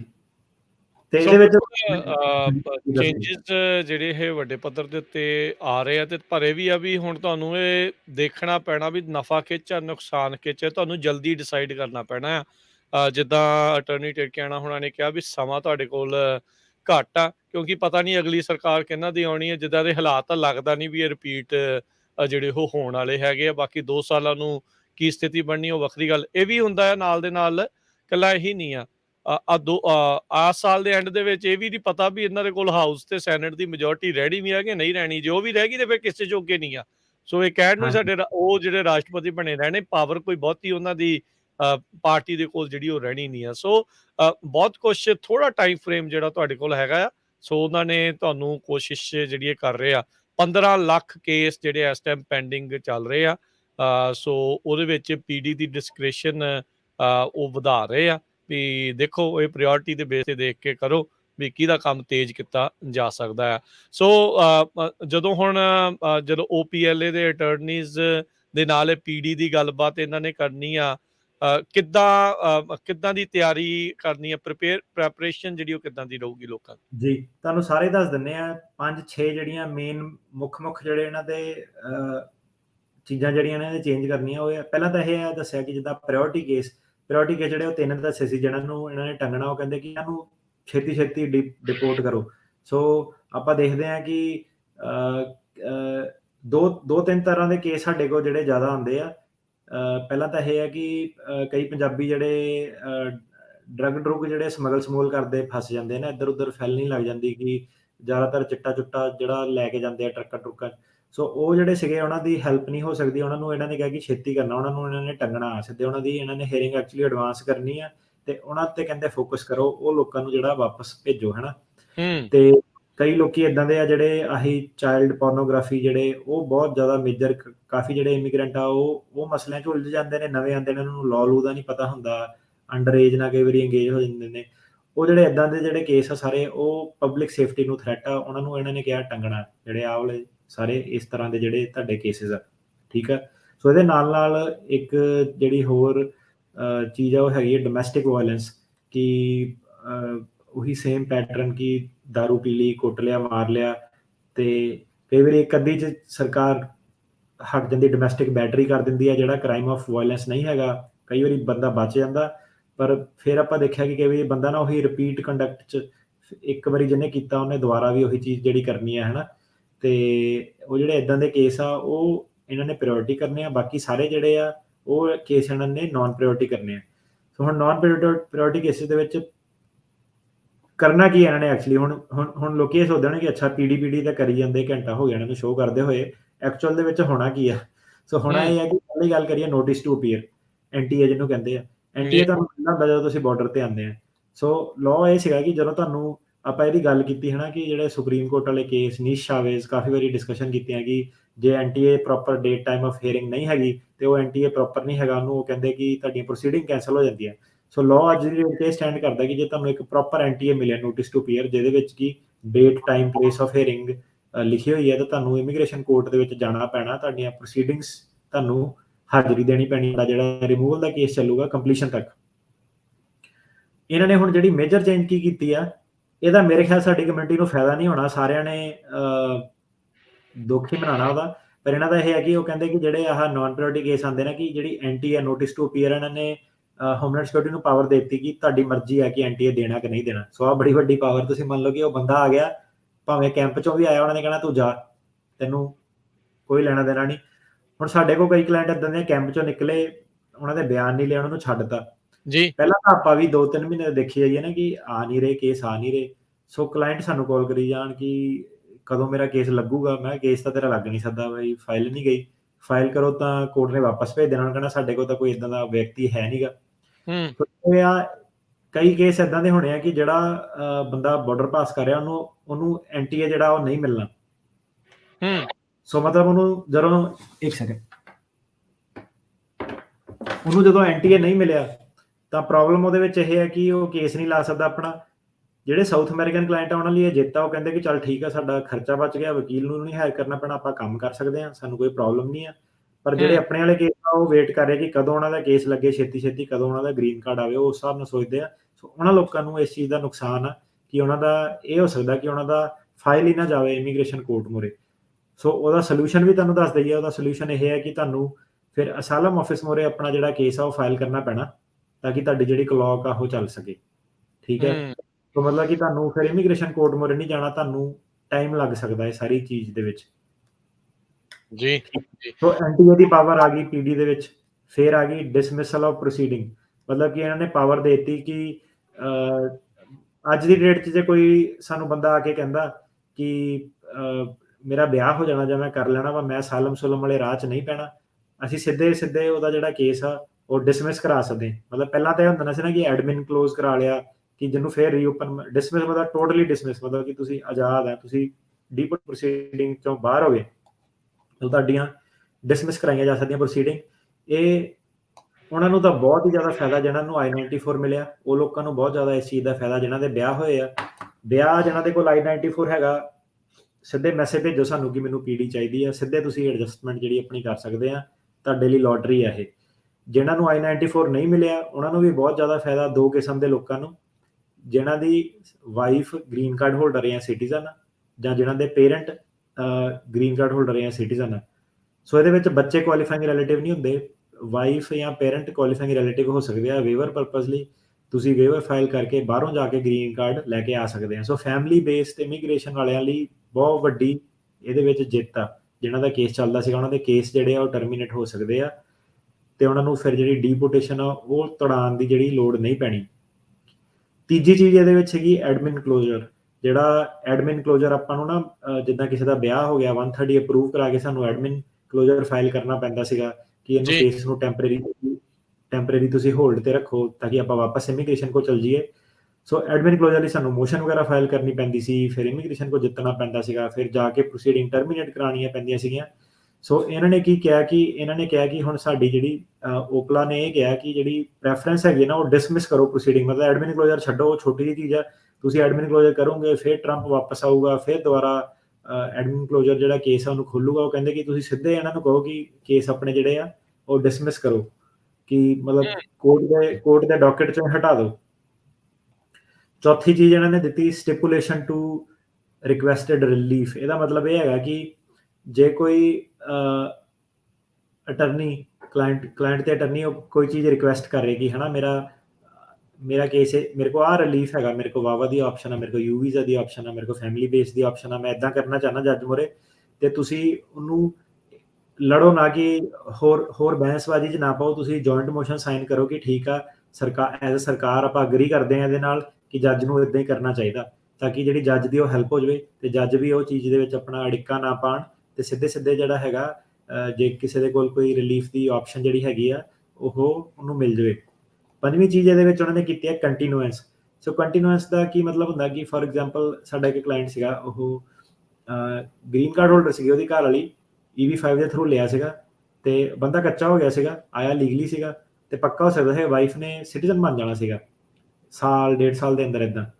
ਤੇ ਜਦੋਂ ਟਰੰਪ ਐਡਮਿਨਿਸਟ੍ਰੇਸ਼ਨ ਸੀਗੀ, ਸਰਕਾਰ ਇੰਨੀ ਸਟ੍ਰਿਕਟ ਸੀਗੀ ਕਿ ਜਿੱਦਾਂ ਉਹ ਵਾਲਾ ਕੇਸ ਆ ਉਹ ਬੰਦੇ ਨੂੰ ਮੌਕਾ ਹੀ ਨਹੀਂ ਦੇ ਰਹੇ ਸੀ। ਉਹ ਕਹਿੰਦੇ ਕਿ ਨਹੀਂ ਤੇਰੀ ਪਹਿਲਾਂ ਹੀ ਹੀਅਰਿੰਗ ਕਰਨੀ ਆ, ਤੈਨੂੰ ਡਿਪੋਰਟ ਹੀ ਕਰਨਾ ਆਪਾਂ। ਭਾਵੇਂ ਉਹਨਾਂ ਨੂੰ ਪਤਾ ਸੀਗਾ ਕਿ ਸਾਲ 1.5 ਸਾਲ ਬਾਅਦ ਇਹਦੀ ਘਰ ਵਾਲੀ ਸਿਟੀਜ਼ਨ ਬਣ ਗਈ, ਇਹਨੇ ਪੱਕਾ ਹੋ ਜਾਣਾ, ਪਰ ਉਹ ਚਾਹੁੰਦੇ ਨਹੀਂ ਸੀ ਕਿ ਉਹ ਬੰਦਾ ਪੱਕਾ ਹੋਵੇ। ਤੇ ਫਿਰ ਉਹ ਬੰਦਾ ਮੂਵ ਹੋ ਗਿਆ, ਉਹਨੇ ਵੈਨਿਊ ਚੇਂਜ ਕਰ ਲਿਆ, ਸਿਆਟਲ ਛੁੱਟੋ ਚਲਾ ਗਿਆ ਤੇ ਫਿਰ ਹੁਣ ਵਾਪਸ ਕੈਲੀਫੋਰਨੀਆ ਮੂਵ ਹੋਇਆ। ਮਤਲਬ ਕਿ ਉਹਨੂੰ ਜਿਹੜਾ ਟਾਈਮ ਮਿਲ ਗਿਆ, ਹੁਣ PD ਮੈਮੋ ਆ ਗਿਆ। ਉਹ ਕੇਸਾਂ ਦੇ ਵਿੱਚ ਕੀ ਹੋਇਆ ਕਿ ਹੁਣ ਉਹਨਾਂ ਨੇ ਕਿਹਾ ਕਿ ਕੰਟੀਨਿਊਅਸ ਦੇਣੀ, ਮਤਲਬ ਉਹਨਾਂ ਨੂੰ ਕਿਹਾ ਕਿ ਜਦੋਂ ਤੁਹਾਨੂੰ ਬੰਦਾ ਆ ਕੇ ਕੋਈ ਇਦਾਂ ਦੀ ਚੀਜ਼ ਮੰਗ ਰਿਹਾ ਜੇ ਫਾਇਦਾ ਹੋ ਸਕਦਾ, ਜੇ ਉਹ ਕਹਿ ਰਿਹਾ ਕਿ ਮੈਨੂੰ ਕੰਟੀਨਿਊਅਸ ਚਾਹੀਦੀ ਆ, ਤੁਸੀਂ ਇਹਨੂੰ ਕੰਟੀਨਿਊਅਸ ਦਿਓ ਤਾਂ ਕਿ ਉਹ ਚੀਜ਼ ਦੀ ਵੇਟ ਕਰ ਸਕੇ। ਤੇ ਇਹਦੇ ਨਾਲ ਉਹਨੇ ਇਹ ਕਿਹਾ ਕਿ ਪਰ ਜੇ ਡਿਸਮਿਸਲ ਬੈਟਰ ਆਪਸ਼ਨ ਆ, ਤੁਸੀਂ ਡਿਸਮਿਸ ਕਰੋ, ਕਿਉਂਕਿ ਕੰਟੀਨਿਊਅਸ ਦੇ ਵਿੱਚ ਵੀ ਕੋਰਟ ਦਾ ਟਾਈਮ ਖਰਾਬ ਹੁੰਦਾ। ਤੇ ਉਹਨਾਂ ਨੇ ਕਲਾਇੰਟ ਨੂੰ ਇਹ ਕਿਹਾ ਕਿ ਤੁਸੀਂ ਰੀਜ਼ਨੇਬਲੀ ਕੰਟੀਨਿਊਅਸ ਜਿਹੜੀ ਮੰਗਣੀ ਆ ਤੇ ਟਾਈਮ ਸਰ ਮੰਗਣੀ ਆ, ਕਿ ਇਹ ਨਹੀਂ ਕਿ ਤੁਸੀਂ ਕਹੋ ਕਿ ਮੈਨੂੰ 20 ਵਾਰੀ ਕੰਟੀਨਿਊਅਸ ਦਿਓ, ਤੇ ਤੁਸੀਂ ਸਪਸ਼ਟ ਦੱਸੋ ਕਿ ਤੁਹਾਡਾ ਕੀ ਕੇਸ ਆ, ਕਿੱਦਾਂ ਦਾ ਕੇਸ ਆ, ਕਿੰਨੀ ਕੰਟੀਨਿਊਅਸ ਤੁਹਾਨੂੰ ਚਾਹੀਦੀ ਹੈ। ਸੋ ਕੰਟੀਨਿਊਅਸ ਤੁਹਾਨੂੰ ਜਿਹੜੀ ਆ ਉਹ ਦੇਣੀ ਹੈ। ਸੋ ਕਈ ਵਾਰੀ ਕੀ ਸੀਗਾ ਕਿ ਹੁਣ ਮੈਂ ਕਈ ਵਾਰੀ ਕੇਸ ਫੜ ਲਿਆ ਕਿਸੇ ਦਾ ਲਾਸਟ ਮੂਮੈਂਟ ਤੇ, ਮੈਂ ਉਹਨੂੰ ਕੋਰਟ ਨੂੰ ਕਿਹਾ ਕਿ ਮੈਨੂੰ ਕੰਟੀਨਿਊਅਸ ਦਿਓ 2 ਮਹੀਨੇ ਦੀ। ਮੈਨੂੰ ਤਾਂ ਕਲਾਇੰਟ ਨੇ ਹੁਣੇ ਹਾਇਰ ਕੀਤਾ 5 ਦਿਨ ਪਹਿਲਾਂ, ਜੱਜ ਅੜੀ ਪੈ ਜਾਂਦਾ ਸੀਗਾ ਕਿ ਨਹੀਂ ਤੂੰ ਕੇਸ ਫੜਿਆ ਵਾ, ਤੈਨੂੰ ਲੜਨਾ ਹੀ ਪੈਣਾ ਵਾ। ਸੋ ਉਹ ਸਹੀ ਚੀਜ਼ ਨਹੀਂ ਸੀਗੀ। ਤੇ ਉਹ ਕਹਿੰਦਾ ਕਿ ਜੱਜ ਕਹਿੰਦਾ ਸੀ ਕਿ ਕਲਾਇੰਟ ਕੋ ਤਾਂ 3 ਸਾਲ ਦਾ ਟਾਈਮ ਆਪਾਂ ਦਿੱਤਾ, ਉਹਨੇ ਤਿਆਰੀ ਕਿਉਂ ਨਹੀਂ ਕੀਤੀ। ਮੈਂ ਕਿਹਾ ਮੈਨੂੰ ਤਾਂ ਇਹਨੇ ਹੁਣੇ ਹੀ ਹਾਇਰ ਕੀਤਾ ਕਿਉਂਕਿ ਪੁਰਾਣਾ ਵਕੀਲ ਇਹਦਾ ਰਿਪਰੈਜ਼ੈਂਟ ਨਹੀਂ ਕਰ ਰਿਹਾ ਸੀਗਾ। ਸੋ ਕਈ ਵਾਰੀ ਜੱਜ ਨਾ ਕੰਟੀਨਿਊਅਸ ਨਹੀਂ ਦਿੰਦੇ ਸੀਗੇ, ਸਰਕਾਰ ਅੜ ਜਾਂਦੀ ਸੀ ਕਿ ਨਹੀਂ ਸਾਡਾ ਟਾਈਮ ਖਰਾਬ, ਉਹ ਕਹਿੰਦੇ ਕਿ ਕੰਟੀਨਿਊਅਸ ਦਿਓ। ਸੋ ਮਤਲਬ ਕਿ ਉਹ ਚੀਜ਼ਾਂ 'ਚ ਸਾਨੂੰ ਬਹੁਤ ਫਾਇਦਾ ਹੋਣਾ। ਅਪੀਲ ਜਿਹੜੀ ਹੈਗੀ ਪਰਸਨਲ, ਮਤਲਬ ਕਿ ਜਦੋਂ ਕਈ ਵਾਰੀ ਕੀ ਹੁੰਦਾ ਸੀਗਾ ਕਿ ਜੱਜ ਨੇ ਸਾਡੇ ਫੇਵਰ 'ਚ ਕੇਸ ਦੇ ਦਿੱਤਾ, ਪਰ ਸਰਕਾਰੀ ਵਕੀਲ ਬੜਾ ਤਿੱਖਾ ਜਿਹਾ ਸੀਗਾ, ਉਹਨੂੰ ਲੱਗਦਾ ਸੀਗਾ ਕਿ ਇਹ ਜੱਜ ਨੇ ਨਾ ਗਲਤ ਫੈਸਲਾ ਦਿੱਤਾ। ਸਰਕਾਰੀ ਵਕੀਲ ਵੀ ਕਈ ਵਾਰੀ ਤੇਜ਼ ਹੁੰਦੇ, ਕਾਫੀ ਜੱਜਾਂ ਤੋਂ ਵੀ ਤੇਜ਼ ਹੋ ਸਕਦੇ ਨੇ। ਸਰਕਾਰੀ ਵਕੀਲ ਕਈ ਵਾਰੀ ਕੀ ਕਰਦੇ ਸੀਗੇ, ਤੁਸੀਂ ਕੇਸ ਜਿੱਤ ਗਏ, ਸਰਕਾਰ ਅਪੀਲ ਕਰ ਦਿੰਦੀ ਸੀਗੀ, ਮਤਲਬ ਕਿ ਤੁਹਾਡਾ ਜਿੱਤਾ ਹਰਾਉਂਦੇ ਕਿ ਨਹੀਂ ਇਹਨਾਂ ਨੇ ਗਲਤ ਕੀਤਾ, ਇਹਨਾਂ ਨੇ ਟੈਰਰਿਸਟ ਬਾਰ ਨਹੀਂ ਲਾਈ, ਇਹਨਾਂ ਨੇ ਆਹ ਚੀਜ਼ ਨਹੀਂ ਦੇਖੀ। ਸੋ ਉਹਨਾਂ ਨੇ ਕਿਹਾ ਕਿ ਸਰਕਾਰੀ ਵਕੀਲ ਨੂੰ ਇਹ ਹਦਾਇਤ ਦਿੱਤੀ ਹੈ ਕਿ ਤੁਸੀਂ ਕੋਸ਼ਿਸ਼ ਕਰਨੀ ਹੈ ਕਿ ਤੁਸੀਂ ਅਪੀਲਾਂ ਫਾਈਲ ਨਹੀਂ ਕਰਨੀਆਂ। ਜੇ ਰਿਲੀਫ ਗ੍ਰਾਂਟ ਹੋ ਗਿਆ ਤਾਂ ਗ੍ਰਾਂਟ ਹੋ ਗਿਆ, ਤੇ ਤੁਸੀਂ ਪ੍ਰਾਇਓਰਟੀ ਕੇਸ ਵੱਲ ਜਿਹੜਾ ਉਹ ਫੋਕਸ ਕਰੋ, ਤੇ ਜਿਹੜੀ ਅਪੀਲ ਪੂਲ ਆ ਉਹ ਵਾਲੇ ਚੱਕਰ ਜਿਹੜੇ ਸਾਰੇ ਛੱਡ ਦਿਓ। ਸੋ ਐਗਜ਼ਾਮਪਲ ਦਿੰਦਾ, ਇੱਕ ਸਾਡਾ ਕੇਸ ਸੀਗਾ ਫਰੈਜ਼ਨੋ ਇਲਾਕੇ ਤੋਂ, ਉਹ ਬੰਦਾ 90s ਦੇ ਵਿੱਚ ਆਇਆ ਸੀਗਾ, ਤੇ ਉਹਦੇ ਉੱਤੇ ਉਹਨਾਂ ਨੇ ਟੈਰਰਿਸਟ ਬਾਰ ਲਾਈ। ਟੈਰਰਿਸਟ ਬਾਰ ਇਸ ਹਿਸਾਬ ਨਾਲ ਲਾਈ ਕਿ ਉਹਨੂੰ ਸਵਾਲ ਜਵਾਬ ਜਦੋਂ ਪੁੱਛੇ ਕਿ ਉਦੋਂ ਜਦੋਂ ਖਾਲਿਸਤਾਨ ਦੇ ਲੋਕੀ ਜਦੋਂ ਆਉਂਦੇ ਸੀਗੇ 1980s, ਉਹ ਵਾਲਾ ਜਿਹੜਾ ਦੌਰ ਸੀਗਾ, ਤੇ ਉਦੋਂ ਕਿਸੇ ਦੇ ਘਰ ਆ ਜਾਂਦੇ ਸੀਗੇ, ਕਈ ਵਾਰੀ ਲੋਕੀ ਰੋਟੀ ਦਿੰਦੇ ਸੀਗੇ, ਪਾਣੀ ਪੂਣੀ ਪਿਲਾ ਦਿੰਦੇ ਸੀਗੇ, ਹੈ ਨਾ। ਸੋ ਤੁਹਾਨੂੰ ਪਤਾ ਨਹੀਂ ਲੱਗਦਾ ਸੀਗਾ ਕੌਣ ਪੁਲਿਸ ਆ, ਕੌਣ ਜੈਨੂਇਨ ਲੋਕ ਆ, ਕੌਣ ਜਿਹੜੇ ਹੈਗੇ ਆ ਉਹ ਸਿੱਧੇ ਜਿਹੜੇ ਪਾਕਿਸਤਾਨ ਵਾਲੇ ਜਿਹੜੇ ਬੰਦੇ ਛੱਡੇ ਹੋਏ ਉਹ ਆ। ਸੋ ਡਿਸਟਿੰਗੁਇਸ਼ ਕਰਨਾ ਬਹੁਤ ਔਖਾ ਸੀਗਾ ਕਿ ਕੌਣ ਫਰੀडम फाइटर ਆ, ਕੌਣ। ਸੋ ਲੋਕੀ ਕਈ ਡਰਦੇ ਮਾਰੇ ਵੀ ਉਹ ਕਹਿੰਦੇ ਸੀ ਕਿ ਠੀਕ ਆ, ਆਪਾਂ ਪੰਗੇ 'ਚ ਕੱਲ੍ਹ ਹੀ ਪੈਣਾ, ਕਿਸੇ ਨੂੰ ਪਾਣੀ ਪਿਲਾਤਾ, ਕਿਸੇ ਨੂੰ ਉਹ ਕਰਤਾ। ਸੋ ਉਹਨਾਂ ਨੇ ਇੱਕ ਸੰਸਥਾ ਸੀਗੀ, ਮੈਂ ਸੰਸਥਾ ਦਾ ਨਹੀਂ ਨਾਮ ਲੈਣਾ ਚਾਹੁੰਦਾ, ਉਹਨਾਂ ਨੇ ਇਮੀਗ੍ਰੇਸ਼ਨ ਵਾਲਿਆਂ ਨੇ ਕਲਾਸੀਫਾਈ ਕੀਤਾ ਕਿ ਜਿਹੜੀ ਇਹ ਵਾਲੀ ਸੰਸਥਾ ਵਾ ਇਹ Tier 3 ਆਰਗੇਨਾਈਜੇਸ਼ਨ ਆ, ਮਤਲਬ ਕਿ ਇਹਨੂੰ ਆਪਾਂ ਟੈਰਰਿਸਟ ਆਰਗੇਨਾਈਜੇਸ਼ਨ ਸਮਝਦੇ ਹਾਂ। ਸੋ ਉਹ ਜਿਹੜਾ ਬੰਦਾ ਸੀਗਾ, ਉਹ ਜਿਹੜੀ ਸੰਸਥਾ ਨੇ ਉਹਦੇ ਘਰੇ ਆ ਕੇ ਉੱਤੇ AK-47 ਰੱਖ ਕੇ ਉਹਦੇ ਸਿਰ ਦੇ ਉੱਤੇ ਉਹਨੂੰ ਰੋਟੀ ਜਿੱਦਾਂ ਕਿ ਹੈ ਨਾ ਕਿ ਖਿਲਾਉਤਾ। ਉਹ ਬੰਦਾ ਨੇ ਬੇਸਿਕਲੀ ਕਿਹਾ ਕਿ ਮੇਰੇ ਕੋਲ ਆਪਸ਼ਨ ਨਹੀਂ ਸੀਗੀ, ਮੈਨੂੰ ਕਰਨਾ ਹੀ ਪੈਣਾ ਸੀਗਾ ਜੋ ਵੀ ਸੀਗਾ, ਬਸ ਉਹਦਾ ਇੰਨਾ ਸੀਗਾ। ਬਾਕੀ ਸਾਰਾ ਉਹਦਾ ਨੋਰਮਲ ਕੇਸ ਸੀਗਾ, ਹਰੇਕ ਚੀਜ਼ ਉਹਦੀ ਐਡ ਹੁੰਦੀ ਸੀਗੀ। ਜੱਜ ਨੇ ਉਹਨੂੰ ਕਿਹਾ ਕਿ ਤੇਰੇ ਤੇ ਟੈਰਰਿਸਟ ਬਾਰ ਲੱਗੀ ਆ। ਉਦੋਂ ਜਿਹੜਾ ਟਰੰਪ ਐਡਮਿਨਿਸਟ੍ਰੇਸ਼ਨ ਸੀਗੀ, ਉਹਨੇ ਕਿਹਾ ਕਿ ਭਾਵੇਂ ਕੋਈ ਵੀ ਕਿਸਮ ਦੀ ਹੈਲਪ ਦੇ ਦਿੱਤੀ ਆ, ਭਾਵੇਂ ਤੁਹਾਡੇ ਸਿਰ ਤੇ ਬੰਦੂਕ ਰੱਖੀ ਆ, ਉਹ ਹੈਲਪ ਜਿਹੜੀ ਹੈਗੀ ਉਹ ਮਟੀਰੀਅਲ ਸਪੋਰਟ ਆ, ਮਤਲਬ ਤੁਸੀਂ ਮਟੀਰੀਅਲ ਸਪੋਰਟ ਦਿੱਤੀ ਆ Tier 3 ਟੈਰਰਿਸਟ ਆਰਗੇਨਾਈਜੇਸ਼ਨ ਨੂੰ, ਇਹਦੇ ਕਰਕੇ ਤੁਹਾਨੂੰ ਅਸਾਈਲਮ ਦਾ ਕੇਸ ਜਿਹੜਾ ਨਹੀਂ ਮਿਲ ਸਕਦਾ। ਸੋ ਸਿਰਫ ਇਸ ਗੱਲ ਕਰਕੇ, ਹੈ ਨਾ। ਤੇ ਜਿਹੜੀ ਜੱਜ ਸੀਗੀ, ਕਿਉਂਕਿ ਉਹਦਾ ਟੌਰਚਰ ਹੋਇਆ ਸੀਗਾ ਬੰਦੇ ਦਾ, ਲਾਸ਼ਾਂ ਸੀਗੀਆਂ, ਕਾਫੀ ਮਤਲਬ ਸਬੂਤ ਸੀਗਾ ਬੰਦੇ ਕੋਲ, ਤਾਂ ਜਿਹੜੀ ਜੱਜ ਨੇ ਸੀਗੀ ਉਹਨੂੰ cat relief convention against torture grant ਕਰਤਾ। ਸੋ ਟੈਰਰਿਸਟ ਬਾਰ ਕੈਟ ਰਿਲੀਫ ਤੇ ਨਹੀਂ ਲੱਗਦੀ। ਕੈਟ ਰਿਲੀਫ ਹੈਗਾ ਜੇ ਤੁਹਾਡੇ ਨਾਲ ਟੌਰਚਰ ਹੋਇਆ, ਫਿਰ ਭਾਵੇਂ ਜੋ ਮਰਜ਼ੀ ਆ, ਭਾਵੇਂ ਤੁਸੀਂ ਕ੍ਰਿਮੀਨਲ ਆ, ਜੋ ਵੀ ਆ, ਤੁਹਾਨੂੰ ਕੈਟ ਰਿਲੀਫ ਜ਼ਰੂਰ ਮਿਲਦਾ। ਸੋ ਜਿਹੜੀ ਉਹ ਬੰਦਾ ਸੀਗਾ, ਉਹ ਕਹਿੰਦਾ ਮੈਨੂੰ ਗ੍ਰੀਨ ਕਾਰਡ ਚਾਹੀਦਾ। ਆਪਾਂ ਅਪੀਲ ਕੀਤੀ, ਜਿਹੜੀ ਸਰਕਾਰ ਸੀਗੀ ਉਹਨੇ, ਉਹ ਸਰਕਾਰੀ ਵਕੀਲ ਇੰਨਾ ਤਿੱਖਾ ਸੀਗਾ, ਉਹਨੇ ਆਪਣਾ ਜਿਹੜੀ ਸਾਨੂੰ ਕੈਟ ਰਿਲੀਫ ਜਿਹੜਾ ਜੱਜ ਨੇ ਗ੍ਰਾਂਟ ਕੀਤਾ, ਉਹਨੇ ਕੈਟ ਰਿਲੀਫ ਦੇ ਖਿਲਾਫ ਵੀ ਅਪੀਲ ਫਾਈਲ ਕਰਤੀ ਕਿ ਨਹੀਂ, ਇਹਦਾ ਨਾ ਕੈਟ ਰਿਲੀਫ ਵੀ ਜਿਹੜਾ ਵਾਪਸ ਲੈ ਲਓ, ਉਹਦਾ ਕੇਸ ਪੈਂਡਿੰਗ ਸੀਗਾ। ਅੱਛਾ। ਫਿਰ ਬਾਈਡਨ ਐਡਮਿਨਿਸਟ੍ਰੇਸ਼ਨ ਆ ਗਈ। ਬਾਈਡਨ ਐਡਮਿਨਿਸਟ੍ਰੇਸ਼ਨ ਨੇ ਜਿਹੜਾ ਆਪਾਂ ਰੇਡੀਓ ਸ਼ੋਅ ਤੇ ਕੇਸ ਡਿਸਕਸ ਕੀਤਾ, ਮੈਟਰ ਆਫ ਨਗੀਸ ਕੀ ਕਹਿੰਦਾ ਕਿ ਮੈਟਰ ਆਫ ਨਗੀਸ ਦੇ ਵਿੱਚ ਕੀ ਹੋਣਾ ਕਿ ਜਿਹੜਾ ਬਾਈਡਨ ਦਾ ਅਟਰਨੀ ਜਨਰਲ ਹੈਗਾ, ਉਹਨੇ ਉਹ ਚੀਜ਼ਾਂ ਚੇਂਜ ਕਰਨੀਆਂ ਕਿ ਜਿਹੜੀ ਮਟੀਰੀਅਲ ਸਪੋਰਟ ਹੈਗੀ ਆ ਉਹ ਕੀ ਹੈਗੀ ਆ। ਉਹਨਾਂ ਨੇ ਬੇਸਿਕਲੀ ਮੇਰੇ ਖਿਆਲ 'ਚ ਜਿਹੜੀ ਮੈਟਰ ਆਫ ਨਗੀਸ ਆ ਉਹ ਇਹ ਚੀਜ਼ ਚੇਂਜ ਕਰੂਗੇ ਕਿ ਉਹ ਇਹ ਤੁਹਾਡੇ ਬੰਦੂਕ ਰੱਖ ਕੇ ਉਹਨਾਂ ਨੇ ਤੁਹਾਡੇ ਕੋਲ ਪਾਣੀ ਪੂਣੀ ਪੀਤਾ, ਰੋਟੀ ਖਾਧੀ ਆ, ਉਹਨੂੰ ਤੁਸੀਂ ਟੈਰਰਿਸਟ ਬਾਰ ਦੇ ਥੱਲੇ ਨਹੀਂ ਕਰ ਸਕਦੇ। ਹੁਣ ਆ ਜਿਹੜਾ ਬੰਦਾ ਵਾ, ਇਹਦਾ ਕੇਸ ਜਿਹੜਾ ਹੈਗਾ ਮੈਟਰ ਆਫ ਨਗੀਸ ਦੇ ਉੱਤੇ ਪੈਂਡਿੰਗ ਹੈ। ਮੰਨ ਲਓ ਇਹਦਾ ਬਰੀਫਿੰਗ ਸਕੈਜੂਲ ਆ ਜਾਂਦਾ, ਪਹਿਲਾਂ ਮੈਂ ਲਟਕੇ ਹੋਇਆ ਸੀਗਾ, ਹੁਣ ਮੈਂ ਸਰਕਾਰੀ ਵਕੀਲ ਨੂੰ ਇਹ ਕਹਿ ਸਕਦਾ ਕਿ ਦੇਖ ਮੈਟਰ ਆਫ ਨਗੀਸ ਦੀ ਮੈਨੂੰ ਵੇਟ ਕਰਨੀ ਪੈਣੀ ਹੈ, ਤੂੰ ਮੈਨੂੰ ਕੰਟੀਨਿਊਅਸ ਦੇ, ਮਤਲਬ ਕਿ ਮੈਨੂੰ ਇੱਕ ਇਹਨਾਂ ਨੇ ਹੋਰ ਟੂਲ ਦਿੱਤਾ ਉਹਦਾ ਕੇਸ ਪੋਸਟਪੋਨ ਕਰਨ ਦਾ, ਤਾਂ ਕਿ ਮੈਂ ਮੈਟਰ ਆਫ ਨਗੀਸ ਦੀ ਜਿਹੜੀ ਆ ਉਹ ਵੇਟ ਕਰ ਸਕਾਂ। ਤੇ ਜਿਹੜਾ ਆਪਾਂ ਮੁੱਦੇ ਤੇ ਗੱਲ ਕਰ ਰਹੇ ਕਿ ਅਪੀਲ ਅੱਗੇ ਪਰਸੂ ਨਹੀਂ ਕਰਨੀ, ਸਰਕਾਰ ਨੂੰ ਉਹਨਾਂ ਨੇ ਪਾਵਰ ਦੇ ਦਿੱਤੀ ਹੈ ਕਿ ਤੁਸੀਂ ਜਿਹੜੀ, ਜਿੱਦਾਂ ਉਹਨੇ ਕੈਟ ਰਿਲੀਫ ਚੈਲੰਜ ਕੀਤਾ ਸੀਗਾ, ਉਹਨਾਂ ਨੇ ਹੁਣ ਪਾਵਰ ਦੇ ਦਿੱਤੀ ਕਿ ਜੇ ਬੰਦਾ ਤੁਹਾਨੂੰ ਸਹੀ ਲੱਗ ਰਿਹਾ, ਤੁਸੀਂ ਆਪਣਾ ਟਾਈਮ ਖਰਾਬ ਨਾ ਕਰੋ, ਤੁਹਾਨੂੰ ਇਦਾਂ ਦੇ ਕੈਟ ਰਿਲੀਫ ਜਾਂ ਉਹ ਚੇਂਜ ਨਹੀਂ ਕਰਨੇ ਚਾਹੀਦੇ। ਸੋ ਹੁਣ ਆ ਜਿਹੜਾ ਕਲਾਇੰਟ ਆ ਸਾਡਾ, ਇਹਦੀ ਮੈਂ ਉਹ ਚੀਜ਼ ਦੇ ਵਿੱਚ ਫਸਿਆ ਹੋਇਆ ਕਿ ਮੈਟਰ ਆਫ ਨਗੀਸ ਪਹਿਲਾਂ ਪਾਸ ਹੁੰਦਾ ਕਿ ਇਹਦਾ ਬਰੀਫਿੰਗ ਸਕੈਜੂਲ ਪਹਿਲਾਂ ਆਉਂਦਾ, ਪਰ ਇਹ ਹੈ ਕਿ ਮੇਰੇ ਕੋਲ ਹੁਣ 2 ਆਪਸ਼ਨਸ ਆ ਗਈਆਂ, ਮੇਰੇ ਕੋਲ 2 ਨਹੀਂ 3 ਆ ਗਈਆਂ। ਮੇਰੇ ਕੋਲ ਇੱਕ ਆ ਗਿਆ ਕਿ ਮੈਂ ਸਰਕਾਰ ਨੂੰ ਕਹਿ ਸਕਦਾ ਕਿ ਤੁਸੀਂ ਆਪਣੀ ਅਪੀਲ ਵਾਪਸ ਲੈ ਲਓ। ਜੇ ਬੰਦਾ ਮੈਨੂੰ ਕਹਿੰਦਾ ਕਿ ਮੈਨੂੰ ਗ੍ਰੀਨ ਕਾਰਡ ਨਹੀਂ ਚਾਹੀਦਾ, ਮੈਨੂੰ ਵਰਕ ਪਰਮਿਟ ਦਵਾ ਸਕਦਾ ਕਿ ਤੁਸੀਂ ਅਪੀਲ ਵਾਪਸ ਲੈ ਲਓ, ਸਟੋਰੀ ਇੱਥੇ ਓਵਰ ਹੈ ਨਾ। ਅਗਲੇ ਹਫਤੇ ਮੈਨੂੰ ਫੋਨ ਕਰੋ, ਮੈਂ ਇੱਦਾਂ ਕਿ ਤੂੰ ਜੇ ਵਰਕ ਪਰਮਿਟ ਲੈ ਸਕਦਾ, ਮੈਂ ਤੇਰਾ ਕੇਸ ਡਿਸਮਿਸ ਕਰਾ ਸਕਦਾ। ਜੇ ਉਹ ਕਹਿੰਦਾ ਕਿ ਨਹੀਂ ਮੈਨੂੰ ਉਹ ਚਾਹੀਦਾ, ਫਿਰ ਇੱਦਾਂ ਕਿ ਮੈਂ ਸਰਕਾਰ ਨੂੰ ਕਹਿ ਸਕਦਾ ਮੇਰਾ ਕੇਸ ਕੰਟੀਨਿਊ ਕਰੋ। ਕੰਟੀਨਿਊਅਸ ਦੀ ਪਾਵਰ ਆ ਗਈ ਹੈ ਸਾਡੇ ਕੋਲ, ਕਿਉਂਕਿ ਮੈਂ ਮੈਟਰ ਆਫ ਨਗੀਸ ਦੀ ਜਿਹੜੀ ਉਹ ਵੇਟ ਕਰਨੀ ਚਾਹੁੰਦਾ। ਪਰ ਹੁਣ ਇੱਦਾਂ ਕਿ ਟਾਈਮ ਲਾਈਨ ਇਸ ਹਿਸਾਬ ਨਾਲ ਕਿ ਮੈਨੂੰ ਇਹ ਵੀ ਦੇਖਣਾ ਪੈਣਾ ਕਿ ਅਗਲੀ ਰਿਪਬਲਿਕਨ ਸਰਕਾਰ ਤਾਂ ਨਹੀਂ ਆ ਜਾਂਦੀ, ਕਿਉਂਕਿ ਜੇ ਉਹ ਆ ਗਈ ਉਹਨਾਂ ਨੇ ਸਾਰੀ ਜਿਹੜੀ ਆ ਗੇਮ ਚੇਂਜ ਕਰ ਦੇਣੀ ਆ। ਸੋ ਜਿਹੜੇ ਕੇਸ ਆਏ ਇੱਦਾਂ ਦੀਆਂ ਘੁੰਮਣ ਘੇਰੀਆਂ 'ਚ ਥੋੜ੍ਹੇ ਜਿਹੇ ਫਸੂਗੇ। ਤੇ ਜਿਹੜੇ ਲੋਕੀ ਆ ਸੁਣ ਰਹੇ ਆ ਇਸ ਵੇਲੇ, ਤੁਸੀਂ ਜੇ ਬਾਹਲੀ ਸਿਰਦਰਦੀ ਕੈਲਕੂਲੇਸ਼ਨਾਂ 'ਚ ਨਹੀਂ ਪੈਣਾ ਚਾਹੁੰਦੇ, ਚੁੱਪ ਕਰਕੇ ਆਪਣਾ ਜਿਹੜਾ PD ਲੈ ਲਓ, ਵਰਕ ਪਰਮਿਟ ਮਿਲੂਗਾ, ਰਹਿਣ ਦੀ ਪਰਮਿਸ਼ਨ ਮਿਲੂਗੀ। ਜੇ ਇੱਦਾਂ ਦੇ ਤੁਹਾਡੇ ਟੈਕਨੀਕਲ ਕੇਸ ਹੈਗੇ ਆ ਤੇ ਘੱਟੋ ਘੱਟ ਇਹ ਹੈਗਾ ਤੁਹਾਨੂੰ ਵਾਪਸ ਡੀਪੋਰਟੇਸ਼ਨ ਹੀ ਲੱਗੂਗੀ। ਤੇ ਸਭ ਤੋਂ ਵੱਡੀ ਚੀਜ਼ ਜੁਆਇੰਟ ਮੋਸ਼ਨ ਟੂ ਰੀਓਪਨ, ਕਿ ਪਹਿਲਾਂ ਜਿੱਦਾਂ ਕਿਸੇ ਦਾ ਸਰਕਿਟ ਕੋਰਟ ਕੋ ਕੇਸ ਡਿਨਾਈ ਹੋ ਗਿਆ ਹੈ ਨਾ, ਤਾਂ ਉਹ ਬੰਦੇ ਦੀ ਗੇਮ ਓਵਰ ਹੋ ਜਾਂਦੀ ਸੀਗੀ, ਕੋਈ ਉਹਨੂੰ ਹੱਕ ਨਹੀਂ ਹੁੰਦਾ ਸੀ। ਹੁਣ ਇਹ ਹੈ ਕਿ ਜੁਆਇੰਟ ਮੋਸ਼ਨ ਟੂ ਰੀਓਪਨ, ਮਤਲਬ ਕਿ ਮੇਰੇ ਕੋਲ ਜੇ ਇੱਕ ਤਗੜਾ ਕੇਸ ਹੈਗਾ, ਭਾਵੇਂ ਕਿਸਾਨੀ ਮੁੱਦਾ, ਭਾਵੇਂ ਕੋਈ ਵੀ ਹੈਗਾ, ਜਿਹਨਾਂ ਦੇ ਹਾਰੇ ਹੋਏ ਕੇਸ ਆ, ਉਹਦੇ ਜਿਹੜੇ ਕੇਸ ਹੈਗੇ ਆ ਉਹਨੂੰ ਆਪਾਂ ਰੀਓਪਨ ਕਰਾ ਸਕਦੇ ਹਾਂ। ਰੀਓਪਨ ਕਰਾ ਕੇ ਆਪਾਂ ਡਿਸਮਿਸ ਕਰਾ ਸਕਦੇ ਹਾਂ, ਜਿਹਦੇ ਨਾਲ ਕਿ I-94 ਵਾਲਿਆਂ ਨੂੰ ਬਹੁਤ ਫਾਇਦਾ ਹੋਊਗਾ। ਅਤੇ ਜਿਹਨਾਂ ਕੋਲ ਨਹੀਂ I-94 ਆ, ਉਹ ਕੰਟਰੀ ਆਊਟ ਕਰਕੇ ਜੇ ਆਪਣੀ ਘਰ ਵਾਲੀ ਦੇ ਥਰੂ ਜਾਂ ਆਪਣੇ ਪੇਰੈਂਟਸ ਦੇ ਥਰੂ ਵੇਵਰ ਲੈ ਕੇ ਜਾ ਸਕਦੇ ਆ, ਉਹਨਾਂ ਨੂੰ ਬਹੁਤ ਫਾਇਦਾ ਹੋਊਗਾ। ਅਤੇ ਲਾਸਟਲੀ ਇਹਦੇ ਵਿੱਚ ਆ ਗਿਆ ਬੌਂਡ ਪ੍ਰੋਸੀਡਿੰਗ। ਬੌਂਡ ਹੁੰਦਾ ਕਿ ਜਿਹੜੇ ਬਾਰਡਰ ਤੋਂ ਟੱਪ ਕੇ ਆਉਂਦੇ ਆ, ਉਹਦੀ ਬੌਂਡ ਆਈਸ ਨਾ ਬੌਂਡ ਬਣਦੀ ਹੁੰਦੀ ਸੀਗੀ ਕਿ ਨਹੀਂ ਇਹ ਉਹ ਬੰਦੇ ਨੂੰ ਕਹਿੰਦੇ ਜ਼ਿਆਦਾ ਤੂੰ ਜੇਲ੍ਹ 'ਚ ਰਹਿ ਗਿਆ। ਇੱਦਾਂ ਦੇ ਵੀ ਆਪਾਂ ਸੁਣੀਆਂ ਟਰੰਪ ਦੇ ਵਿੱਚ ਐਗਜ਼ਾਮਪਲਾਂ। ਉਹ ਬੰਦਾ ਕਹਿੰਦਾ ਮੈਨੂੰ 2-3 ਸਾਲ ਜੇਲ੍ਹ ਦੇ ਵਿੱਚ ਹੀ ਰਹਿ ਕੇ ਕੇਸ ਲੜਨਾ ਪਿਆ, ਜਾਣਾ ਜਾਨ ਪਾਸ ਹੋ ਗਿਆ, ਇਹਨਾਂ ਨੇ ਮੇਰਾ ਬੌਂਡ ਨਹੀਂ ਪਾਸ ਕੀਤਾ। ਉਹ ਬੇਸਿਕਲੀ ਇਹਨਾਂ ਨੂੰ ਇਹ ਕਹਿ ਰਹੇ ਆ ਕਿ ਜੇ ਬੰਦਾ ਖਤਰਾ ਨਹੀਂ ਹੈਗਾ, ਤੁਸੀਂ ਇਹਨੂੰ ਨਾ ਬੌਂਡ ਪ੍ਰੋਸੀਡਿੰਗ ਦਿਓਗੇ ਆਈਸ ਵਾਲਿਆਂ ਨੂੰ ਕਿ ਤੁਸੀਂ ਆਪਣੇ ਲੈਵਲ 'ਤੇ ਇਹਨਾਂ ਨੂੰ ਜਿਹੜਾ ਬੌਂਡ ਆ ਦੇ ਕੇ ਛੱਡੋ। ਸੋ ਆਉਣ ਵਾਲੇ ਕੇਸਾਂ ਦੇ ਵਿੱਚ ਇਹ ਹੈਗਾ ਕਿ ਜਿਹੜੇ ਲੋਕੀ ਆਊਗੇ ਉਹਨਾਂ ਨੂੰ ਥੋੜ੍ਹਾ ਛਡਾਉਣ 'ਚ ਬਹੁਤ ਹੈਲਪ ਹੋ ਜੂਗੀ ਸਾਨੂੰ, ਕਿ ਆਈਸ ਵਾਲਿਆਂ ਕੋਲ ਸਿੱਧੇ ਆਪਾਂ ਓਪਲਾ ਅਟਰਨੀ ਦੇ ਥਰੂ ਜਾ ਕੇ ਉਹਨਾਂ ਨੂੰ ਕਹਿ ਸਕਦੇ ਕਿ ਇਹਨੂੰ ਬੌਂਡ ਪ੍ਰੋਸੀਡਿੰਗ ਪਾਓ। ਬੌਂਡ ਵੀ ਉਹ ਕਹਿੰਦੇ ਕਿ ਘੱਟ ਪਾਓ, ਘੱਟ ਮਾਤਰਾ ਵਾਲੇ ਪਾਓ, ਐਵੇਂ ਜੇਲ੍ਹਾਂ ਜੁਲਾਂ 'ਚ ਟੰਗਣ ਦਾ ਕੋਈ ਫਾਇਦਾ ਨਹੀਂ, ਲੋਕਾਂ ਨੂੰ ਛੱਡੋ ਜੇ ਥ੍ਰੈਟ ਥਰੂ ਨਹੀਂ ਹੈਗੇ ਆ। ਸੋ ਬੌਂਡ ਪ੍ਰੋਸੀਡਿੰਗਸ ਦੇ ਵਿੱਚ ਜਿਹੜਾ ਹੈਗਾ ਕਾਫੀ ਜ਼ਿਆਦਾ ਜਿਹੜੀ ਹੈਲਪ ਜਿਹੜੀ ਹੋ ਜਾਣੀ ਹੈ।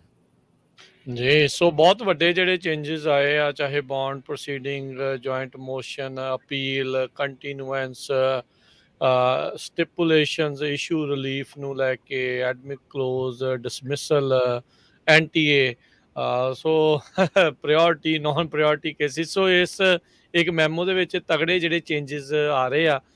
ਜੇ ਤੁਸੀਂ ਬਰੀਫ ਦੇ ਵਿੱਚ ਇੱਕ ਸਮਰਾਈਜ਼ ਕਰ ਦਿਓ ਵੀ ਇਹ ਮੈਮੋ ਕੀ ਜਿਹੜੀਆਂ ਪ੍ਰਾਇਓਰਟੀਜ਼ ਆ, ਕੀ ਜਿਹੜਾ ਇਸ ਦੇ ਵਿੱਚ ਚੇਂਜਸ ਜਿਹੜੇ ਹੈਗੇ, ਮੈਨੂੰ ਪਤਾ ਆਪਾਂ ਵਿਸਥਾਰ ਦੇ ਵਿੱਚ ਸਾਰਾ ਕੁਝ ਜਿਹੜਾ ਉਹ ਦੱਸ ਦਿੱਤਾ, ਵੀ ਕੁਛ ਮਿੰਟਾਂ ਦੇ ਵਿੱਚ ਜੇ ਤੁਸੀਂ ਇਸ ਪੂਰੇ ਮੈਮੋ ਨੂੰ ਸਮਰਾਈਜ਼ ਕਰਨਾ ਹੋਵੇ ਤਾਂ ਜੋ ਆਪਣੇ ਦਰਸ਼ਕ ਤੇ ਸਰੋਤਿਆਂ ਨੂੰ ਜਿਹੜਾ ਜਲਦੀ ਪਤਾ ਲੱਗ ਸਕੇ। ਜੀ ਬਿਲਕੁਲ।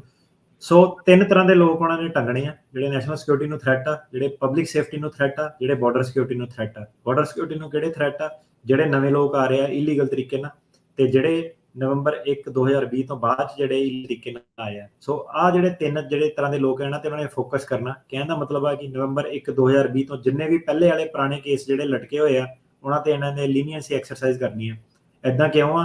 ਕਿਉਂਕਿ ਜੇ ਉਹ ਸਾਰਿਆਂ ਤੇ ਲੀਨੀਅੰਸੀ ਐਕਸਰਸਾਈਜ਼ ਕਰਨ ਲੱਗ ਪੈਣ, ਫਿਰ ਤਾਂ ਖਬਰ ਪੈ ਜਾਣੀ ਕਿ ਬੱਲੇ ਬੱਲੇ ਇਹਨਾਂ ਨੇ ਤਾਂ ਕੁਛ ਕਰਨਾ ਨਹੀਂ, ਤੇ ਇਹਨਾਂ ਦੀਆਂ ਪ੍ਰੋਬਲਮਾਂ ਦੁੱਗਣੀਆਂ ਹੋ ਜਾਂਦੀਆਂ। ਸੋ ਇਹ ਹੈ ਕਿ ਨਵੇਂ ਵਾਲਿਆਂ ਨੂੰ ਇਹਨਾਂ ਨੇ ਬਿਲਕੁਲ ਟੰਗਣਾ। ਸੋ ਨਵੇਂ ਵਾਲਿਆਂ ਦੀ ਜੇ ਗੱਲ ਕਰੀਏ, ਉਹਨਾਂ ਦੇ ਲਈ ਇੱਕ ਨਵਾਂ ਸਿਸਟਮ ਜਿਹੜਾ ਜਾ ਰਿਹਾ ਕਿ ਛੇਤੀ ਉਹਨਾਂ ਦੀਆਂ ਹੀਅਰਿੰਗ ਜਿਹੜੀਆਂ ਆਪਾਂ ਦੱਸਿਆ ਸੀਗਾ ਕਿ 6 ਮਹੀਨੇ ਦੇ ਅੰਦਰ ਅੰਦਰ ਨਿਪਟਾਰਾ ਜਿਹੜਾ ਉਹਨਾਂ ਦਾ ਉਹ ਇਹਨਾਂ ਨੇ ਕਰ ਦੇਣਾ। ਉਹਦੇ ਵਿੱਚ ਪਰਸਨਲ ਮੇਰਾ ਓਪੀਨੀਅਨ ਹੈ ਕਿ ਜਿਹੜੇ ਨਵੇਂ ਲੋਕ ਆ ਉਹਨਾਂ ਕੋਲ ਪੈਸੇ ਪੂਸੇ ਨਹੀਂ ਹੁੰਦੇ, ਵਕੀਲ ਨੂੰ ਫੀਸ ਦੇਣ ਵਾਲੇ ਨਹੀਂ ਹੁੰਦੇ। ਸਾਨੂੰ ਪਤਾ ਵਾ ਇਸ ਗੱਲ ਦਾ। ਕਿੱਦਾਂ ਪਤਾ ਵਾ? ਕਿਉਂਕਿ ਜਿਹੜੀ ਸਾਡੀ ਪਹਿਲੀ ਇੰਸਟਾਲਮੈਂਟ ਆ ਉਹ ਵੀ ਦੇਣ 'ਚ ਲੋਕਾਂ ਨੂੰ ਪ੍ਰੋਬਲਮ ਆ। ਕਿਉਂ? ਕਿਉਂਕਿ ਏਜੰਟ ਰਾਹੀਂ ਪੈਸੇ ਦੇ ਕੇ ਆਏ ਹੁੰਦੇ ਆ। ਨਵਾਂ ਬੰਦਾ ਘਰ ਲੱਭਦਾ, ਖਾਣ ਪੀਣ ਦੇ ਵਾਂਦੇ ਪਏ ਰਹਿੰਦੇ ਆ। 6 ਮਹੀਨੇ ਦੇ ਵਿੱਚ ਮੇਰੇ ਹਿਸਾਬ ਨਾਲ ਵਕੀਲ ਲੱਭ ਕੇ ਪਹਿਲਾਂ ਅਸਾਈਲਮ ਆਫਿਸ ਤੇ ਫਿਰ ਇਮੀਗ੍ਰੇਸ਼ਨ ਕੋਰਟ ਤੇ, ਮੇਰੇ ਹਿਸਾਬ ਨਾਲ ਵਧੀਆ ਸਿਸਟਮ ਨਹੀਂ ਆ। ਜਿਹੜੇ ਹੁਣ ਪੁਰਾਣੇ ਲਟਕੇ ਹੋਏ ਆ ਉਹਨਾਂ ਦਾ ਮੰਨਣਾ ਇਹ ਹੈ ਕਿ ਸਾਨੂੰ 5-5 6-6 ਸਾਲ 10-10 ਸਾਲ ਹੋ ਗਏ ਆ, ਇਹ ਵਧੀਆ ਸਿਸਟਮ ਆ।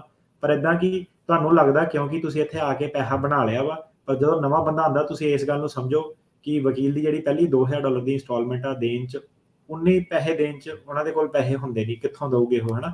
ਤੇ 6 ਮਹੀਨੇ 'ਚ ਨਿਪਟਾਰਾ ਕਰ ਦੇਣਾ, ਟਾਈਮ ਘੱਟ ਆ, ਉਹਨਾਂ ਨੂੰ ਪੈਸੇ ਕਮਾਉਣ ਦਾ ਵੀ ਮੌਕਾ ਨਹੀਂ ਮਿਲਣਾ। ਜੇ ਵਾਪਸ ਭੇਜਤਾ ਤਾਂ ਉਹਨਾਂ ਦੇ ਜਿਹੜੇ ਪੈਸੇ ਲੋਨ ਚੱਕ ਕੇ ਆਏ ਸੀ ਉਹ ਪੂਰੇ ਨਹੀਂ ਹੋਣੇ। ਸੋ ਮੇਰੇ ਹਿਸਾਬ ਨਾਲ ਨਵੇਂ ਵਾਲੇ ਲੋਕ ਜਿਹੜੇ ਟੰਗੇ ਜਾਣੇ ਆ, ਜਿਹੜੇ ਨਵੰਬਰ 1 2020 ਤੋਂ ਪਹਿਲੀ ਵਾਲੀ ਜਿਹੜੀ ਆਡੀਅנס ਆ ਉਹਨੂੰ ਬਹੁਤ ਜ਼ਿਆਦਾ ਫਾਇਦਾ ਜਿਹੜਾ ਇਹਦੇ ਵਿੱਚ ਹੋਣਾ। ਤੇ PD ਜਿਹੜੀ ਹੈਗੀ ਆ ਉਹ ਤੁਸੀਂ ਆਪਣੇ ਜਿਹੜੇ ਲਾਈਫ ਸਾਈਕਲ ਆ ਕੇਸ ਦਾ ਕਿਤੇ ਵੀ ਉਹਨੂੰ ਐਕਸਰਸਾਈਜ਼ ਕਰ ਸਕਦੇ ਹੋ। ਭਾਵੇਂ ਤੁਹਾਡਾ NTA ਇਸ਼ੂ ਹੋਇਆ ਭਾਵੇਂ ਨਹੀਂ ਹੋਇਆ, ਤੁਸੀਂ ਆਪਣੀ ਪ੍ਰੋਸੀਡਿੰਗ ਜਿਹੜੀ ਉਹ ਡਿਸਮਿਸ ਕਰਾ ਸਕਦੇ ਹੋ। ਜਿਹੜੇ ਫੈਮਿਲੀ ਵਾਲੇ ਕੇਸ ਵਾਲੇ ਹੈਗੇ ਆ ਉਹ 'ਚ ਤੁਹਾਨੂੰ ਬਹੁਤ ਜ਼ਿਆਦਾ ਫਾਇਦਾ ਹੈਗਾ। ਫੈਮਿਲੀ ਕੇਸਿਸ ਵਾਲਿਆਂ ਨੂੰ ਇੱਕੋ ਰਿਕੁਐਸਟ ਆ ਹੁਣ, ਕਿਉਂਕਿ ਸ਼ੋਅ ਸ਼ੁਰੂ ਹੋਣ ਤੋਂ ਪਹਿਲਾਂ ਮੈਂ ਦੱਸਿਆ ਕਿ ਕੋਈ ਮੇਰੀ ਇਹਦੇ ਵਿੱਚ ਐਰੋਗੈਂਸ ਨਹੀਂ ਹੈਗੀ, ਕੋਈ ਸ਼ੇਖੀ ਨਹੀਂ ਹੈਗੀ, ਕੁਛ ਨਹੀਂ ਹੈਗਾ। ਹਰੇ 7 ਦਿਨ 10-10 15-15 ਘੰਟੇ ਕੰਮ ਕਰਨ ਤੋਂ ਬਾਅਦ ਵੀ ਮੈਂ ਨਹੀਂ ਤੁਹਾਡੀਆਂ ਕਾਲਾਂ ਲੈ ਸਕਦਾ। ਸੋ ਤੁਹਾਨੂੰ ਮੇਰੀ ਥੋੜ੍ਹੀ ਜਿਹੀ ਹੈਲਪ ਕਰਨੀ ਪੈਣੀ ਹੈ। ਹੈਲਪ ਇਸ ਤਰੀਕੇ ਨਾਲ ਕਰਨੀ ਪੈਣੀ ਆ, ਜਿਹੜਾ PD ਵਾਲਾ ਬੰਦਾ ਨਾ ਸਿੱਧੇ ਮੈਸੇਜ ਛੱਡੋ ਕਿ ਮੇਰਾ PD ਵਾਲਾ ਕੇਸ ਆ, ਮੈਨੂੰ ਪਤਾ ਲੱਗ ਜਾਊਗਾ ਕਿ ਇਹਦਾ ਛੋਟਾ ਕੇਸ ਆ। ਜਿਹੜਾ BIA ਦੀ ਅਪੀਲ ਵਾਲਾ ਉਹ ਦੱਸੇ ਕਿ ਮੇਰੀ ਇੰਨੀ ਤਰੀਕ ਨੂੰ ਡੈਡਲਾਈਨ ਹੈ, ਇੱਕ ਮੈਸੇਜ, ਏਲੀਅਨ ਨੰਬਰ, ਨਾਮ, ਈਮੇਲ ਇਹ ਕਰੋ, ਮੈਂ ਤੁਹਾਨੂੰ ਕੰਟੈਕਟ ਕਰ ਸਕਦਾ। ਕਿਉਂਕਿ ਟਿਕਟੌਕ ਕਰਕੇ ਕਾਲ ਵੋਲੀਅਮ ਬਹੁਤ ਜ਼ਿਆਦਾ ਵਾ, ਤੇ ਲੋਕੀ ਵੈਸੇ ਹੀ ਸਲਾਹ ਲੈਣ ਨੂੰ ਕਿ ਉਹਨਾਂ ਦਾ ਕੇਸ ਚੱਲਿਆ ਉੱਦਾਂ ਹੀ ਕਿ ਮੇਰੀ ਤਰੀਕ ਦਾ ਕੀ ਬਣੂਗਾ। ਸੋ ਇੱਦਾਂ ਦੀ ਕਾਲ ਵੋਲੀਅਮ ਸਾਡੇ ਕੋਲ ਬਹੁਤ ਜ਼ਿਆਦਾ ਮੈਨੇਜ ਨਹੀਂ ਹੋ ਪਾ ਰਿਹਾ, ਤੇ ਪ੍ਰਾਇਓਰਟੀ ਜਿਹੜੀ ਹੈਗੀ ਉਹ ਐਗਜ਼ਿਸਟਿੰਗ ਕੇਸਿਸ ਨੂੰ ਆ। ਸੋ ਇਹ ਹੈ ਕਿ ਜਿਹੜੇ ਨਵੇਂ ਕਲਾਇੰਟ ਆ, ਪਲੀਜ਼ ਆਪਣਾ ਜਿਹੜਾ ਮੈਸੇਜ ਆ ਉਹ ਛੱਡੋ। ਸਾਨੂੰ ਥੋੜ੍ਹਾ ਜਿਹਾ ਟਾਈਮ ਦਿਓ, ਕੋਆਪਰੇਟ ਕਰੋ ਸਾਡੇ ਨਾਲ। ਸਟਾਫਿੰਗ ਆਪਾਂ ਰੀਵੈਂਪ ਕਰ ਰਹੇ ਹਾਂ, ਅਪਡੇਟ ਕਰ ਰਹੇ ਹਾਂ। 2-3 ਮਹੀਨੇ ਸਾਡਾ ਜਿਹੜਾ ਸਿਸਟਮ ਆ ਉਹ ਸਲੋ ਚੱਲਣਾ ਵਾ। ਪੁਰਾਣੇ ਵਾਲੇ ਕੇਸਿਸ ਤੇ ਫੋਕਸ ਰੱਖੂਗਾ, ਨਵੇਂ ਵਾਲਿਆਂ ਨੂੰ ਮਾਫੀ ਚਾਹੁੰਦੇ ਹਾਂ, ਪਰ 2-3 ਮਹੀਨੇ ਬਾਅਦ ਸਾਰਾ ਜਿਹੜਾ ਸਿਸਟਮ ਆ, ਰਾਈਟ ਸਟਾਫਿੰਗ ਜਿੱਦਾਂ ਜਿੱਦਾਂ ਆਪਾਂ ਹਾਇਰ ਕਰਾਂਗੇ, ਉਹ ਵਾਲੀ ਸਾਡੀਆਂ ਪ੍ਰੋਬਲਮ ਜਿਹੜੀਆਂ ਉਹ ਦੂਰ ਹੋ ਜੂਗੀ। ਜੀ ਜੀ, ਸੋ ਬਿਲਕੁਲ ਸਰੋਤਿਓ, ਇਹ ਜਿਹੜਾ ਅੱਜ ਪੀਡੀ ਦੇ ਬਾਬਤ ਜਿਹੜੀਆਂ ਚੇਂਜਸ ਮੈਮੋ ਆਇਆ ਆ, ਉਸ ਦੇ ਨਾਲ ਜਿਹੜੀਆਂ ਚੇਂਜਸ ਵੱਡੇ ਪੱਧਰ ਦੇ ਉੱਤੇ ਆ ਰਹੀਆਂ ਆ, ਉਸ ਬਾਰੇ ਅੱਜ ਦੇ ਪ੍ਰੋਗਰਾਮ ਦੇ ਵਿੱਚ ਆਪਾਂ ਜਾਣਕਾਰੀਆਂ ਦਿੱਤੀਆਂ ਆ। ਨਹੀਂ ਤਾਂ ਅਮੂਮਨ ਆਪਾਂ ਇਸ ਵੇਲੇ ਤੱਕ ਕਾਫੀ ਕਾਲਸ ਲੈ ਲੈਂਦੇ ਆ, ਪਰ ਕਿਉਂਕਿ ਇਹ ਟੌਪਿਕ ਕਾਫੀ ਵਾਸਟ ਸੀਗਾ, ਕਾਫੀ ਲੰਮਾ ਚੌੜਾ ਜਿਹੜਾ ਉਹ ਚੱਲਿਆ, ਕਾਫੀ ਜਿਹੜੇ ਚੇਂਜਸ ਇਸ ਦੇ ਵਿੱਚ ਆ। ਜੇ ਤੁਹਾਡੇ ਕੋਲ ਹੈ ਵਕਤ 10-15 ਮਿੰਟ 20 ਮਿੰਟ, ਜੇ ਤੁਸੀਂ ਕਾਲਸ ਅਟਾਰਨੀ ਟਿਰਕੈਣਾ ਜੀ ਲੈਣਾ ਚਾਹੁੰਦੇ ਆ, ਤੇ ਆਪਾਂ ਜਿਹੜਾ ਇੱਕ ਬ੍ਰੇਕ ਤੋਂ ਬਾਅਦ ਵਿੱਚ ਕੁਝ ਬਿਲਕੁਲ ਜੀ, ਤੇ ਸਰੋਤਿਓ ਬ੍ਰੇਕ ਤੋਂ ਬਾਅਦ ਦੇ ਵਿੱਚ ਮੁੜ ਕੇ ਹਾਜ਼ਰ ਹੁੰਦੇ ਆ, ਤੇ ਫਿਰ ਕੁਛ ਚਿਰ ਜਿਹੜੀਆਂ ਤੁਹਾਡੀਆਂ ਕਾਲਸ ਆਪਾਂ ਜ਼ਰੂਰ ਲਵਾਂਗੇ। ਤੇ ਕਾਲ ਕਰ ਲਿਓ ਜੀ 408-272 5200 4082725200 ਦੇ ਉੱਤੇ ਕਾਲ ਕਰਕੇ ਤੁਸੀਂ ਆਪਣੇ ਜਿਹੜੇ ਸਵਾਲ ਆ ਉਹ ਹੁਣ ਪੁੱਛ ਸਕਦੇ ਆ 4082725200 ਦੇ ਉੱਤੇ। ਤੇ ਮਿਲਦੇ ਇੱਕ ਛੋਟੀ ਜੀ ਬ੍ਰੇਕ ਤੋਂ ਬਾਅਦ 'ਚ।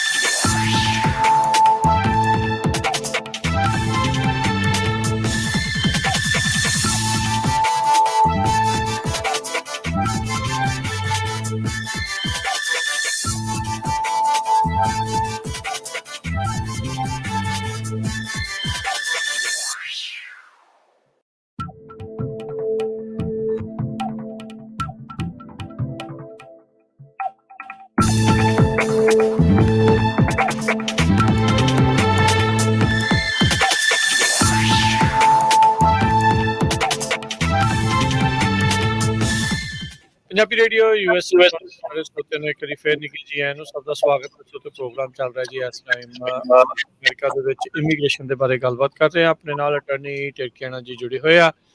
ਸਤਿ ਸ਼੍ਰੀ ਅਕਾਲ ਟਿਰਕੀਆਣਾ ਜੀ, ਸਵਾਗਤ ਹੈ ਜੀ। ਜੀ ਸਤਿ ਸ਼੍ਰੀ ਅਕਾਲ ਜੀ। ਤੇ ਆਓ ਸਰੋਤਿਓ, ਤੁਹਾਡੇ ਨਾਲ ਜਿਹੜੀ ਹੁਣ ਆਪਾਂ ਗੱਲਬਾਤ ਕਰਦੇ ਹਾਂ। ਕਾਲ ਕਰਨ ਦੇ ਲਈ ਨੰਬਰ 408 272 5200 ਟਰਾਈ ਕਰਨੀ ਹੈ ਜੀ ਅਸੀਂ ਵੱਧ ਤੋਂ ਵੱਧ ਕਾਲ ਜਿਹੜੀਆਂ ਲੈ ਸਕੀਏ। ਗੱਲ ਪਲੀਜ਼ ਜਿਹੜੀ ਹੈ ਜੀ ਉਹ ਆਪਣੀ ਛੋਟੀ ਰੱਖਿਓ ਤੇ ਟੂ ਦਾ ਪੁਆਇੰਟ ਜਿਹੜੀ ਪਲੀਜ਼ ਗੱਲ ਕਰਿਓ ਜੀ। ਸਾਰਿਆਂ ਨੂੰ ਪਹਿਲਾਂ ਹੀ ਸਤਿ ਸ੍ਰੀ ਅਕਾਲ ਆ। ਸੋ ਪਲੀਜ਼ ਸਤਿ ਸ੍ਰੀ ਅਕਾਲ ਨਾ ਬੁਲਾਇਓ। ਸਾਰਿਆਂ ਨੂੰ ਪਹਿਲਾਂ ਹੀ ਸਤਿ ਸ੍ਰੀ ਅਕਾਲ ਆ। ਸਾਰਿਆਂ ਨੂੰ ਰਿਸਪੈਕਟ ਹੈ, ਰਿਲੀਜਨ ਨੂੰ ਰਿਸਪੈਕਟ ਹੈ। ਸੋ ਸਿੱਧਾ ਹੀ ਜਿਹੜਾ ਆਪਣਾ ਕੁਐਸਚਨ ਪੁੱਛੋ ਤਾਂ ਕਿ ਟਾਈਮ ਘੱਟ ਆ, ਵੱਧ ਤੋਂ ਵੱਧ ਕੁਐਸਚਨ ਜਿਹੜੇ ਲੈ ਸਕਦੇ ਜੀ। ਕੁਲਦੀਪ ਜੀ, ਹਾਂਜੀ ਕੁਲਦੀਪ ਜੀ ਪੁੱਛੋ ਜੀ ਸਵਾਲ। ਗੁਰਦੀਪ ਜੀ, ਹੈਲੋ। ਹਾਂਜੀ ਗੁਰਦੀਪ ਜੀ। ਹਾਂਜੀ, ਮੇਰਾ ਇਹ ਸਵਾਲ ਸੀਗਾ। ਮੇਰਾ ਨਾ ਅਸਾਈਲਮ ਦਾ ਕੇਸ ਲੱਗਾ ਹੋਇਆ ਤੇ ਮੈਂ ਯੂਐਸ ਸਿਟੀਜ਼ਨ ਨਾਲ ਮੈਰਿਜ ਵੀ ਕਰ ਲਈ ਤੇ ਯੂਐਸ ਸਿਟੀਜ਼ਨ ਨਾਲ ਮੈਂ ਮੈਰਿਜ ਕਰਕੇ ਮੇਰਾ I-130 ਅਪਰੂਵ ਹੈ ਤੇ ਮੈਂ ਅਸਾਈਲਮ ਆਪਣੀ ਕਲੋਜ਼ ਨਹੀਂ ਕਰ ਪਾਇਆ ਸੀ ਪਹਿਲਾਂ, ਕਿਉਂਕਿ ਜਦੋਂ ਟਰੰਪ ਦੇ ਟਾਈਮ ਦੇ ਵਿੱਚ ਐਡਮਿਨਿਸਟ੍ਰੇਟਿਵਲੀ ਕਲੋਜ਼ ਨਹੀਂ ਹੋਣ ਡਿਆ ਸੀ ਜੀ। ਮੈਂ ਆਪਣਾ ਅਸਾਈਲਮ ਡਿਸਾਈਡ ਕੀਤਾ ਵੀ ਮੈਂ ਅਸਾਈਲਮ ਨਾਲ ਪ੍ਰੋਸੀਡ ਕਰਨਾ ਤੇ ਮੇਰਾ ਹੁਣ ਅਸਾਈਲਮ ਗ੍ਰਾਂਟ ਹੋ ਗਿਆ ਤੇ ਮੈਂ ਵਿਆਹ ਦੇ ਕੇਸ ਤੇ ਗ੍ਰੀਨ ਕਾਰਡ ਕਿੱਦਾਂ ਲੈ ਸਕਦਾ? ਜੇ ਤੁਹਾਡਾ ਅਸਾਈਲਮ ਗ੍ਰਾਂਟ ਹੋ ਗਿਆ ਤਾਂ ਤੁਸੀਂ ਕੀ ਕਰਨਾ, ਤੁਸੀਂ ਅਸਾਈਲਮ ਦਾ ਰਿਫਿਊਜੀ ਟਰੈਵਲ ਡਾਕੂਮੈਂਟ, ਜਿਹੜਾ ਟਰੈਵਲ ਡਾਕੂਮੈਂਟ ਤੋਂ ਲੱਗਾ ਰਿਫਿਊਜੀ ਟਰੈਵਲ ਡਾਕੂਮੈਂਟ ਲੈ ਕੇ ਜਾਣਾ, ਮੈਕਸੀਕੋ ਜਾਂ ਕੈਨੇਡਾ ਜਾਣਾ ਤੇ ਰੀ-ਐਂਟਰ ਕਰਨਾ। ਠੀਕ ਆ, ਜਦੋਂ ਤੁਸੀਂ ਰੀ-ਐਂਟਰ ਕਰੋਗੇ ਤੁਹਾਡੀ ਜਿਹੜੀ ਉਹ ਵਾਲੀ ਐਂਟਰੀ ਤੋਂ ਬਾਅਦ ਤੁਸੀਂ ਮੈਰਿਜ ਬੇਸ ਵਾਲਾ ਗ੍ਰੀਨ ਕਾਰਡ ਜਿਹੜਾ ਸਿੱਧੇ ਫਾਈਲ ਕਰ ਸਕਦੇ ਆ। ਤੁਹਾਨੂੰ ਜਿਹੜਾ ਅਸਾਈਲਮ ਦਾ ਸਾਲ ਦੀ ਜਿਹੜੀ ਵੇਟ ਹੁੰਦੀ ਆ ਉਹ ਨਹੀਂ ਕਰਨੀ ਪੈਣੀ। ਸੋ ਰਿਫਿਊਜੀ ਟਰੈਵਲ ਡਾਕੂਮੈਂਟ ਲਓ, ਟਰੈਵਲ ਕਰੋ, ਰੀ-ਐਂਟਰੀ ਕਰੋ ਤੇ ਸਿੱਧੇ ਤੁਸੀਂ ਆਪਣੇ ਆਪ ਨੂੰ ਫਿਕਸ ਕਰ ਸਕਦੇ ਹੋ। Thank you. ਅਗਲੇ ਕਾਲਰ ਜਿਹੜੇ ਜੀ ਆਪਣੇ ਨਾਲ ਕੁਲਦੀਪ। ਹਾਂਜੀ, ਹੈਲੋ ਸਰ, ਅਸੀਂ 2016 ਚ ਯੂਰਪ ਆਏ ਹਾਂ ਜੀ। ਮੈਂ, ਮੇਰੀ ਮਿਸੀ ਤੇ ਮੇਰਾ ਬੇਟਾ 10 ਸਾਲ ਦਾ ਤੇ ਅਸੀਂ ਲਾਸਟ ਮੰਥ ਇੱਥੇ ਆ ਗਏ ਹਾਂ USA ਜੀ। ਤੇ ਸਾਡੇ ਉੱਥੇ ਬਾਰਡਰ ਦੇ ਉੱਤੇ ਕੋਈ ਬਿਆਨ ਨਹੀਂ ਹੋਏ ਤੇ ਸਾਨੂੰ ਲਾਸਟ ਵੀਕ ਫੋਨ ਆਇਆ ਕਿ ਤੁਹਾਡੇ 27 ਜੂਨ ਨੂੰ ਹੀਅਰਿੰਗ ਹੈ ਨਿਊਯਾਰਕ। ਅੱਛਾ ਜੀ, ਹੀਅਰਿੰਗ ਕਰੀ ਮਾਸਟਰ। ਹਾਂਜੀ, ਕਿੰਨੇ ਮਾਸਟਰ ਕੇਸ ਪੁੱਛਦੇ ਆ? ਨਹੀਂ ਪਤਾ ਨਹੀਂ ਜੀ, ਹੁਣ ਮਾਸਟਰ ਇਹਦੇ ਬਾਰੇ ਤੇ ਹੁਣ ਨੌਲੇਜ ਕੋਈ ਨਹੀਂ। ਸਾਡੇ ਉੱਥੇ ਬਾਰਡਰ ਤੇ ਕੋਈ ਬਿਆਨ ਨਹੀਂ ਹੋਏ ਉਹਨਾਂ। ਨਹੀਂ ਭਾਜੀ, ਜਿਹੜੇ ਬਾਰਡਰ ਤੇ ਬਿਆਨ ਹੋਏ ਭਾਵੇਂ ਨਹੀਂ ਹੋਏ ਪਰ ਤੁਸੀਂ ਕੋਰਟ ਸਿਸਟਮ ਚ ਆ। ਸੋ ਹਰੇਕ ਬੰਦੇ ਦੀ ਜਿਹੜੀ ਹੀਅਰਿੰਗ ਆ ਉਹ ਪੈਂਦੀ ਆ। ਠੀਕ ਆ, ਸੋ ਤੁਹਾਡੀ ਮਾਸਟਰ ਹੀਅਰਿੰਗ ਪਈ ਹੋਣੀ ਪਹਿਲੀ। ਸੋ ਹੀਅਰਿੰਗ ਤੇ ਤੁਸੀਂ ਜ਼ਰੂਰ ਜਾਣਾ। ਸੋ ਬੇਸਿਕਲੀ ਕੀ ਹੈ ਕਿ ਉਸ ਤੋਂ ਪਹਿਲਾਂ ਤੁਸੀਂ ਵਕੀਲ ਕਰੋ ਤੇ ਉਹ ਜਿਹੜੀ ਹੀਅਰਿੰਗ ਆ, ਕਈ ਵਾਰੀ ਕੀ ਹੁੰਦਾ ਕਿ ਜਾਣ ਦੀ ਲੋੜ ਨਹੀਂ ਪੈਂਦੀ, ਪਰ ਜਦ ਤੱਕ ਹੀਅਰਿੰਗ ਤੁਹਾਡੀ ਬੋਲਦੀ ਆ ਤਦ ਤੱਕ ਤੁਹਾਨੂੰ ਜਾਣਾ ਹੀ ਪੈਣਾ। ਸੋ ਕੀ ਹੁੰਦਾ ਕਿ ਵਕੀਲ ਜਦੋਂ ਤੁਸੀਂ ਕਰਦੇ ਆ ਤਾਂ ਉਹ ਤੁਹਾਡੀ ਰਿਟਨ ਪਲੀਡਿੰਗ ਵਗੈਰਾ ਪਵਾ ਕੇ ਮਾਸਟਰ ਹੀਅਰਿੰਗ ਨੂੰ ਤੁਹਾਡੀ ਇੰਡੀਵਿਜੂਅਲ ਹੀਅਰਿੰਗ ਚ ਜਿਹੜਾ ਉਹ ਕਨਵਰਟ ਕਰ ਦੂਗਾ। ਸੋ ਕਹਿਣ ਦਾ ਮਤਲਬ ਹੈ ਕਿ ਤੁਹਾਡਾ ਨੋਰਮਲ ਹੀ ਆ, ਕੋਈ ਅਲੱਗ ਪ੍ਰੋਸੈਸ ਨਹੀਂ ਹੈਗਾ। ਸਾਰੇ ਜਿਹੜੇ ਪ੍ਰੋਸੈਸ ਇਦਾਂ ਹੀ ਆ, ਬਾਰਡਰ ਤੋਂ ਆਉਂਦੇ ਆ, ਬਿਆਨ ਹੋਣ ਭਾਵੇਂ ਨਾ ਹੋਣ। ਤੇ ਫਿਰ ਤੁਹਾਡੀ ਜਿਹੜੀ ਹੀਅਰਿੰਗ ਆਊਗੀ ਇਮੀਗ੍ਰੇਸ਼ਨ ਕੋਰਟ ਮੋਰੇ, ਮਾਸਟਰ ਹੀਅਰਿੰਗ ਕਹਿੰਦੇ ਆ।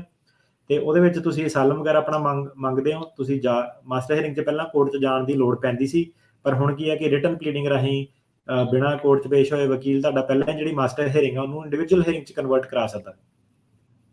ਜੀ ਥੈਂਕ ਯੂ ਜੀ। ਗੁਰਜੰਟ।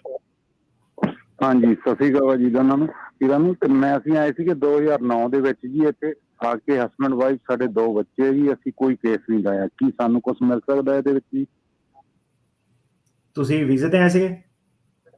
ਹਾਂਜੀ, ਵੀਜ਼ੇ ਤੇ ਆਏ ਸੀਗੇ ਜੀ।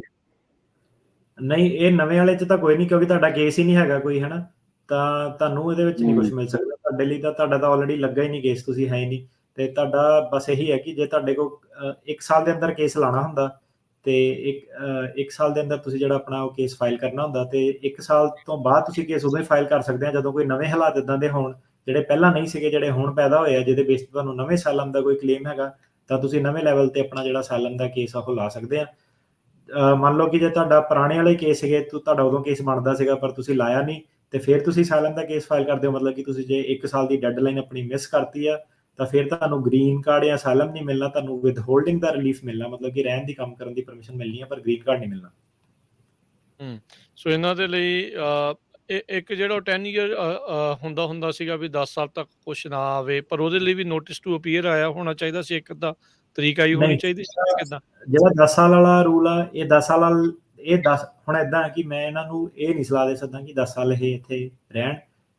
ਕਿਸੇ ਨੂੰ ਮੈਂ ਲਾਅ ਤੋੜਨ ਦੀ, ਬਾਰਡਰ ਟੱਪਣ ਦੀ, ਕੱਚੇ ਰਹਿਣ ਦੀ ਸਲਾਹ, ਉਹ ਤੁਹਾਡਾ ਆਪਣਾ ਫੈਸਲਾ। ਮੈਂ ਤੁਹਾਨੂੰ ਇਹ ਦੱਸ ਰਿਹਾ ਕਿ ਜੇ ਤੁਸੀਂ 10 ਸਾਲ ਮੰਨ ਲਓ ਕਿ ਤੁਸੀਂ ਡਿਸਾਈਡ ਕਰਦੇ ਆ ਆਪਣੇ ਲੈਵਲ ਤੇ ਕਿ ਮੈਂ 10 ਸਾਲ ਇੱਥੇ ਰਹਿਣਾ, ਤੇ ਤੁਹਾਡਾ ਜੇ ਯੂਐਸ ਸਿਟੀਜ਼ਨ ਬੱਚਾ ਹੈਗਾ ਜਾਂ ਤੁਸੀਂ ਯੂਐਸ ਸਿਟੀਜ਼ਨ ਨਾਲ ਵਿਆਹ ਕਰਾਇਆ ਜਾਂ ਕੁਝ ਵੀ ਆ, ਤਾਂ ਇੱਕ ਰਿਲੀਫ ਹੁੰਦਾ, ਉਹਨੂੰ ਕਹਿੰਦੇ ਆ cancellation of removal.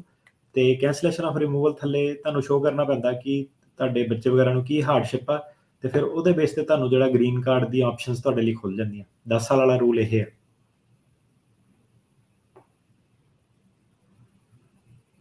Sunny hello, ਹਾਂਜੀ ਭਾਜੀ ਮੈਂ ਪੁੱਛਣਾ ਚਾਹੁੰਦਾ ਸੀ ਕਿ ਮੈਂ ਆਪਣੇ ਸਿਟੀਜ਼ਨ ਅਪਲਾਈ ਕੀਤੀ ਹੈ, 1.5 ਸਾਲ ਹੋ ਗਿਆ, ਮੇਰੇ ਫਿੰਗਰ ਹੋ ਗਏ ਆ, ਪਰ ਪਿੱਛੇ ਮੈਂ ਆਪਣੀ ਮੰਮੀ ਨੂੰ ਸੱਦਣਾ ਚਾਹੁੰਦਾ ਸੀ ਤੇ ਮੇਰੇ ਡੈਡੀ ਦੀ ਡੈਥ ਹੋ ਗਈ ਆ, 2-3 ਮਹੀਨੇ ਹੋ ਗਏ ਆ, ਤੇ ਮੇਰਾ ਸਾਰੇ ਭਰਾ ਵਗੈਰਾ ਯੂਰਪ ਰਹਿੰਦੇ ਆ, ਤੇ ਇੱਕ ਭਰਾ ਮੰਮੀ ਕਰਕੇ ਰਹਿੰਦਾ ਉੱਥੇ ਆਪਣੇ ਇੰਡੀਆ, ਤੇ ਉਹ ਨਾ ਸਹੀ ਮੰਮੀ ਨੂੰ ਖਿਆਲ ਨਹੀਂ ਰੱਖਦਾ, ਤੇ ਮੈਂ ਮੰਮੀ ਨੂੰ ਸੱਦਣਾ ਚਾਹੁੰਦਾ ਸੀ, ਤੇ ਉਹ ਮੈਂ ਸਿਟੀਜ਼ਨ ਦੀ ਵੇਟ ਕਰਾਂ ਜਾਂ ਫਿਰ ਕੋਈ ਚਾਂਸ ਹੈ ਗਿਆ ਕਿ ਮਤਲਬ ਆ ਸਕਦੇ ਮੰਮੀ ਵੀਜ਼ਾ ਲੈ ਕੇ, ਕੋਈ ਹੈ ਚਾਂਸ ਕਿ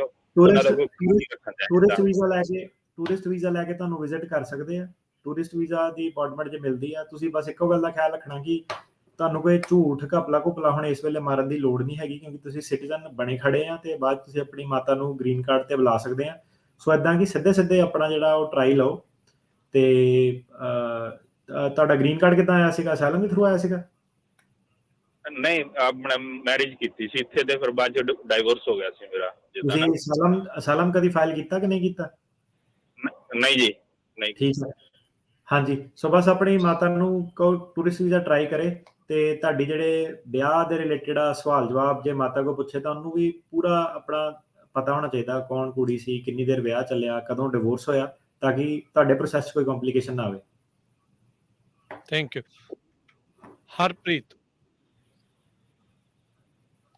ਹਰਪ੍ਰੀਤ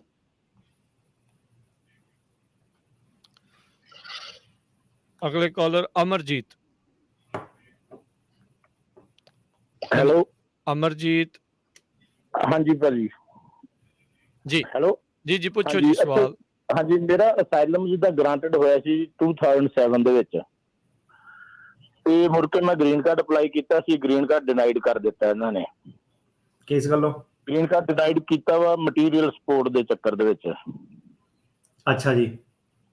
ਹਾਂਜੀ, ਤੇ ਤੁਹਾਨੂੰ ਜਿੱਦਾਂ ਮੈਂ ਅੱਜ ਦੱਸਿਆ ਕਿ ਮਟੀਰੀਅਲ ਸਪੋਰਟ ਵਾਲਾ ਜਿਹੜਾ ਮੁੱਦਾ ਨਾ ਤੁਹਾਡਾ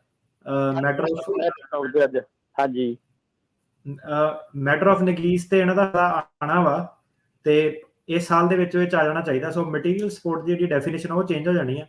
ਮੈਂ ਰੇਡੀਓ ਤੇ ਇੱਥੇ ਆਪਣੇ ਟਿਕਟੌਕ ਤੇ ਹਰੇਕ ਕਿਤੇ ਅਨਾਉਂਸ ਕਰੂੰਗਾ ਜਦੋਂ ਮਟੀਰੀਅਲ ਸਪੋਰਟ ਵਾਲਾ ਆਊਗਾ। ਜਦੋਂ ਉਹ ਚੀਜ਼ ਆਉਂਦੀ ਆ ਉਸ ਤੋਂ ਬਾਅਦ ਤੁਸੀਂ ਮੇਰੇ ਆਫਿਸ ਨੂੰ ਕੰਟੈਕਟ ਕਰਿਓ। ਸੋ ਤੁਹਾਡੇ ਲਈ ਅਜੇ ਕੋਈ ਆਪਸ਼ਨ ਨਹੀਂ ਹੈਗੀ, ਤੁਹਾਨੂੰ ਕਰਨੀ ਪੈਣੀ ਮੈਟਰ ਆਫ ਨਗੀਸ ਦੀ। ਬਲਵੰਤ ਜੀ। ਬਲਵੰਤ ਕੌਰ ਜੀ। ਹੈਲੋ, ਸਤਿ ਸ੍ਰੀ ਅਕਾਲ ਪੁੱਤ ਜੀ। ਸਵਾਲ ਜੀ। ਹਾਂਜੀ, ਸਵਾਲ ਮੇਰਾ ਇੰਨਾ ਹੈਗਾ, ਮੇਰੀ ਹੈ ਨਾ ਭੈਣ ਦੀ ਲੜਕੀ ਆ, ਇਹ ਕੈਨੇਡਾ ਰਹਿੰਦਾ ਪਰਿਵਾਰ ਉਹ ਸਾਰਾ, ਤੇ ਜਿਹੜੀ ਉਹ ਮੇਰੀ ਭਾਣਜੀ ਆ ਭੈਣ ਦੀ ਲੜਕੀ, ਉਹਦਾ ਨਾ ਹੋ ਗਿਆ 3-4 ਮਹੀਨੇ, ਤੁਸੀਂ ਵੀ ਸੁਣਿਆ ਹੋਊਗਾ, ਉਹਦਾ ਬੱਚਾ ਇੱਕੋ ਹੀ ਸੀ, ਉਹ ਬੱਚਾ ਮਾਰ ਦਿੱਤਾ ਉੱਥੇ, ਜਿੱਦਾਂ ਕੰਮ ਤੋਂ ਆਏ ਨੂੰ ਗੋਲੀਆਂ ਮਾਰ ਕੇ ਕੋਈ ਮਾਰ ਕੇ। ਹਾਂਜੀ। ਉਹ ਕੁੜੀ ਹੁਣ ਚਾਹੁੰਦੀ ਆ ਵੀ ਅਸੀਂ ਮੀਆਂ ਬੀਬੀ ਇੱਥੇ ਆ ਜਾਈਏ, ਸਾਡਾ ਇੱਥੇ ਰਿਹਾਇਸ਼ ਹੋਵੇ ਸਾਡੀ। ਮੈਂ ਮਾਸੀ ਆ ਉਹਦੀ, ਤੇ ਮਤਲਬ ਕਿ ਉਹਦਾ ਦਿਲ ਕਹਿੰਦਾ, ਉਹ ਚੱਕ ਹੋਇਆ ਜਿੱਦਾਂ, ਉੱਥੋਂ ਕਹਿੰਦੀ ਮੈਂ ਰਹਿਣਾ ਨਹੀਂ ਮੰਗਦੀ, ਵੀ ਜੇ ਮੈਂ ਇੱਥੇ ਰਹਿਣਾ ਹੋਵੇ ਪੱਕੀ ਕਿਸ ਢੰਗ ਨਾਲ ਰਹਿ ਸਕਦੀ। ਉਹ ਸਿਟੀਜ਼ਨ ਆ ਨਾ ਕੈਨੇਡਾ ਦੇ? ਕੈਨੇਡਾ ਦੇ ਸਿਟੀਜ਼ਨ ਆ ਜੀ। ਹਾਂਜੀ, ਉਹਨਾਂ ਨੂੰ ਨਾ E2 ਵੀਜ਼ੇ ਥੱਲੇ, E2 ਵੀਜ਼ਾ ਇਨਵੈਸਟਮੈਂਟ ਥੱਲੇ ਜੇ ਉਹ ਇੱਥੇ ਰਹਿਣਾ ਮੰਗਦੇ ਆ, ਤੇ ਜੋ ਵੀ ਉਹਨਾਂ ਦਾ ਘਰ-ਬਾਰ ਆ ਕੁਛ ਵੀ ਆ ਉਹਦੇ ਉੱਤੇ ਲੋਨ ਲੈ ਕੇ ਜਾਂ ਸੇਲ ਕਰਕੇ, ਜਿੱਦਾਂ ਵੀ ਆ, ਮਤਲਬ E2 'ਚ ਤੁਸੀਂ ਇਹ ਸ਼ੋਅ ਕਰਨਾ ਹੁੰਦਾ ਕਿ ਮੈਂ ਟੈਂਪਰੇਰੀ ਆਉਣਾ ਬਿਜ਼ਨਸ ਕਰਨ, ਤੇ E2 ਵੀਜ਼ੇ ਰਾਹੀਂ ਉਹ ਬਿਜ਼ਨਸ ਕਾਰੋਬਾਰ ਕਰਨ ਇੱਥੇ ਆ ਸਕਦੇ ਆ। ਜੇ ਕੰਮਕਾਰ ਉਹਨਾਂ ਨੇ ਕਰਨਾ ਵਾ ਤੇ E2 ਵੀਜ਼ੇ ਥੱਲੇ ਉਹ ਆ ਸਕਦੇ ਆ। ਅਸਾਈਲਮ ਸੋਲਮ ਵਾਲੀ ਆਪਸ਼ਨ ਨਹੀਂ ਉਹਨਾਂ ਨੂੰ ਮਿਲਣੀ ਕੋਈ ਵੀ।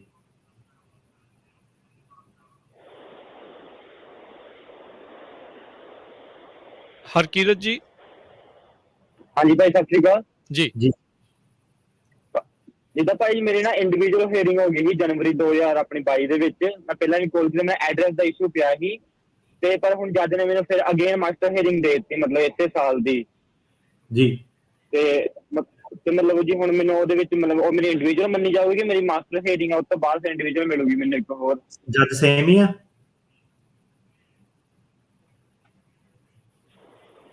ਹੈਲੋ ਜੱਜ ਸੇਮ? ਹਾਂਜੀ ਹਾਂਜੀ ਜੱਜ ਸੇਮ ਹੈ ਸਰ। ਸੋ ਹਾਂਜੀ, ਮਾਸਟਰ ਦੇ ਵਿੱਚ ਤੁਹਾਨੂੰ ਨਾ ਇੱਕ ਜਦੋਂ ਦੁਬਾਰਾ ਮਿਲਦਾ ਤੁਹਾਨੂੰ ਇੱਕ ਨੋਟਿਸ ਟੂ ਹੁਣ ਦੇਖਣਾ ਪੈਣਾ ਤੁਹਾਨੂੰ ਕਿ ਐਲੀਗੇਸ਼ਨ ਵਗੈਰਾ ਉਹਨਾਂ ਨੇ ਕੀ ਲਾਏ ਆ। ਸੋ ਆਪਣੇ ਵਕੀਲ ਨਾਲ ਬੈਠੋ, ਦੇਖੋ ਕਿ ਉਹਦੇ ਵਿੱਚ ਐਲੀਗੇਸ਼ਨ ਉਹਨਾਂ ਨੇ ਕੀ ਲਾਇਆ।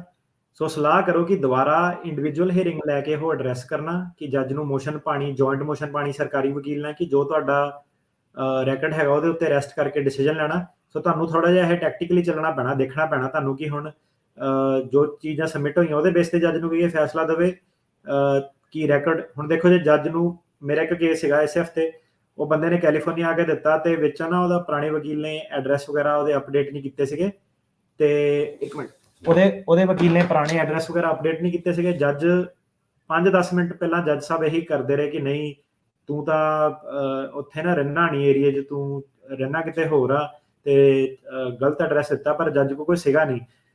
ਸੋ ਕੀ ਸੀਗਾ ਕਿ ਜੱਜ ਦੇ ਕੋਲ ਵੀ ਕੋਈ ਪ੍ਰੂਫ ਨਹੀਂ ਸੀਗਾ, ਪਰ ਹੁਣ ਬੰਦੇ ਕੋਲ ਪ੍ਰੂਫ ਸੀਗਾ, ਲੀਜ਼ ਸੀਗੀ, ਸਾਰਾ ਕੁਝ ਸੀਗਾ। ਸੋ ਜੇ ਜੱਜ ਉਹਦੇ ਬੇਸ ਤੇ ਡਿਨਾਈ ਕਰਦੇ ਤਾਂ BIA ਕੋਲ ਜਾ ਕੇ ਆਪਾਂ ਉਹਨੂੰ ਅਪਰੂਵ ਕਰਾ ਸਕਦੇ ਸੀਗੇ, ਹੈ ਨਾ। ਸੋ ਜੱਜ ਪਰ ਸੀਗਾ ਕਿ ਗਰਮ ਬਹੁਤ ਸੀਗਾ ਬੰਦੇ ਤੇ ਜੱਜ ਨੇ ਫਿਰ ਵਿੱਚ ਹੀਅਰਿੰਗ ਦੇ ਵੀ ਮੈਨੂੰ ਕਿਹਾ, ਕਹਿੰਦਾ ਆਹੋ ਮੈਂ ਕੁਝ ਕਰ ਨਹੀਂ ਸਕਦਾ, ਪਰ ਇੱਦਾਂ ਕਿ ਤਾਂ ਮੈਂ ਜੱਜ ਨੂੰ ਕਿਹਾ, ਮੈਂ ਕਿਹਾ ਦੇਖ ਇੱਦਾਂ ਕਿ ਅਗਲਾ ਸਹੁੰ ਚੱਕ ਕੇ ਕਹਿ ਰਿਹਾ ਕਿ ਉਹ ਇੱਥੇ ਰਹਿੰਦਾ ਵਾ, ਸੋ ਤੁਹਾਨੂੰ ਉਹਦੇ ਨਾਲ ਹੀ ਜਿਹੜਾ ਜਾਣਾ ਪੈਣਾ। ਸੋ ਇੱਦਾਂ ਕਿ ਤੁਹਾਨੂੰ ਤੇ ਤੁਹਾਡੇ ਵਕੀਲ ਨੂੰ ਸਟ੍ਰੈਟਜੀ ਬਣਾਉਣੀ ਪੈਣੀ ਕਿ ਮੈਟਰ ਆਫ ਰੈਕਡ ਤੇ ਅਰੈਸਟ ਕਰਨਾ, ਕਿ ਜੱਜ ਨੂੰ ਤੇ ਉਹਨੂੰ ਵਕੀਲ ਨੂੰ ਦੁਬਾਰਾ ਉੱਦਾਂ ਦਾ ਮੌਕਾ ਦੇਣਾ ਕਿ ਦੁਬਾਰਾ ਤੁਹਾਡੀ ਹੀਅਰਿੰਗ ਹੋਵੇ। ਸੋ ਪ੍ਰੋਬਲਮ ਇਹ ਸਿਨੈਰੀਓ ਦੇ ਵਿੱਚ ਇਹੀ ਹੈ ਕਿ ਤੁਹਾਡੇ ਜਿਹੜੇ ਇੱਕ ਵਾਰੀ ਜਿਹੜੇ ਬਿਆਨ ਹੁਣ ਤੁਸੀਂ ਓਰਲੀ ਦਿੱਤੇ ਆ ਉਹਦਾ ਰੈਕਡ ਨਿਕਲਣਾ ਔਖਾ। ਸੋ ਇਦਾਂ ਨਾ ਹੋਵੇ ਕਿ ਨਵੀਂ ਜਿਹੜੀ ਹੀਅਰਿੰਗ ਉਹ 'ਚ ਤੁਹਾਨੂੰ ਉਹ ਉਲਝਾ ਲੈਣ ਕਿਸੇ ਗੱਲ ਤੇ ਤੁਸੀਂ ਇਹ ਫੈਸਲਾ ਲਓ ਕਿ ਉਸੇ ਹੀਅਰਿੰਗ ਦੇ ਬੇਸ ਦੇ ਉੱਤੇ ਤੁਸੀਂ ਜੱਜ ਨੂੰ ਜੋ ਫੈਸਲਾ ਦੇਣਾ ਦੇ ਦੇ। ਜੀ ਅਮਨਦੀਪ। ਹਾਂਜੀ ਸਰ, ਆਵਾਜ਼ ਆ ਰਹੀ ਤੁਹਾਨੂੰ ਮੇਰੀ ਸਰ? ਆ ਰਹੀ ਹੈ ਜੀ, ਆ ਰਹੀ, ਪੁੱਛੋ ਜੀ ਸਵਾਲ। ਹਾਂਜੀ ਜਗਬੀਰ ਸਰ, ਮੈਂ ਨਾ ਕੁਝ ਮੇਰੇ ਨਾ ਬ੍ਰਦਰ 2018 ਚ ਉਹਨਾਂ ਨੂੰ ਡੈਪੂਟੇਸ਼ਨ ਲੱਗੀ ਸੀ ਤੇ ਉਹਨਾਂ ਨੇ ਕੇਸ ਦੁਆਰਾ ਅਪੀਲ ਨਹੀਂ ਕੀਤੀ, ਉਹਨਾਂ ਦੀ ਬਣਨਾ ਅਪੀਲ ਨਹੀਂ ਕੀਤੀ ਤੇ ਹੁਣ ਉਹ ਆਪਣਾ ਹੁਣ ਇਸ ਸਾਲ ਚ ਸੋਚ ਰਿਹਾ ਮੁੰਡਾ ਕਿ ਮੈਂ ਆਪਣਾ ਕੇਸ ਲਾਣਾ ਤੇ ਮੈਂ ਕਰਾਂ ਕੀ, ਕਿਉਂਕਿ ਉਹਨਾਂ ਹੁਣ ਕਿਉਂਕਿ ਕਹਿੰਦੇ 1 ਸਾਲ ਦਾ 1 ਮਹੀਨਾ ਟਾਈਮ ਹੁੰਦਾ ਕਿ ਦੁਬਾਰਾ ਤੁਸੀਂ ਫਾਈਲ ਅਪੀਲ ਕਰ ਸਕਦੇ, ਪਰ ਇਹਨੂੰ 3 ਸਾਲ ਹੋ ਗਏ ਨੇ ਤੇ ਹੁਣ 3 ਸਾਲ ਬਾਅਦ ਕਹਿੰਦਾ ਮੈਂ ਅਪੀਲ ਕਰਨੀ। ਤੇ ਇਦਾਂ ਦਾ ਕੁਝ ਹੈਗਾ ਕਿ ਇਹ ਦੁਬਾਰਾ ਆਪਣੀ ਡੈਪੂਟੇਸ਼ਨ ਬਾਰੇ ਕੁਝ ਕਰ ਸਕਦਾ ਹੈ, ਜਿਹੜੀ ਮਤਲਬ ਕਿ ਜਿੱਦਾਂ ਸਟੇ ਕਰ ਸਕਦਾ ਕੰਮ ਲਈ, ਬਸ ਕੰਮ ਲਈ ਆਪਣੇ ਕਾਗਜ਼ ਲੈ ਸਕਦਾ? ਇਹਦਾ ਬਸ ਉਹੀ ਹੋ ਸਕਦਾ ਕਿ ਮੋਸ਼ਨ ਟੂ ਰੀਓਪਨ, ਜੇ ਇਦਾਂ ਦੇ ਫੈਕਟ ਕੋਈ ਹੈਗੇ ਨੇ ਕਿ ਕੋਈ ਨਵਾਂ ਖਤਰਾ ਹੈਗਾ, ਕੋਈ ਮਗਰੋਂ ਘਰਦਿਆਂ ਨੇ ਪਾਰਟਿਸਿਪੇਸ਼ਨ ਕੀਤੀ ਹੋਵੇ ਆਪਣੀ ਹੋਮ ਕੰਟਰੀ 'ਚ, ਕੋਈ ਨਵਾਂ ਥ੍ਰੈਟ ਕੁਛ ਹੈਗਾ, ਕੋਈ ਨਵੇਂ ਹਾਲਾਤ ਆ, ਉਹਦੇ ਬੇਸ ਤੇ ਮੋਸ਼ਨ ਟੂ ਰੀਓਪਨ ਹੋ ਸਕਦੀ ਆ। ਤੇ ਜਿਹੜਾ ਅੱਜ ਸਾਰੀ ਡਿਸਕਸ਼ਨ ਚੱਲੀ ਆਪਣੀ PD ਜਿਹੜੀ ਹੈਗੀ ਆ, PD ਦੇ ਰਾਹੀਂ ਜਿਹੜੀ ਹੈਗੀ ਆ ਡੈਪੂਟੇਸ਼ਨ ਟੁੱਟ ਸਕਦੀ ਆ। ਸੋ ਪੋਸੀਬਿਲਿਟੀ ਹੈਗੀ ਆ, ਹਾਂਜੀ। ਸੋ ਤੁਸੀਂ ਜਦੋਂ ਮੈਂ ਦੱਸਿਆ ਮੈਸੇਜ ਸਾਨੂੰ ਟੈਕਸਟ ਕਰੋ motion to reopen plus PD ਤੇ ਇਨਫੋਰਮੇਸ਼ਨ ਛੱਡੋ, ਆਪਾਂ ਕੰਟੈਕਟ ਕਰਾਂਗੇ ਤੁਹਾਨੂੰ। ਇੱਕ ਜਿਹੜੇ ਅਟਰਨੀ ਟਿਕਣਾ ਜੀ ਫਿਰ ਦੱਸ ਦਿਓ, ਕਈ ਵਾਰੀ ਲੋਕ ਕਾਲ ਕਰਕੇ ਪੁੱਛਦੇ ਆ ਵੀ ਤੁਸੀਂ ਇਨ ਪਰਸਨ ਅਪਾਇੰਟਮੈਂਟਸ ਲੈ ਰਹੇ ਆ ਜਾਂ ਅਜੇ ਵੀ ਜਿਹੜੀਆਂ ਆ ਔਨ ਕਾਲ ਹੀ ਚੱਲ ਰਹੀਆਂ?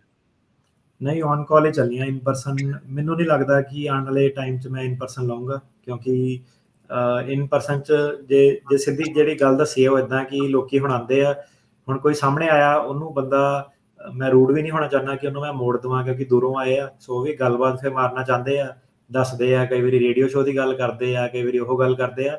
ਸੋ ਪ੍ਰੋਬਲਮ ਇਹ ਹੈ ਕਿ ਉਹ ਨਾ ਜਿਹੜੀ ਮੀਟਿੰਗ ਆ ਉਹ ਬਹੁਤ ਲੰਬੀ ਚੱਲ ਜਾਂਦੀ ਹੈ ਤੇ ਜਦੋਂ ਫੋਨ ਤੇ ਤੁਸੀਂ ਗੱਲ ਕਰਦੇ ਹੋ ਤੁਸੀਂ ਪੁਆਇੰਟ ਤੇ ਗੱਲ ਕਰਦੇ ਆ। ਸੋ ਮੈਂ ਇਹ ਫੈਸਲਾ ਕੀਤਾ ਕਿ ਹੁਣ ਕੁਝ ਮਹੀਨੇ ਜਦ ਤੱਕ ਇਹ ਸਾਰਾ ਸਿਸਟਮ ਸੈੱਟ ਨਹੀਂ ਹੁੰਦਾ, ਇਹ ਫੋਨ ਤੇ ਹੀ ਅਪਾਇੰਟਮੈਂਟ ਜਿਹੜੀਆਂ ਉਹ ਚੱਲੂਗੀ। Thank you.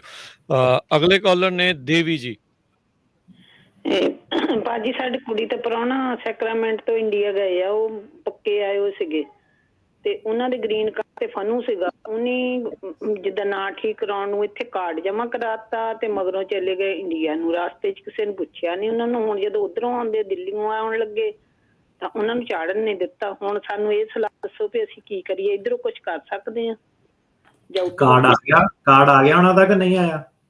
ਨਹੀਂ, ਉਹ ਤਾਂ 2-3 ਵਾਰੀ ਇੰਡੀਆ ਜਾਏ। ਕਾਰਡ ਜਿਹੜਾ ਨਵਾਂ ਨਾਂ ਠੀਕ ਕਰਾਉਣ ਨੂੰ ਦਿੱਤਾ ਸੀ, ਫਨੂ ਲਿਖਿਆ ਸੀ ਮੋਰੇ ਗ੍ਰੀਨ ਕਾਰਡ ਤੇ। ਤੁਸੀਂ ਏਦਾਂ ਕਰੋ, ਉਹਨੂੰ ਕਹੋ ਕਿ ਉਹ ਕਾਰਡ ਆ ਗਿਆ ਨਵਾਂ ਚੇਂਜ ਹੋ ਕੇ ਨਾ ਕਿ ਨਹੀਂ? ਨਹੀਂ ਜੀ, ਨਹੀਂ ਜੀ, ਤਾਂ ਹੀ ਤਾਂ ਉੱਥੋਂ ਦਿੱਲੀ ਤੋਂ ਚਾੜਨ ਨੇ ਦਿੱਤਾ, ਇੱਧਰੋਂ ਚਲੇ ਗਏ ਸੀ ਇੰਡੀਆ ਨੂੰ, ਹੁਣੇ ਗਏ 2 ਮਹੀਨੇ ਹੋਏ ਆ ਜੀ। ਉਹ ਫਿਰ ਏਦਾਂ ਕਿ ਬਹੁਤ ਪੰਗਾ ਲਿਆ ਉਹਨਾਂ ਨੇ, ਬਿਨਾਂ ਕਾਰਡ ਦਿੱਤਾ ਇੰਡੀਆ ਵਾਲੇ 에ਅਰਪੋਰਟ ਵਾਲੇ ਅੰਦਰ ਨਾ ਵੜਨ ਦੇਣ, ਵਕੀਲ ਨੂੰ ਨਾ ਅੰਦਰ ਵੜਨ ਦੇਣ, ਹਨਾ। ਤੇ ਉਹ ਏਦਾਂ ਹੁਣ ਤੁਹਾਨੂੰ ਕੀ ਕਰਨਾ ਪੈਣਾ ਕਿ ਇੱਕ 131A ਹੁੰਦਾ, 131A ਉਹਨੂੰ ਕਹਿੰਦੇ ਆ ਐਡਵਾਂਸ ਪੈਰੋਲ ਜਾਂ ਟਰੈਵਲ ਡਾਕੂਮੈਂਟ ਜਾਂ ਰੀ-ਐਂਟਰੀ ਪਰਮਿਟ, ਜੋ ਵੀ ਕਹਿੰਦੇ ਆ। 131A ਜਿਹੜਾ ਫਾਈਲ ਕਰਕੇ ਅੰਬੈਸੀ ਦੇ ਨਾਲ ਡਾਇਰੈਕਟਲੀ ਫਾਈਲ ਕਰੋ ਤੇ ਉਹ ਟਰੈਵਲ ਦੀ ਪਰਮਿਸ਼ਨ ਦੇ ਦੂਗੇ, ਡਾਕੂਮੈਂਟ ਬਣਾ ਕੇ ਉੱਤੇ ਉਹ ਆ ਸਕਦੇ ਆ। ਤੇ ਦੂਜਾ ਤਰੀਕਾ ਇਹ ਹੈ ਕਿ ਤੁਹਾਨੂੰ ਗ੍ਰੀਨ ਕਾਰਡ ਦੀ ਵੇਟ ਕਰਨੀ ਪੈਣੀ, ਉਹ ਟਾਈਮ ਬਹੁਤ ਲੱਗ ਜਾਣਾ। ਸੋ ਆਹ ਜਿਹੜਾ ਪੈਰੋਲ ਡਾਕੂਮੈਂਟ ਹੈਗਾ ਇਹਦੇ ਬੇਸ ਤੇ ਉਹਨਾਂ ਕੋਲ ਟਰੈਵਲ ਕਰਨ। ਜੀ, ਅਗਲੇ ਕਾਲਰ ਪਰਮਜੀਤ। ਹਾਂਜੀ ਭਾਈ, ਸਤਿ ਸ਼੍ਰੀ ਅਕਾਲ ਜੀ। ਜੀ ਭਾਜੀ, ਮੈਂ ਪੁੱਛਣਾ ਸੀਗਾ ਜੀ, ਜਿੱਦਾਂ ਡੈਪੂਟੇਸ਼ਨ ਲੱਗੀ ਹੈ ਕੇਸ ਤੇ ਭਾਜੀ, ਸਾਨੂੰ ਕਿਤੇ ਆਲਮੋਸਟ 2004 ਦੀ ਗੱਲ ਹੈ, ਤੇ ਡੈਪੂਟੇਸ਼ਨ ਨੂੰ 5 ਸਾਲ ਹੋ ਗਏ ਲੱਗੀ ਨੂੰ। ਉਹਦੇ ਲਈ ਕੀ ਹੋ ਸਕਦਾ ਭਾਜੀ, ਕੀ ਪ੍ਰੋਸੀਜਰ ਹੋ ਸਕਦਾ ਵਾ? ਜੇ ਭਾਜੀ ਸੇਮ ਥਿੰਗ, ਜੇ motion to reopen the options ਬਣਦੀ ਹੈ, ਮੋਸ਼ਨ ਟੂ ਰੀਓਪਨ ਕਰਕੇ ਪ੍ਰੋਸੀਕਿਊਟੋਰੀਅਲ ਡਿਸਕ੍ਰੈਸ਼ਨ। ਜੀ, ਥੈਂਕ ਯੂ। ਕਮਲ, ਇੱਕ ਚੀਜ਼ ਇਹਦੇ ਵਿੱਚ ਹੋਰ ਐਡ ਕਰ ਦਿੰਦਾ, ਕਿ motion to reopen prosecution discussion ਦਾ ਮਤਲਬ ਇਹ ਹੈ ਕਿ ਪ੍ਰੋਸੀਡਿੰਗ ਡਿਸਮਿਸ ਵੀ ਹੋ ਸਕਦੀਆਂ ਤੇ ਉਹ ਤੁਹਾਨੂੰ ਇਹ ਵੀ ਆਪਸ਼ਨ ਦੇ ਸਕਦੇ ਆ ਕਿ ਵਾਪਸ ਥੱਲੇ ਇਮੀਗ੍ਰੇਸ਼ਨ ਕੋਰਟ ਦੇ ਕੋਲ ਚੱਲ ਜਾਓ ਤੁਸੀਂ।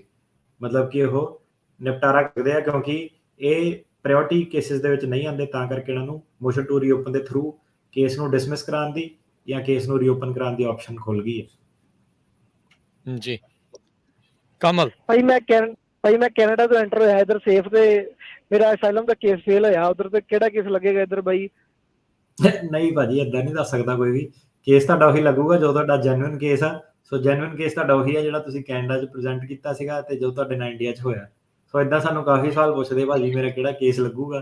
ਕਈ ਜਣੇ ਪੈਸੇ ਦੇ ਕੇ ਕੰਸਲਟੇਸ਼ਨ ਵੀ ਕਰਦੇ ਆ ਤੇ ਉਹਨਾਂ ਨੂੰ ਵੀ ਇਹੀ ਹੈ ਕਿ ਭਾਈ ਜਿਹੜਾ ਵਕੀਲ ਆ ਉਹਦਾ ਰੋਲ ਲੀਗਲ ਹੈਗਾ, ਤੇ ਵਕੀਲ ਕੋਈ ਏਦਾਂ ਨਹੀਂ ਕਿ ਤੁਹਾਨੂੰ ਕੇਸ ਦੱਸ ਦਿੰਦਾ ਕਿ ਕਿਹੜੀ ਕਹਾਣੀ ਆ, ਫਿਰ ਵਕੀਲ ਆਪ ਜੇਲ੍ਹ 'ਚ ਚੱਲ ਜਾਊਗਾ। ਸੋ ਵਕੀਲ ਦੀ ਪਹਿਲਾਂ ਆਪਣੀ ਸੇਫਟੀ ਜਿਹੜੀ ਆ ਉਹ ਜ਼ਰੂਰੀ ਆ, ਤੇ ਫਿਰ ਕਲਾਇੰਟਾਂ ਨੂੰ ਬਾਅਦ 'ਚ ਹੈਲਪ ਕਰੂਗਾ, ਹੈ ਨਾ। ਜਿੱਦਾਂ ਹੁਣ ਤੁਸੀਂ ਸਵਾਲ ਪੁੱਛਿਆ ਵਾ ਕਿ ਕਿਹੜਾ ਮੇਰਾ ਕੇਸ ਲੱਗੂਗਾ, ਇੱਥੋਂ ਤੇ ਇਹ ਜ਼ਾਹਿਰ ਹੋ ਰਿਹਾ ਕਿ ਤੁਹਾਡਾ ਕੇਸ ਨਕਲੀ ਹੈ। ਜੀ, ਇਦਾਂ ਦੇ ਸਵਾਲ ਆਪਣੇ ਆਪ ਨੂੰ ਨਾ ਜਿਹੜਾ ਸਵਾਲ ਨਾ ਪੁੱਛਿਆ ਕਰੋ ਇਦਾਂ ਤੇ। ਹਰਭਜਨ ਜੀ। ਸਤਿ ਸ਼੍ਰੀ ਅਕਾਲ ਜੀ। ਜੀ ਭਾਜੀ, ਹੈਲੋ ਭਾਜੀ, ਪੀਡੀ ਬਾਰੇ ਭਾਜੀ ਪੁੱਛਣਾ ਸੀ ਕਿ ਮੇਰਾ ਕੇਸ ਅਸਾਈਲਮ ਆਫਿਸਰ ਵਾਲੀ ਪੈਂਡਿੰਗ ਹੈ ਲਾਸਟ ਈਅਰ ਤੋਂ, ਤੇ ਕੀ ਅਸੀਂ ਅਸਾਈਲਮ ਆਫਿਸਰ ਵਾਲੇ ਵੀ ਪੀਡੀ ਲਈ ਐਲੀਜੀਬਲ ਹੋ ਸਕਦੇ? ਜਿਹੜਾ ਅਸਾਈਲਮ ਆਫਿਸ ਵਾਲੇ ਹੈਗੇ ਨਾ, ਉਹ ਆਉਂਦੇ ਆ USCIS ਥੱਲੇ, ਡਿਪਾਰਟਮੈਂਟ ਆਫ ਹੋਮਲੈਂਡ ਸਿਕਿਉਰਿਟੀ ਥੱਲੇ। ਇਹ ਜ਼ਿਆਦਾਤਰ ਜਿਹੜੇ ਕੇਸ ਹੈਗੇ ਆ ਇਹ ਪੈਂਡਿੰਗ ਹੈਗੇ ਆ, ਜਿਹੜੇ ਇਮੀਗ੍ਰੇਸ਼ਨ ਕੋਰਟ ਮੋਰੇ ਜਿਹੜੇ ਪੈਂਡਿੰਗ ਆ ਉਹਨਾਂ ਨੂੰ ਇਹਨਾਂ ਨੇ ਜਿਹੜੀ PD ਦੇਣੀ ਆ। ਤੇ ਜਿਹੜਾ ਅਸਾਈਲਮ ਆਫਿਸ ਮੋਰੇ ਆ ਤੁਸੀਂ ਮੰਗ ਜ਼ਰੂਰ ਸਕਦੇ ਆ, ਕਹਿ ਸਕਦੇ ਆ ਉਹਨਾਂ ਨੂੰ, ਪਰ ਜਿਹੜਾ ਅਸਾਈਲਮ ਆਫਿਸ ਵਾਲਾ ਕੇਸ ਆ ਉਹਦੀ ਅਜੇ ਤੁਹਾਡੀ ਤਰੀਕ ਨਹੀਂ, ਕੁਛ ਨਹੀਂ, ਪੈਂਡਿੰਗ ਦੇ ਵਿੱਚ ਆ। ਸੋ ਉਹਦੇ ਵਿੱਚ PD ਮਿਲਣੀ ਮੇਰੇ ਹਿਸਾਬ ਨਾਲ ਔਖੀ ਆ ਥੋੜੀ, ਪਰ ਇੰਪੋਸੀਬਲ ਨਹੀਂ ਹੈਗੀ ਜੀ। ਉਹਦੇ ਵਿੱਚ ਨਾ ਜਿਹੜਾ ਜਦੋਂ ਤੁਹਾਡਾ ਅਸਾਈਲਮ ਆਫਿਸ ਮੋਰੇ ਹੁੰਦਾ, ਤੁਹਾਡਾ ਕੋਈ ਸਰਕਾਰੀ ਵਕੀਲ ਨਹੀਂ ਹੁੰਦਾ। ਸੋ ਜਿਹੜਾ ਮੈਂ ਮੈਮੋ ਦੱਸਿਆ ਉਹ ਦੱਸਿਆ ਕਿ ਜਿਹੜੇ ਸਰਕਾਰੀ ਵਕੀਲ ਆ ਉਹਨਾਂ ਨੂੰ ਪਾਵਰ ਆ, ਪ੍ਰੋਸੀਕਿਊਟੋਰੀਅਲ ਡਿਸਕ੍ਰੈਸ਼ਨ ਕਹਿੰਦੇ ਆ, ਪ੍ਰੋਸੀਕਿਊਟਰ। ਜਿਹੜਾ ਤੁਹਾਡਾ USCIS ਮੋਰੇ ਤੁਹਾਡਾ ਕੋਈ ਪ੍ਰੋਸੀਕਿਊਟਰ ਨਹੀਂ ਹੁੰਦਾ, ਤੁਹਾਡਾ ਸਿੱਧਾ ਹੀ ਜਿਹੜੀ ਅਸਾਈਲਮ ਆਫਿਸਰ ਨਾਲ ਵਾਰਤਾਲਾਪ ਹੁੰਦੀ ਹੈ। ਸੋਚੋ PD ਵਾਲੀ ਗੱਲ ਬਣਦੀ ਨਹੀਂ। ਪਰ ਜੇ ਤੁਸੀਂ ਇੰਟਰਸਟਿਡ ਆ ਤਾਂ ਹਾਂਜੀ, ਉਹਨਾਂ ਨੂੰ ਤੁਸੀਂ ਕਹਿ ਕੇ ਐਕਸਪੀਡਾਈਟ ਕਰਾ ਸਕਦੇ ਆ ਆਪਣਾ ਕੇਸ, ਜੇ ਕਰਦੇ ਆ ਤੇ ਕੋਰਟ ਮੋਰੇ ਜਾ ਕੇ PD ਲੈ ਸਕਦੇ ਆ। Thank you. ਕੁਲਦੀਪ। ਸਤਿ ਸ਼੍ਰੀ ਅਕਾਲ ਜੀ। ਮੇਰਾ ਕੁਐਸਚਨ ਹੈ ਦੇਖਿਆ ਨਾ ਜੀ, ਸਾਡੇ ਨਾਲ ਇੱਥੇ ਕਮੇਟੀ ਆਈ ਹੋਈ ਹੈ ਸਟੱਡੀ ਬੇਸ ਤੇ ਜੀ, ਤੇ ਉਹਦੇ ਕੋਲ 10 ਸਾਲ ਦਾ ਵੀਜ਼ਾ ਸੀ ਤੇ ਉਹਨੂੰ ਐਂਟਰੀ ਉਨੇ ਚਿਰ ਦੀ ਦਿੰਦੇ ਆ ਜਿੰਨਾ ਚਿਰ ਦੀ ਸਟੱਡੀ ਸੀ। ਸਟੱਡੀ ਉਹਦੀ ਹੋ ਗਈ ਤੇ ਹੁਣ ਉਹ ਓਵਰਸਟੇ ਆ ਤੇ ਉਹ ਜਾਣਾ ਨਹੀਂ ਚਾਹੁੰਦੀ ਵਾਪਸ। ਕੀ ਲੀਗਲ ਵੇ ਹੋ ਸਕਦਾ ਇੱਥੇ ਸਟੇ ਕਰਨ ਦਾ? ਉਹਨੇ OPT ਵਗੈਰਾ ਨਹੀਂ ਫਾਈਲ ਕੀਤੀ ਕੋਈ? ਨਹੀਂ, ਕੁਝ ਨਹੀਂ ਕੀਤਾ ਅਜੇ। ਜਿਹੜੀ ਸਟੂਡੈਂਟ ਦੀ ਜਿਹੜੀ ਸਟੇ ਹੁੰਦੀ ਹੈ ਨਾ, ਉਹ ਮਿਲਦੀ ਹੈ DS ਨਾ, ਡਿਊਰੇਸ਼ਨ ਆਫ ਸਟੇਟਸ, ਜਿੰਨੀ ਦੇਰ ਤੁਸੀਂ ਸਕੂਲ ਜਾਂਦੇ। ਸੋ ਕਿੰਨੀ ਦੇਰ ਹੋ ਗਈ ਇਹਨੂੰ ਆਊਟ ਆਫ ਸਟੇਟਸ ਹੋਈ ਨੂੰ? ਉਹਨੂੰ ਸਾਲ ਹੋ ਚੱਲਿਆ। ਇਹਦਾ ਦੇਖੋ ਰੀਇਨਸਟੇਟਮੈਂਟ ਹੁੰਦੀ ਹੈ, ਇੱਕ ਸਟੂਡੈਂਟ ਦੀ ਰੀਇਨਸਟੇਟ ਕਰ ਸਕਦਾ ਸਟੂਡੈਂਟ ਸਟੇਟਸ ਤੇ, ਪਰ ਉਹ 5 ਮਹੀਨਿਆਂ ਦੇ ਅੰਦਰ ਕਰਨੀ ਹੁੰਦੀ ਹੈ। ਸੋ ਤੁਸੀਂ ਉਹ ਰੀਇਨਸਟੇਟਮੈਂਟ ਫਾਈਲ ਕਰ ਸਕਦੀ ਆ ਸਟੂਡੈਂਟ ਸਟੇਟਸ ਤੇ ਵਾਪਸ, ਜੇ ਕੋ ਵਾਕਈ ਕੋਈ ਸੋਲਿਡ ਰੀਜ਼ਨ ਸੀਗਾ, ਕੋਈ ਡਿਪਰੈਸ਼ਨ ਸੀਗਾ, ਕੁਛ ਸੀਗਾ, ਕੋਈ ਪ੍ਰੋਬਲਮ ਸੀਗੀ ਜਿਹਦੇ ਕਰਕੇ ਕਿ ਉਹਨੂੰ ਪ੍ਰੋਬਲਮ ਆਈ ਹੈ, ਹਨਾ। ਸੋ ਜੇ ਇਦਾਂ ਦਾ ਕੋਈ ਰੀਜ਼ਨ ਹੈਗਾ ਤਾਂ ਸਟੂਡੈਂਟ ਸਟੇਟਸ 'ਚ ਰੀਇਨਸਟੇਟ ਕਰ ਸਕਦੀ ਆ। ਤੇ ਇਸ ਤੋਂ ਇਲਾਵਾ ਕਿਉਂਕਿ ਉਹ ਲੀਗਲ ਆਈ ਸੀ ਤੇ ਵਿਆਹ ਵਾਲੀਆਂ ਆਪਸ਼ਨਸ ਉਹਦੇ ਲਈ ਖੁੱਲੀਆਂ। ਜੀ ਥੈਂਕ ਯੂ ਜੀ। ਹਰਪ੍ਰੀਤ, ਹਾਂਜੀ ਹਰਪ੍ਰੀਤ।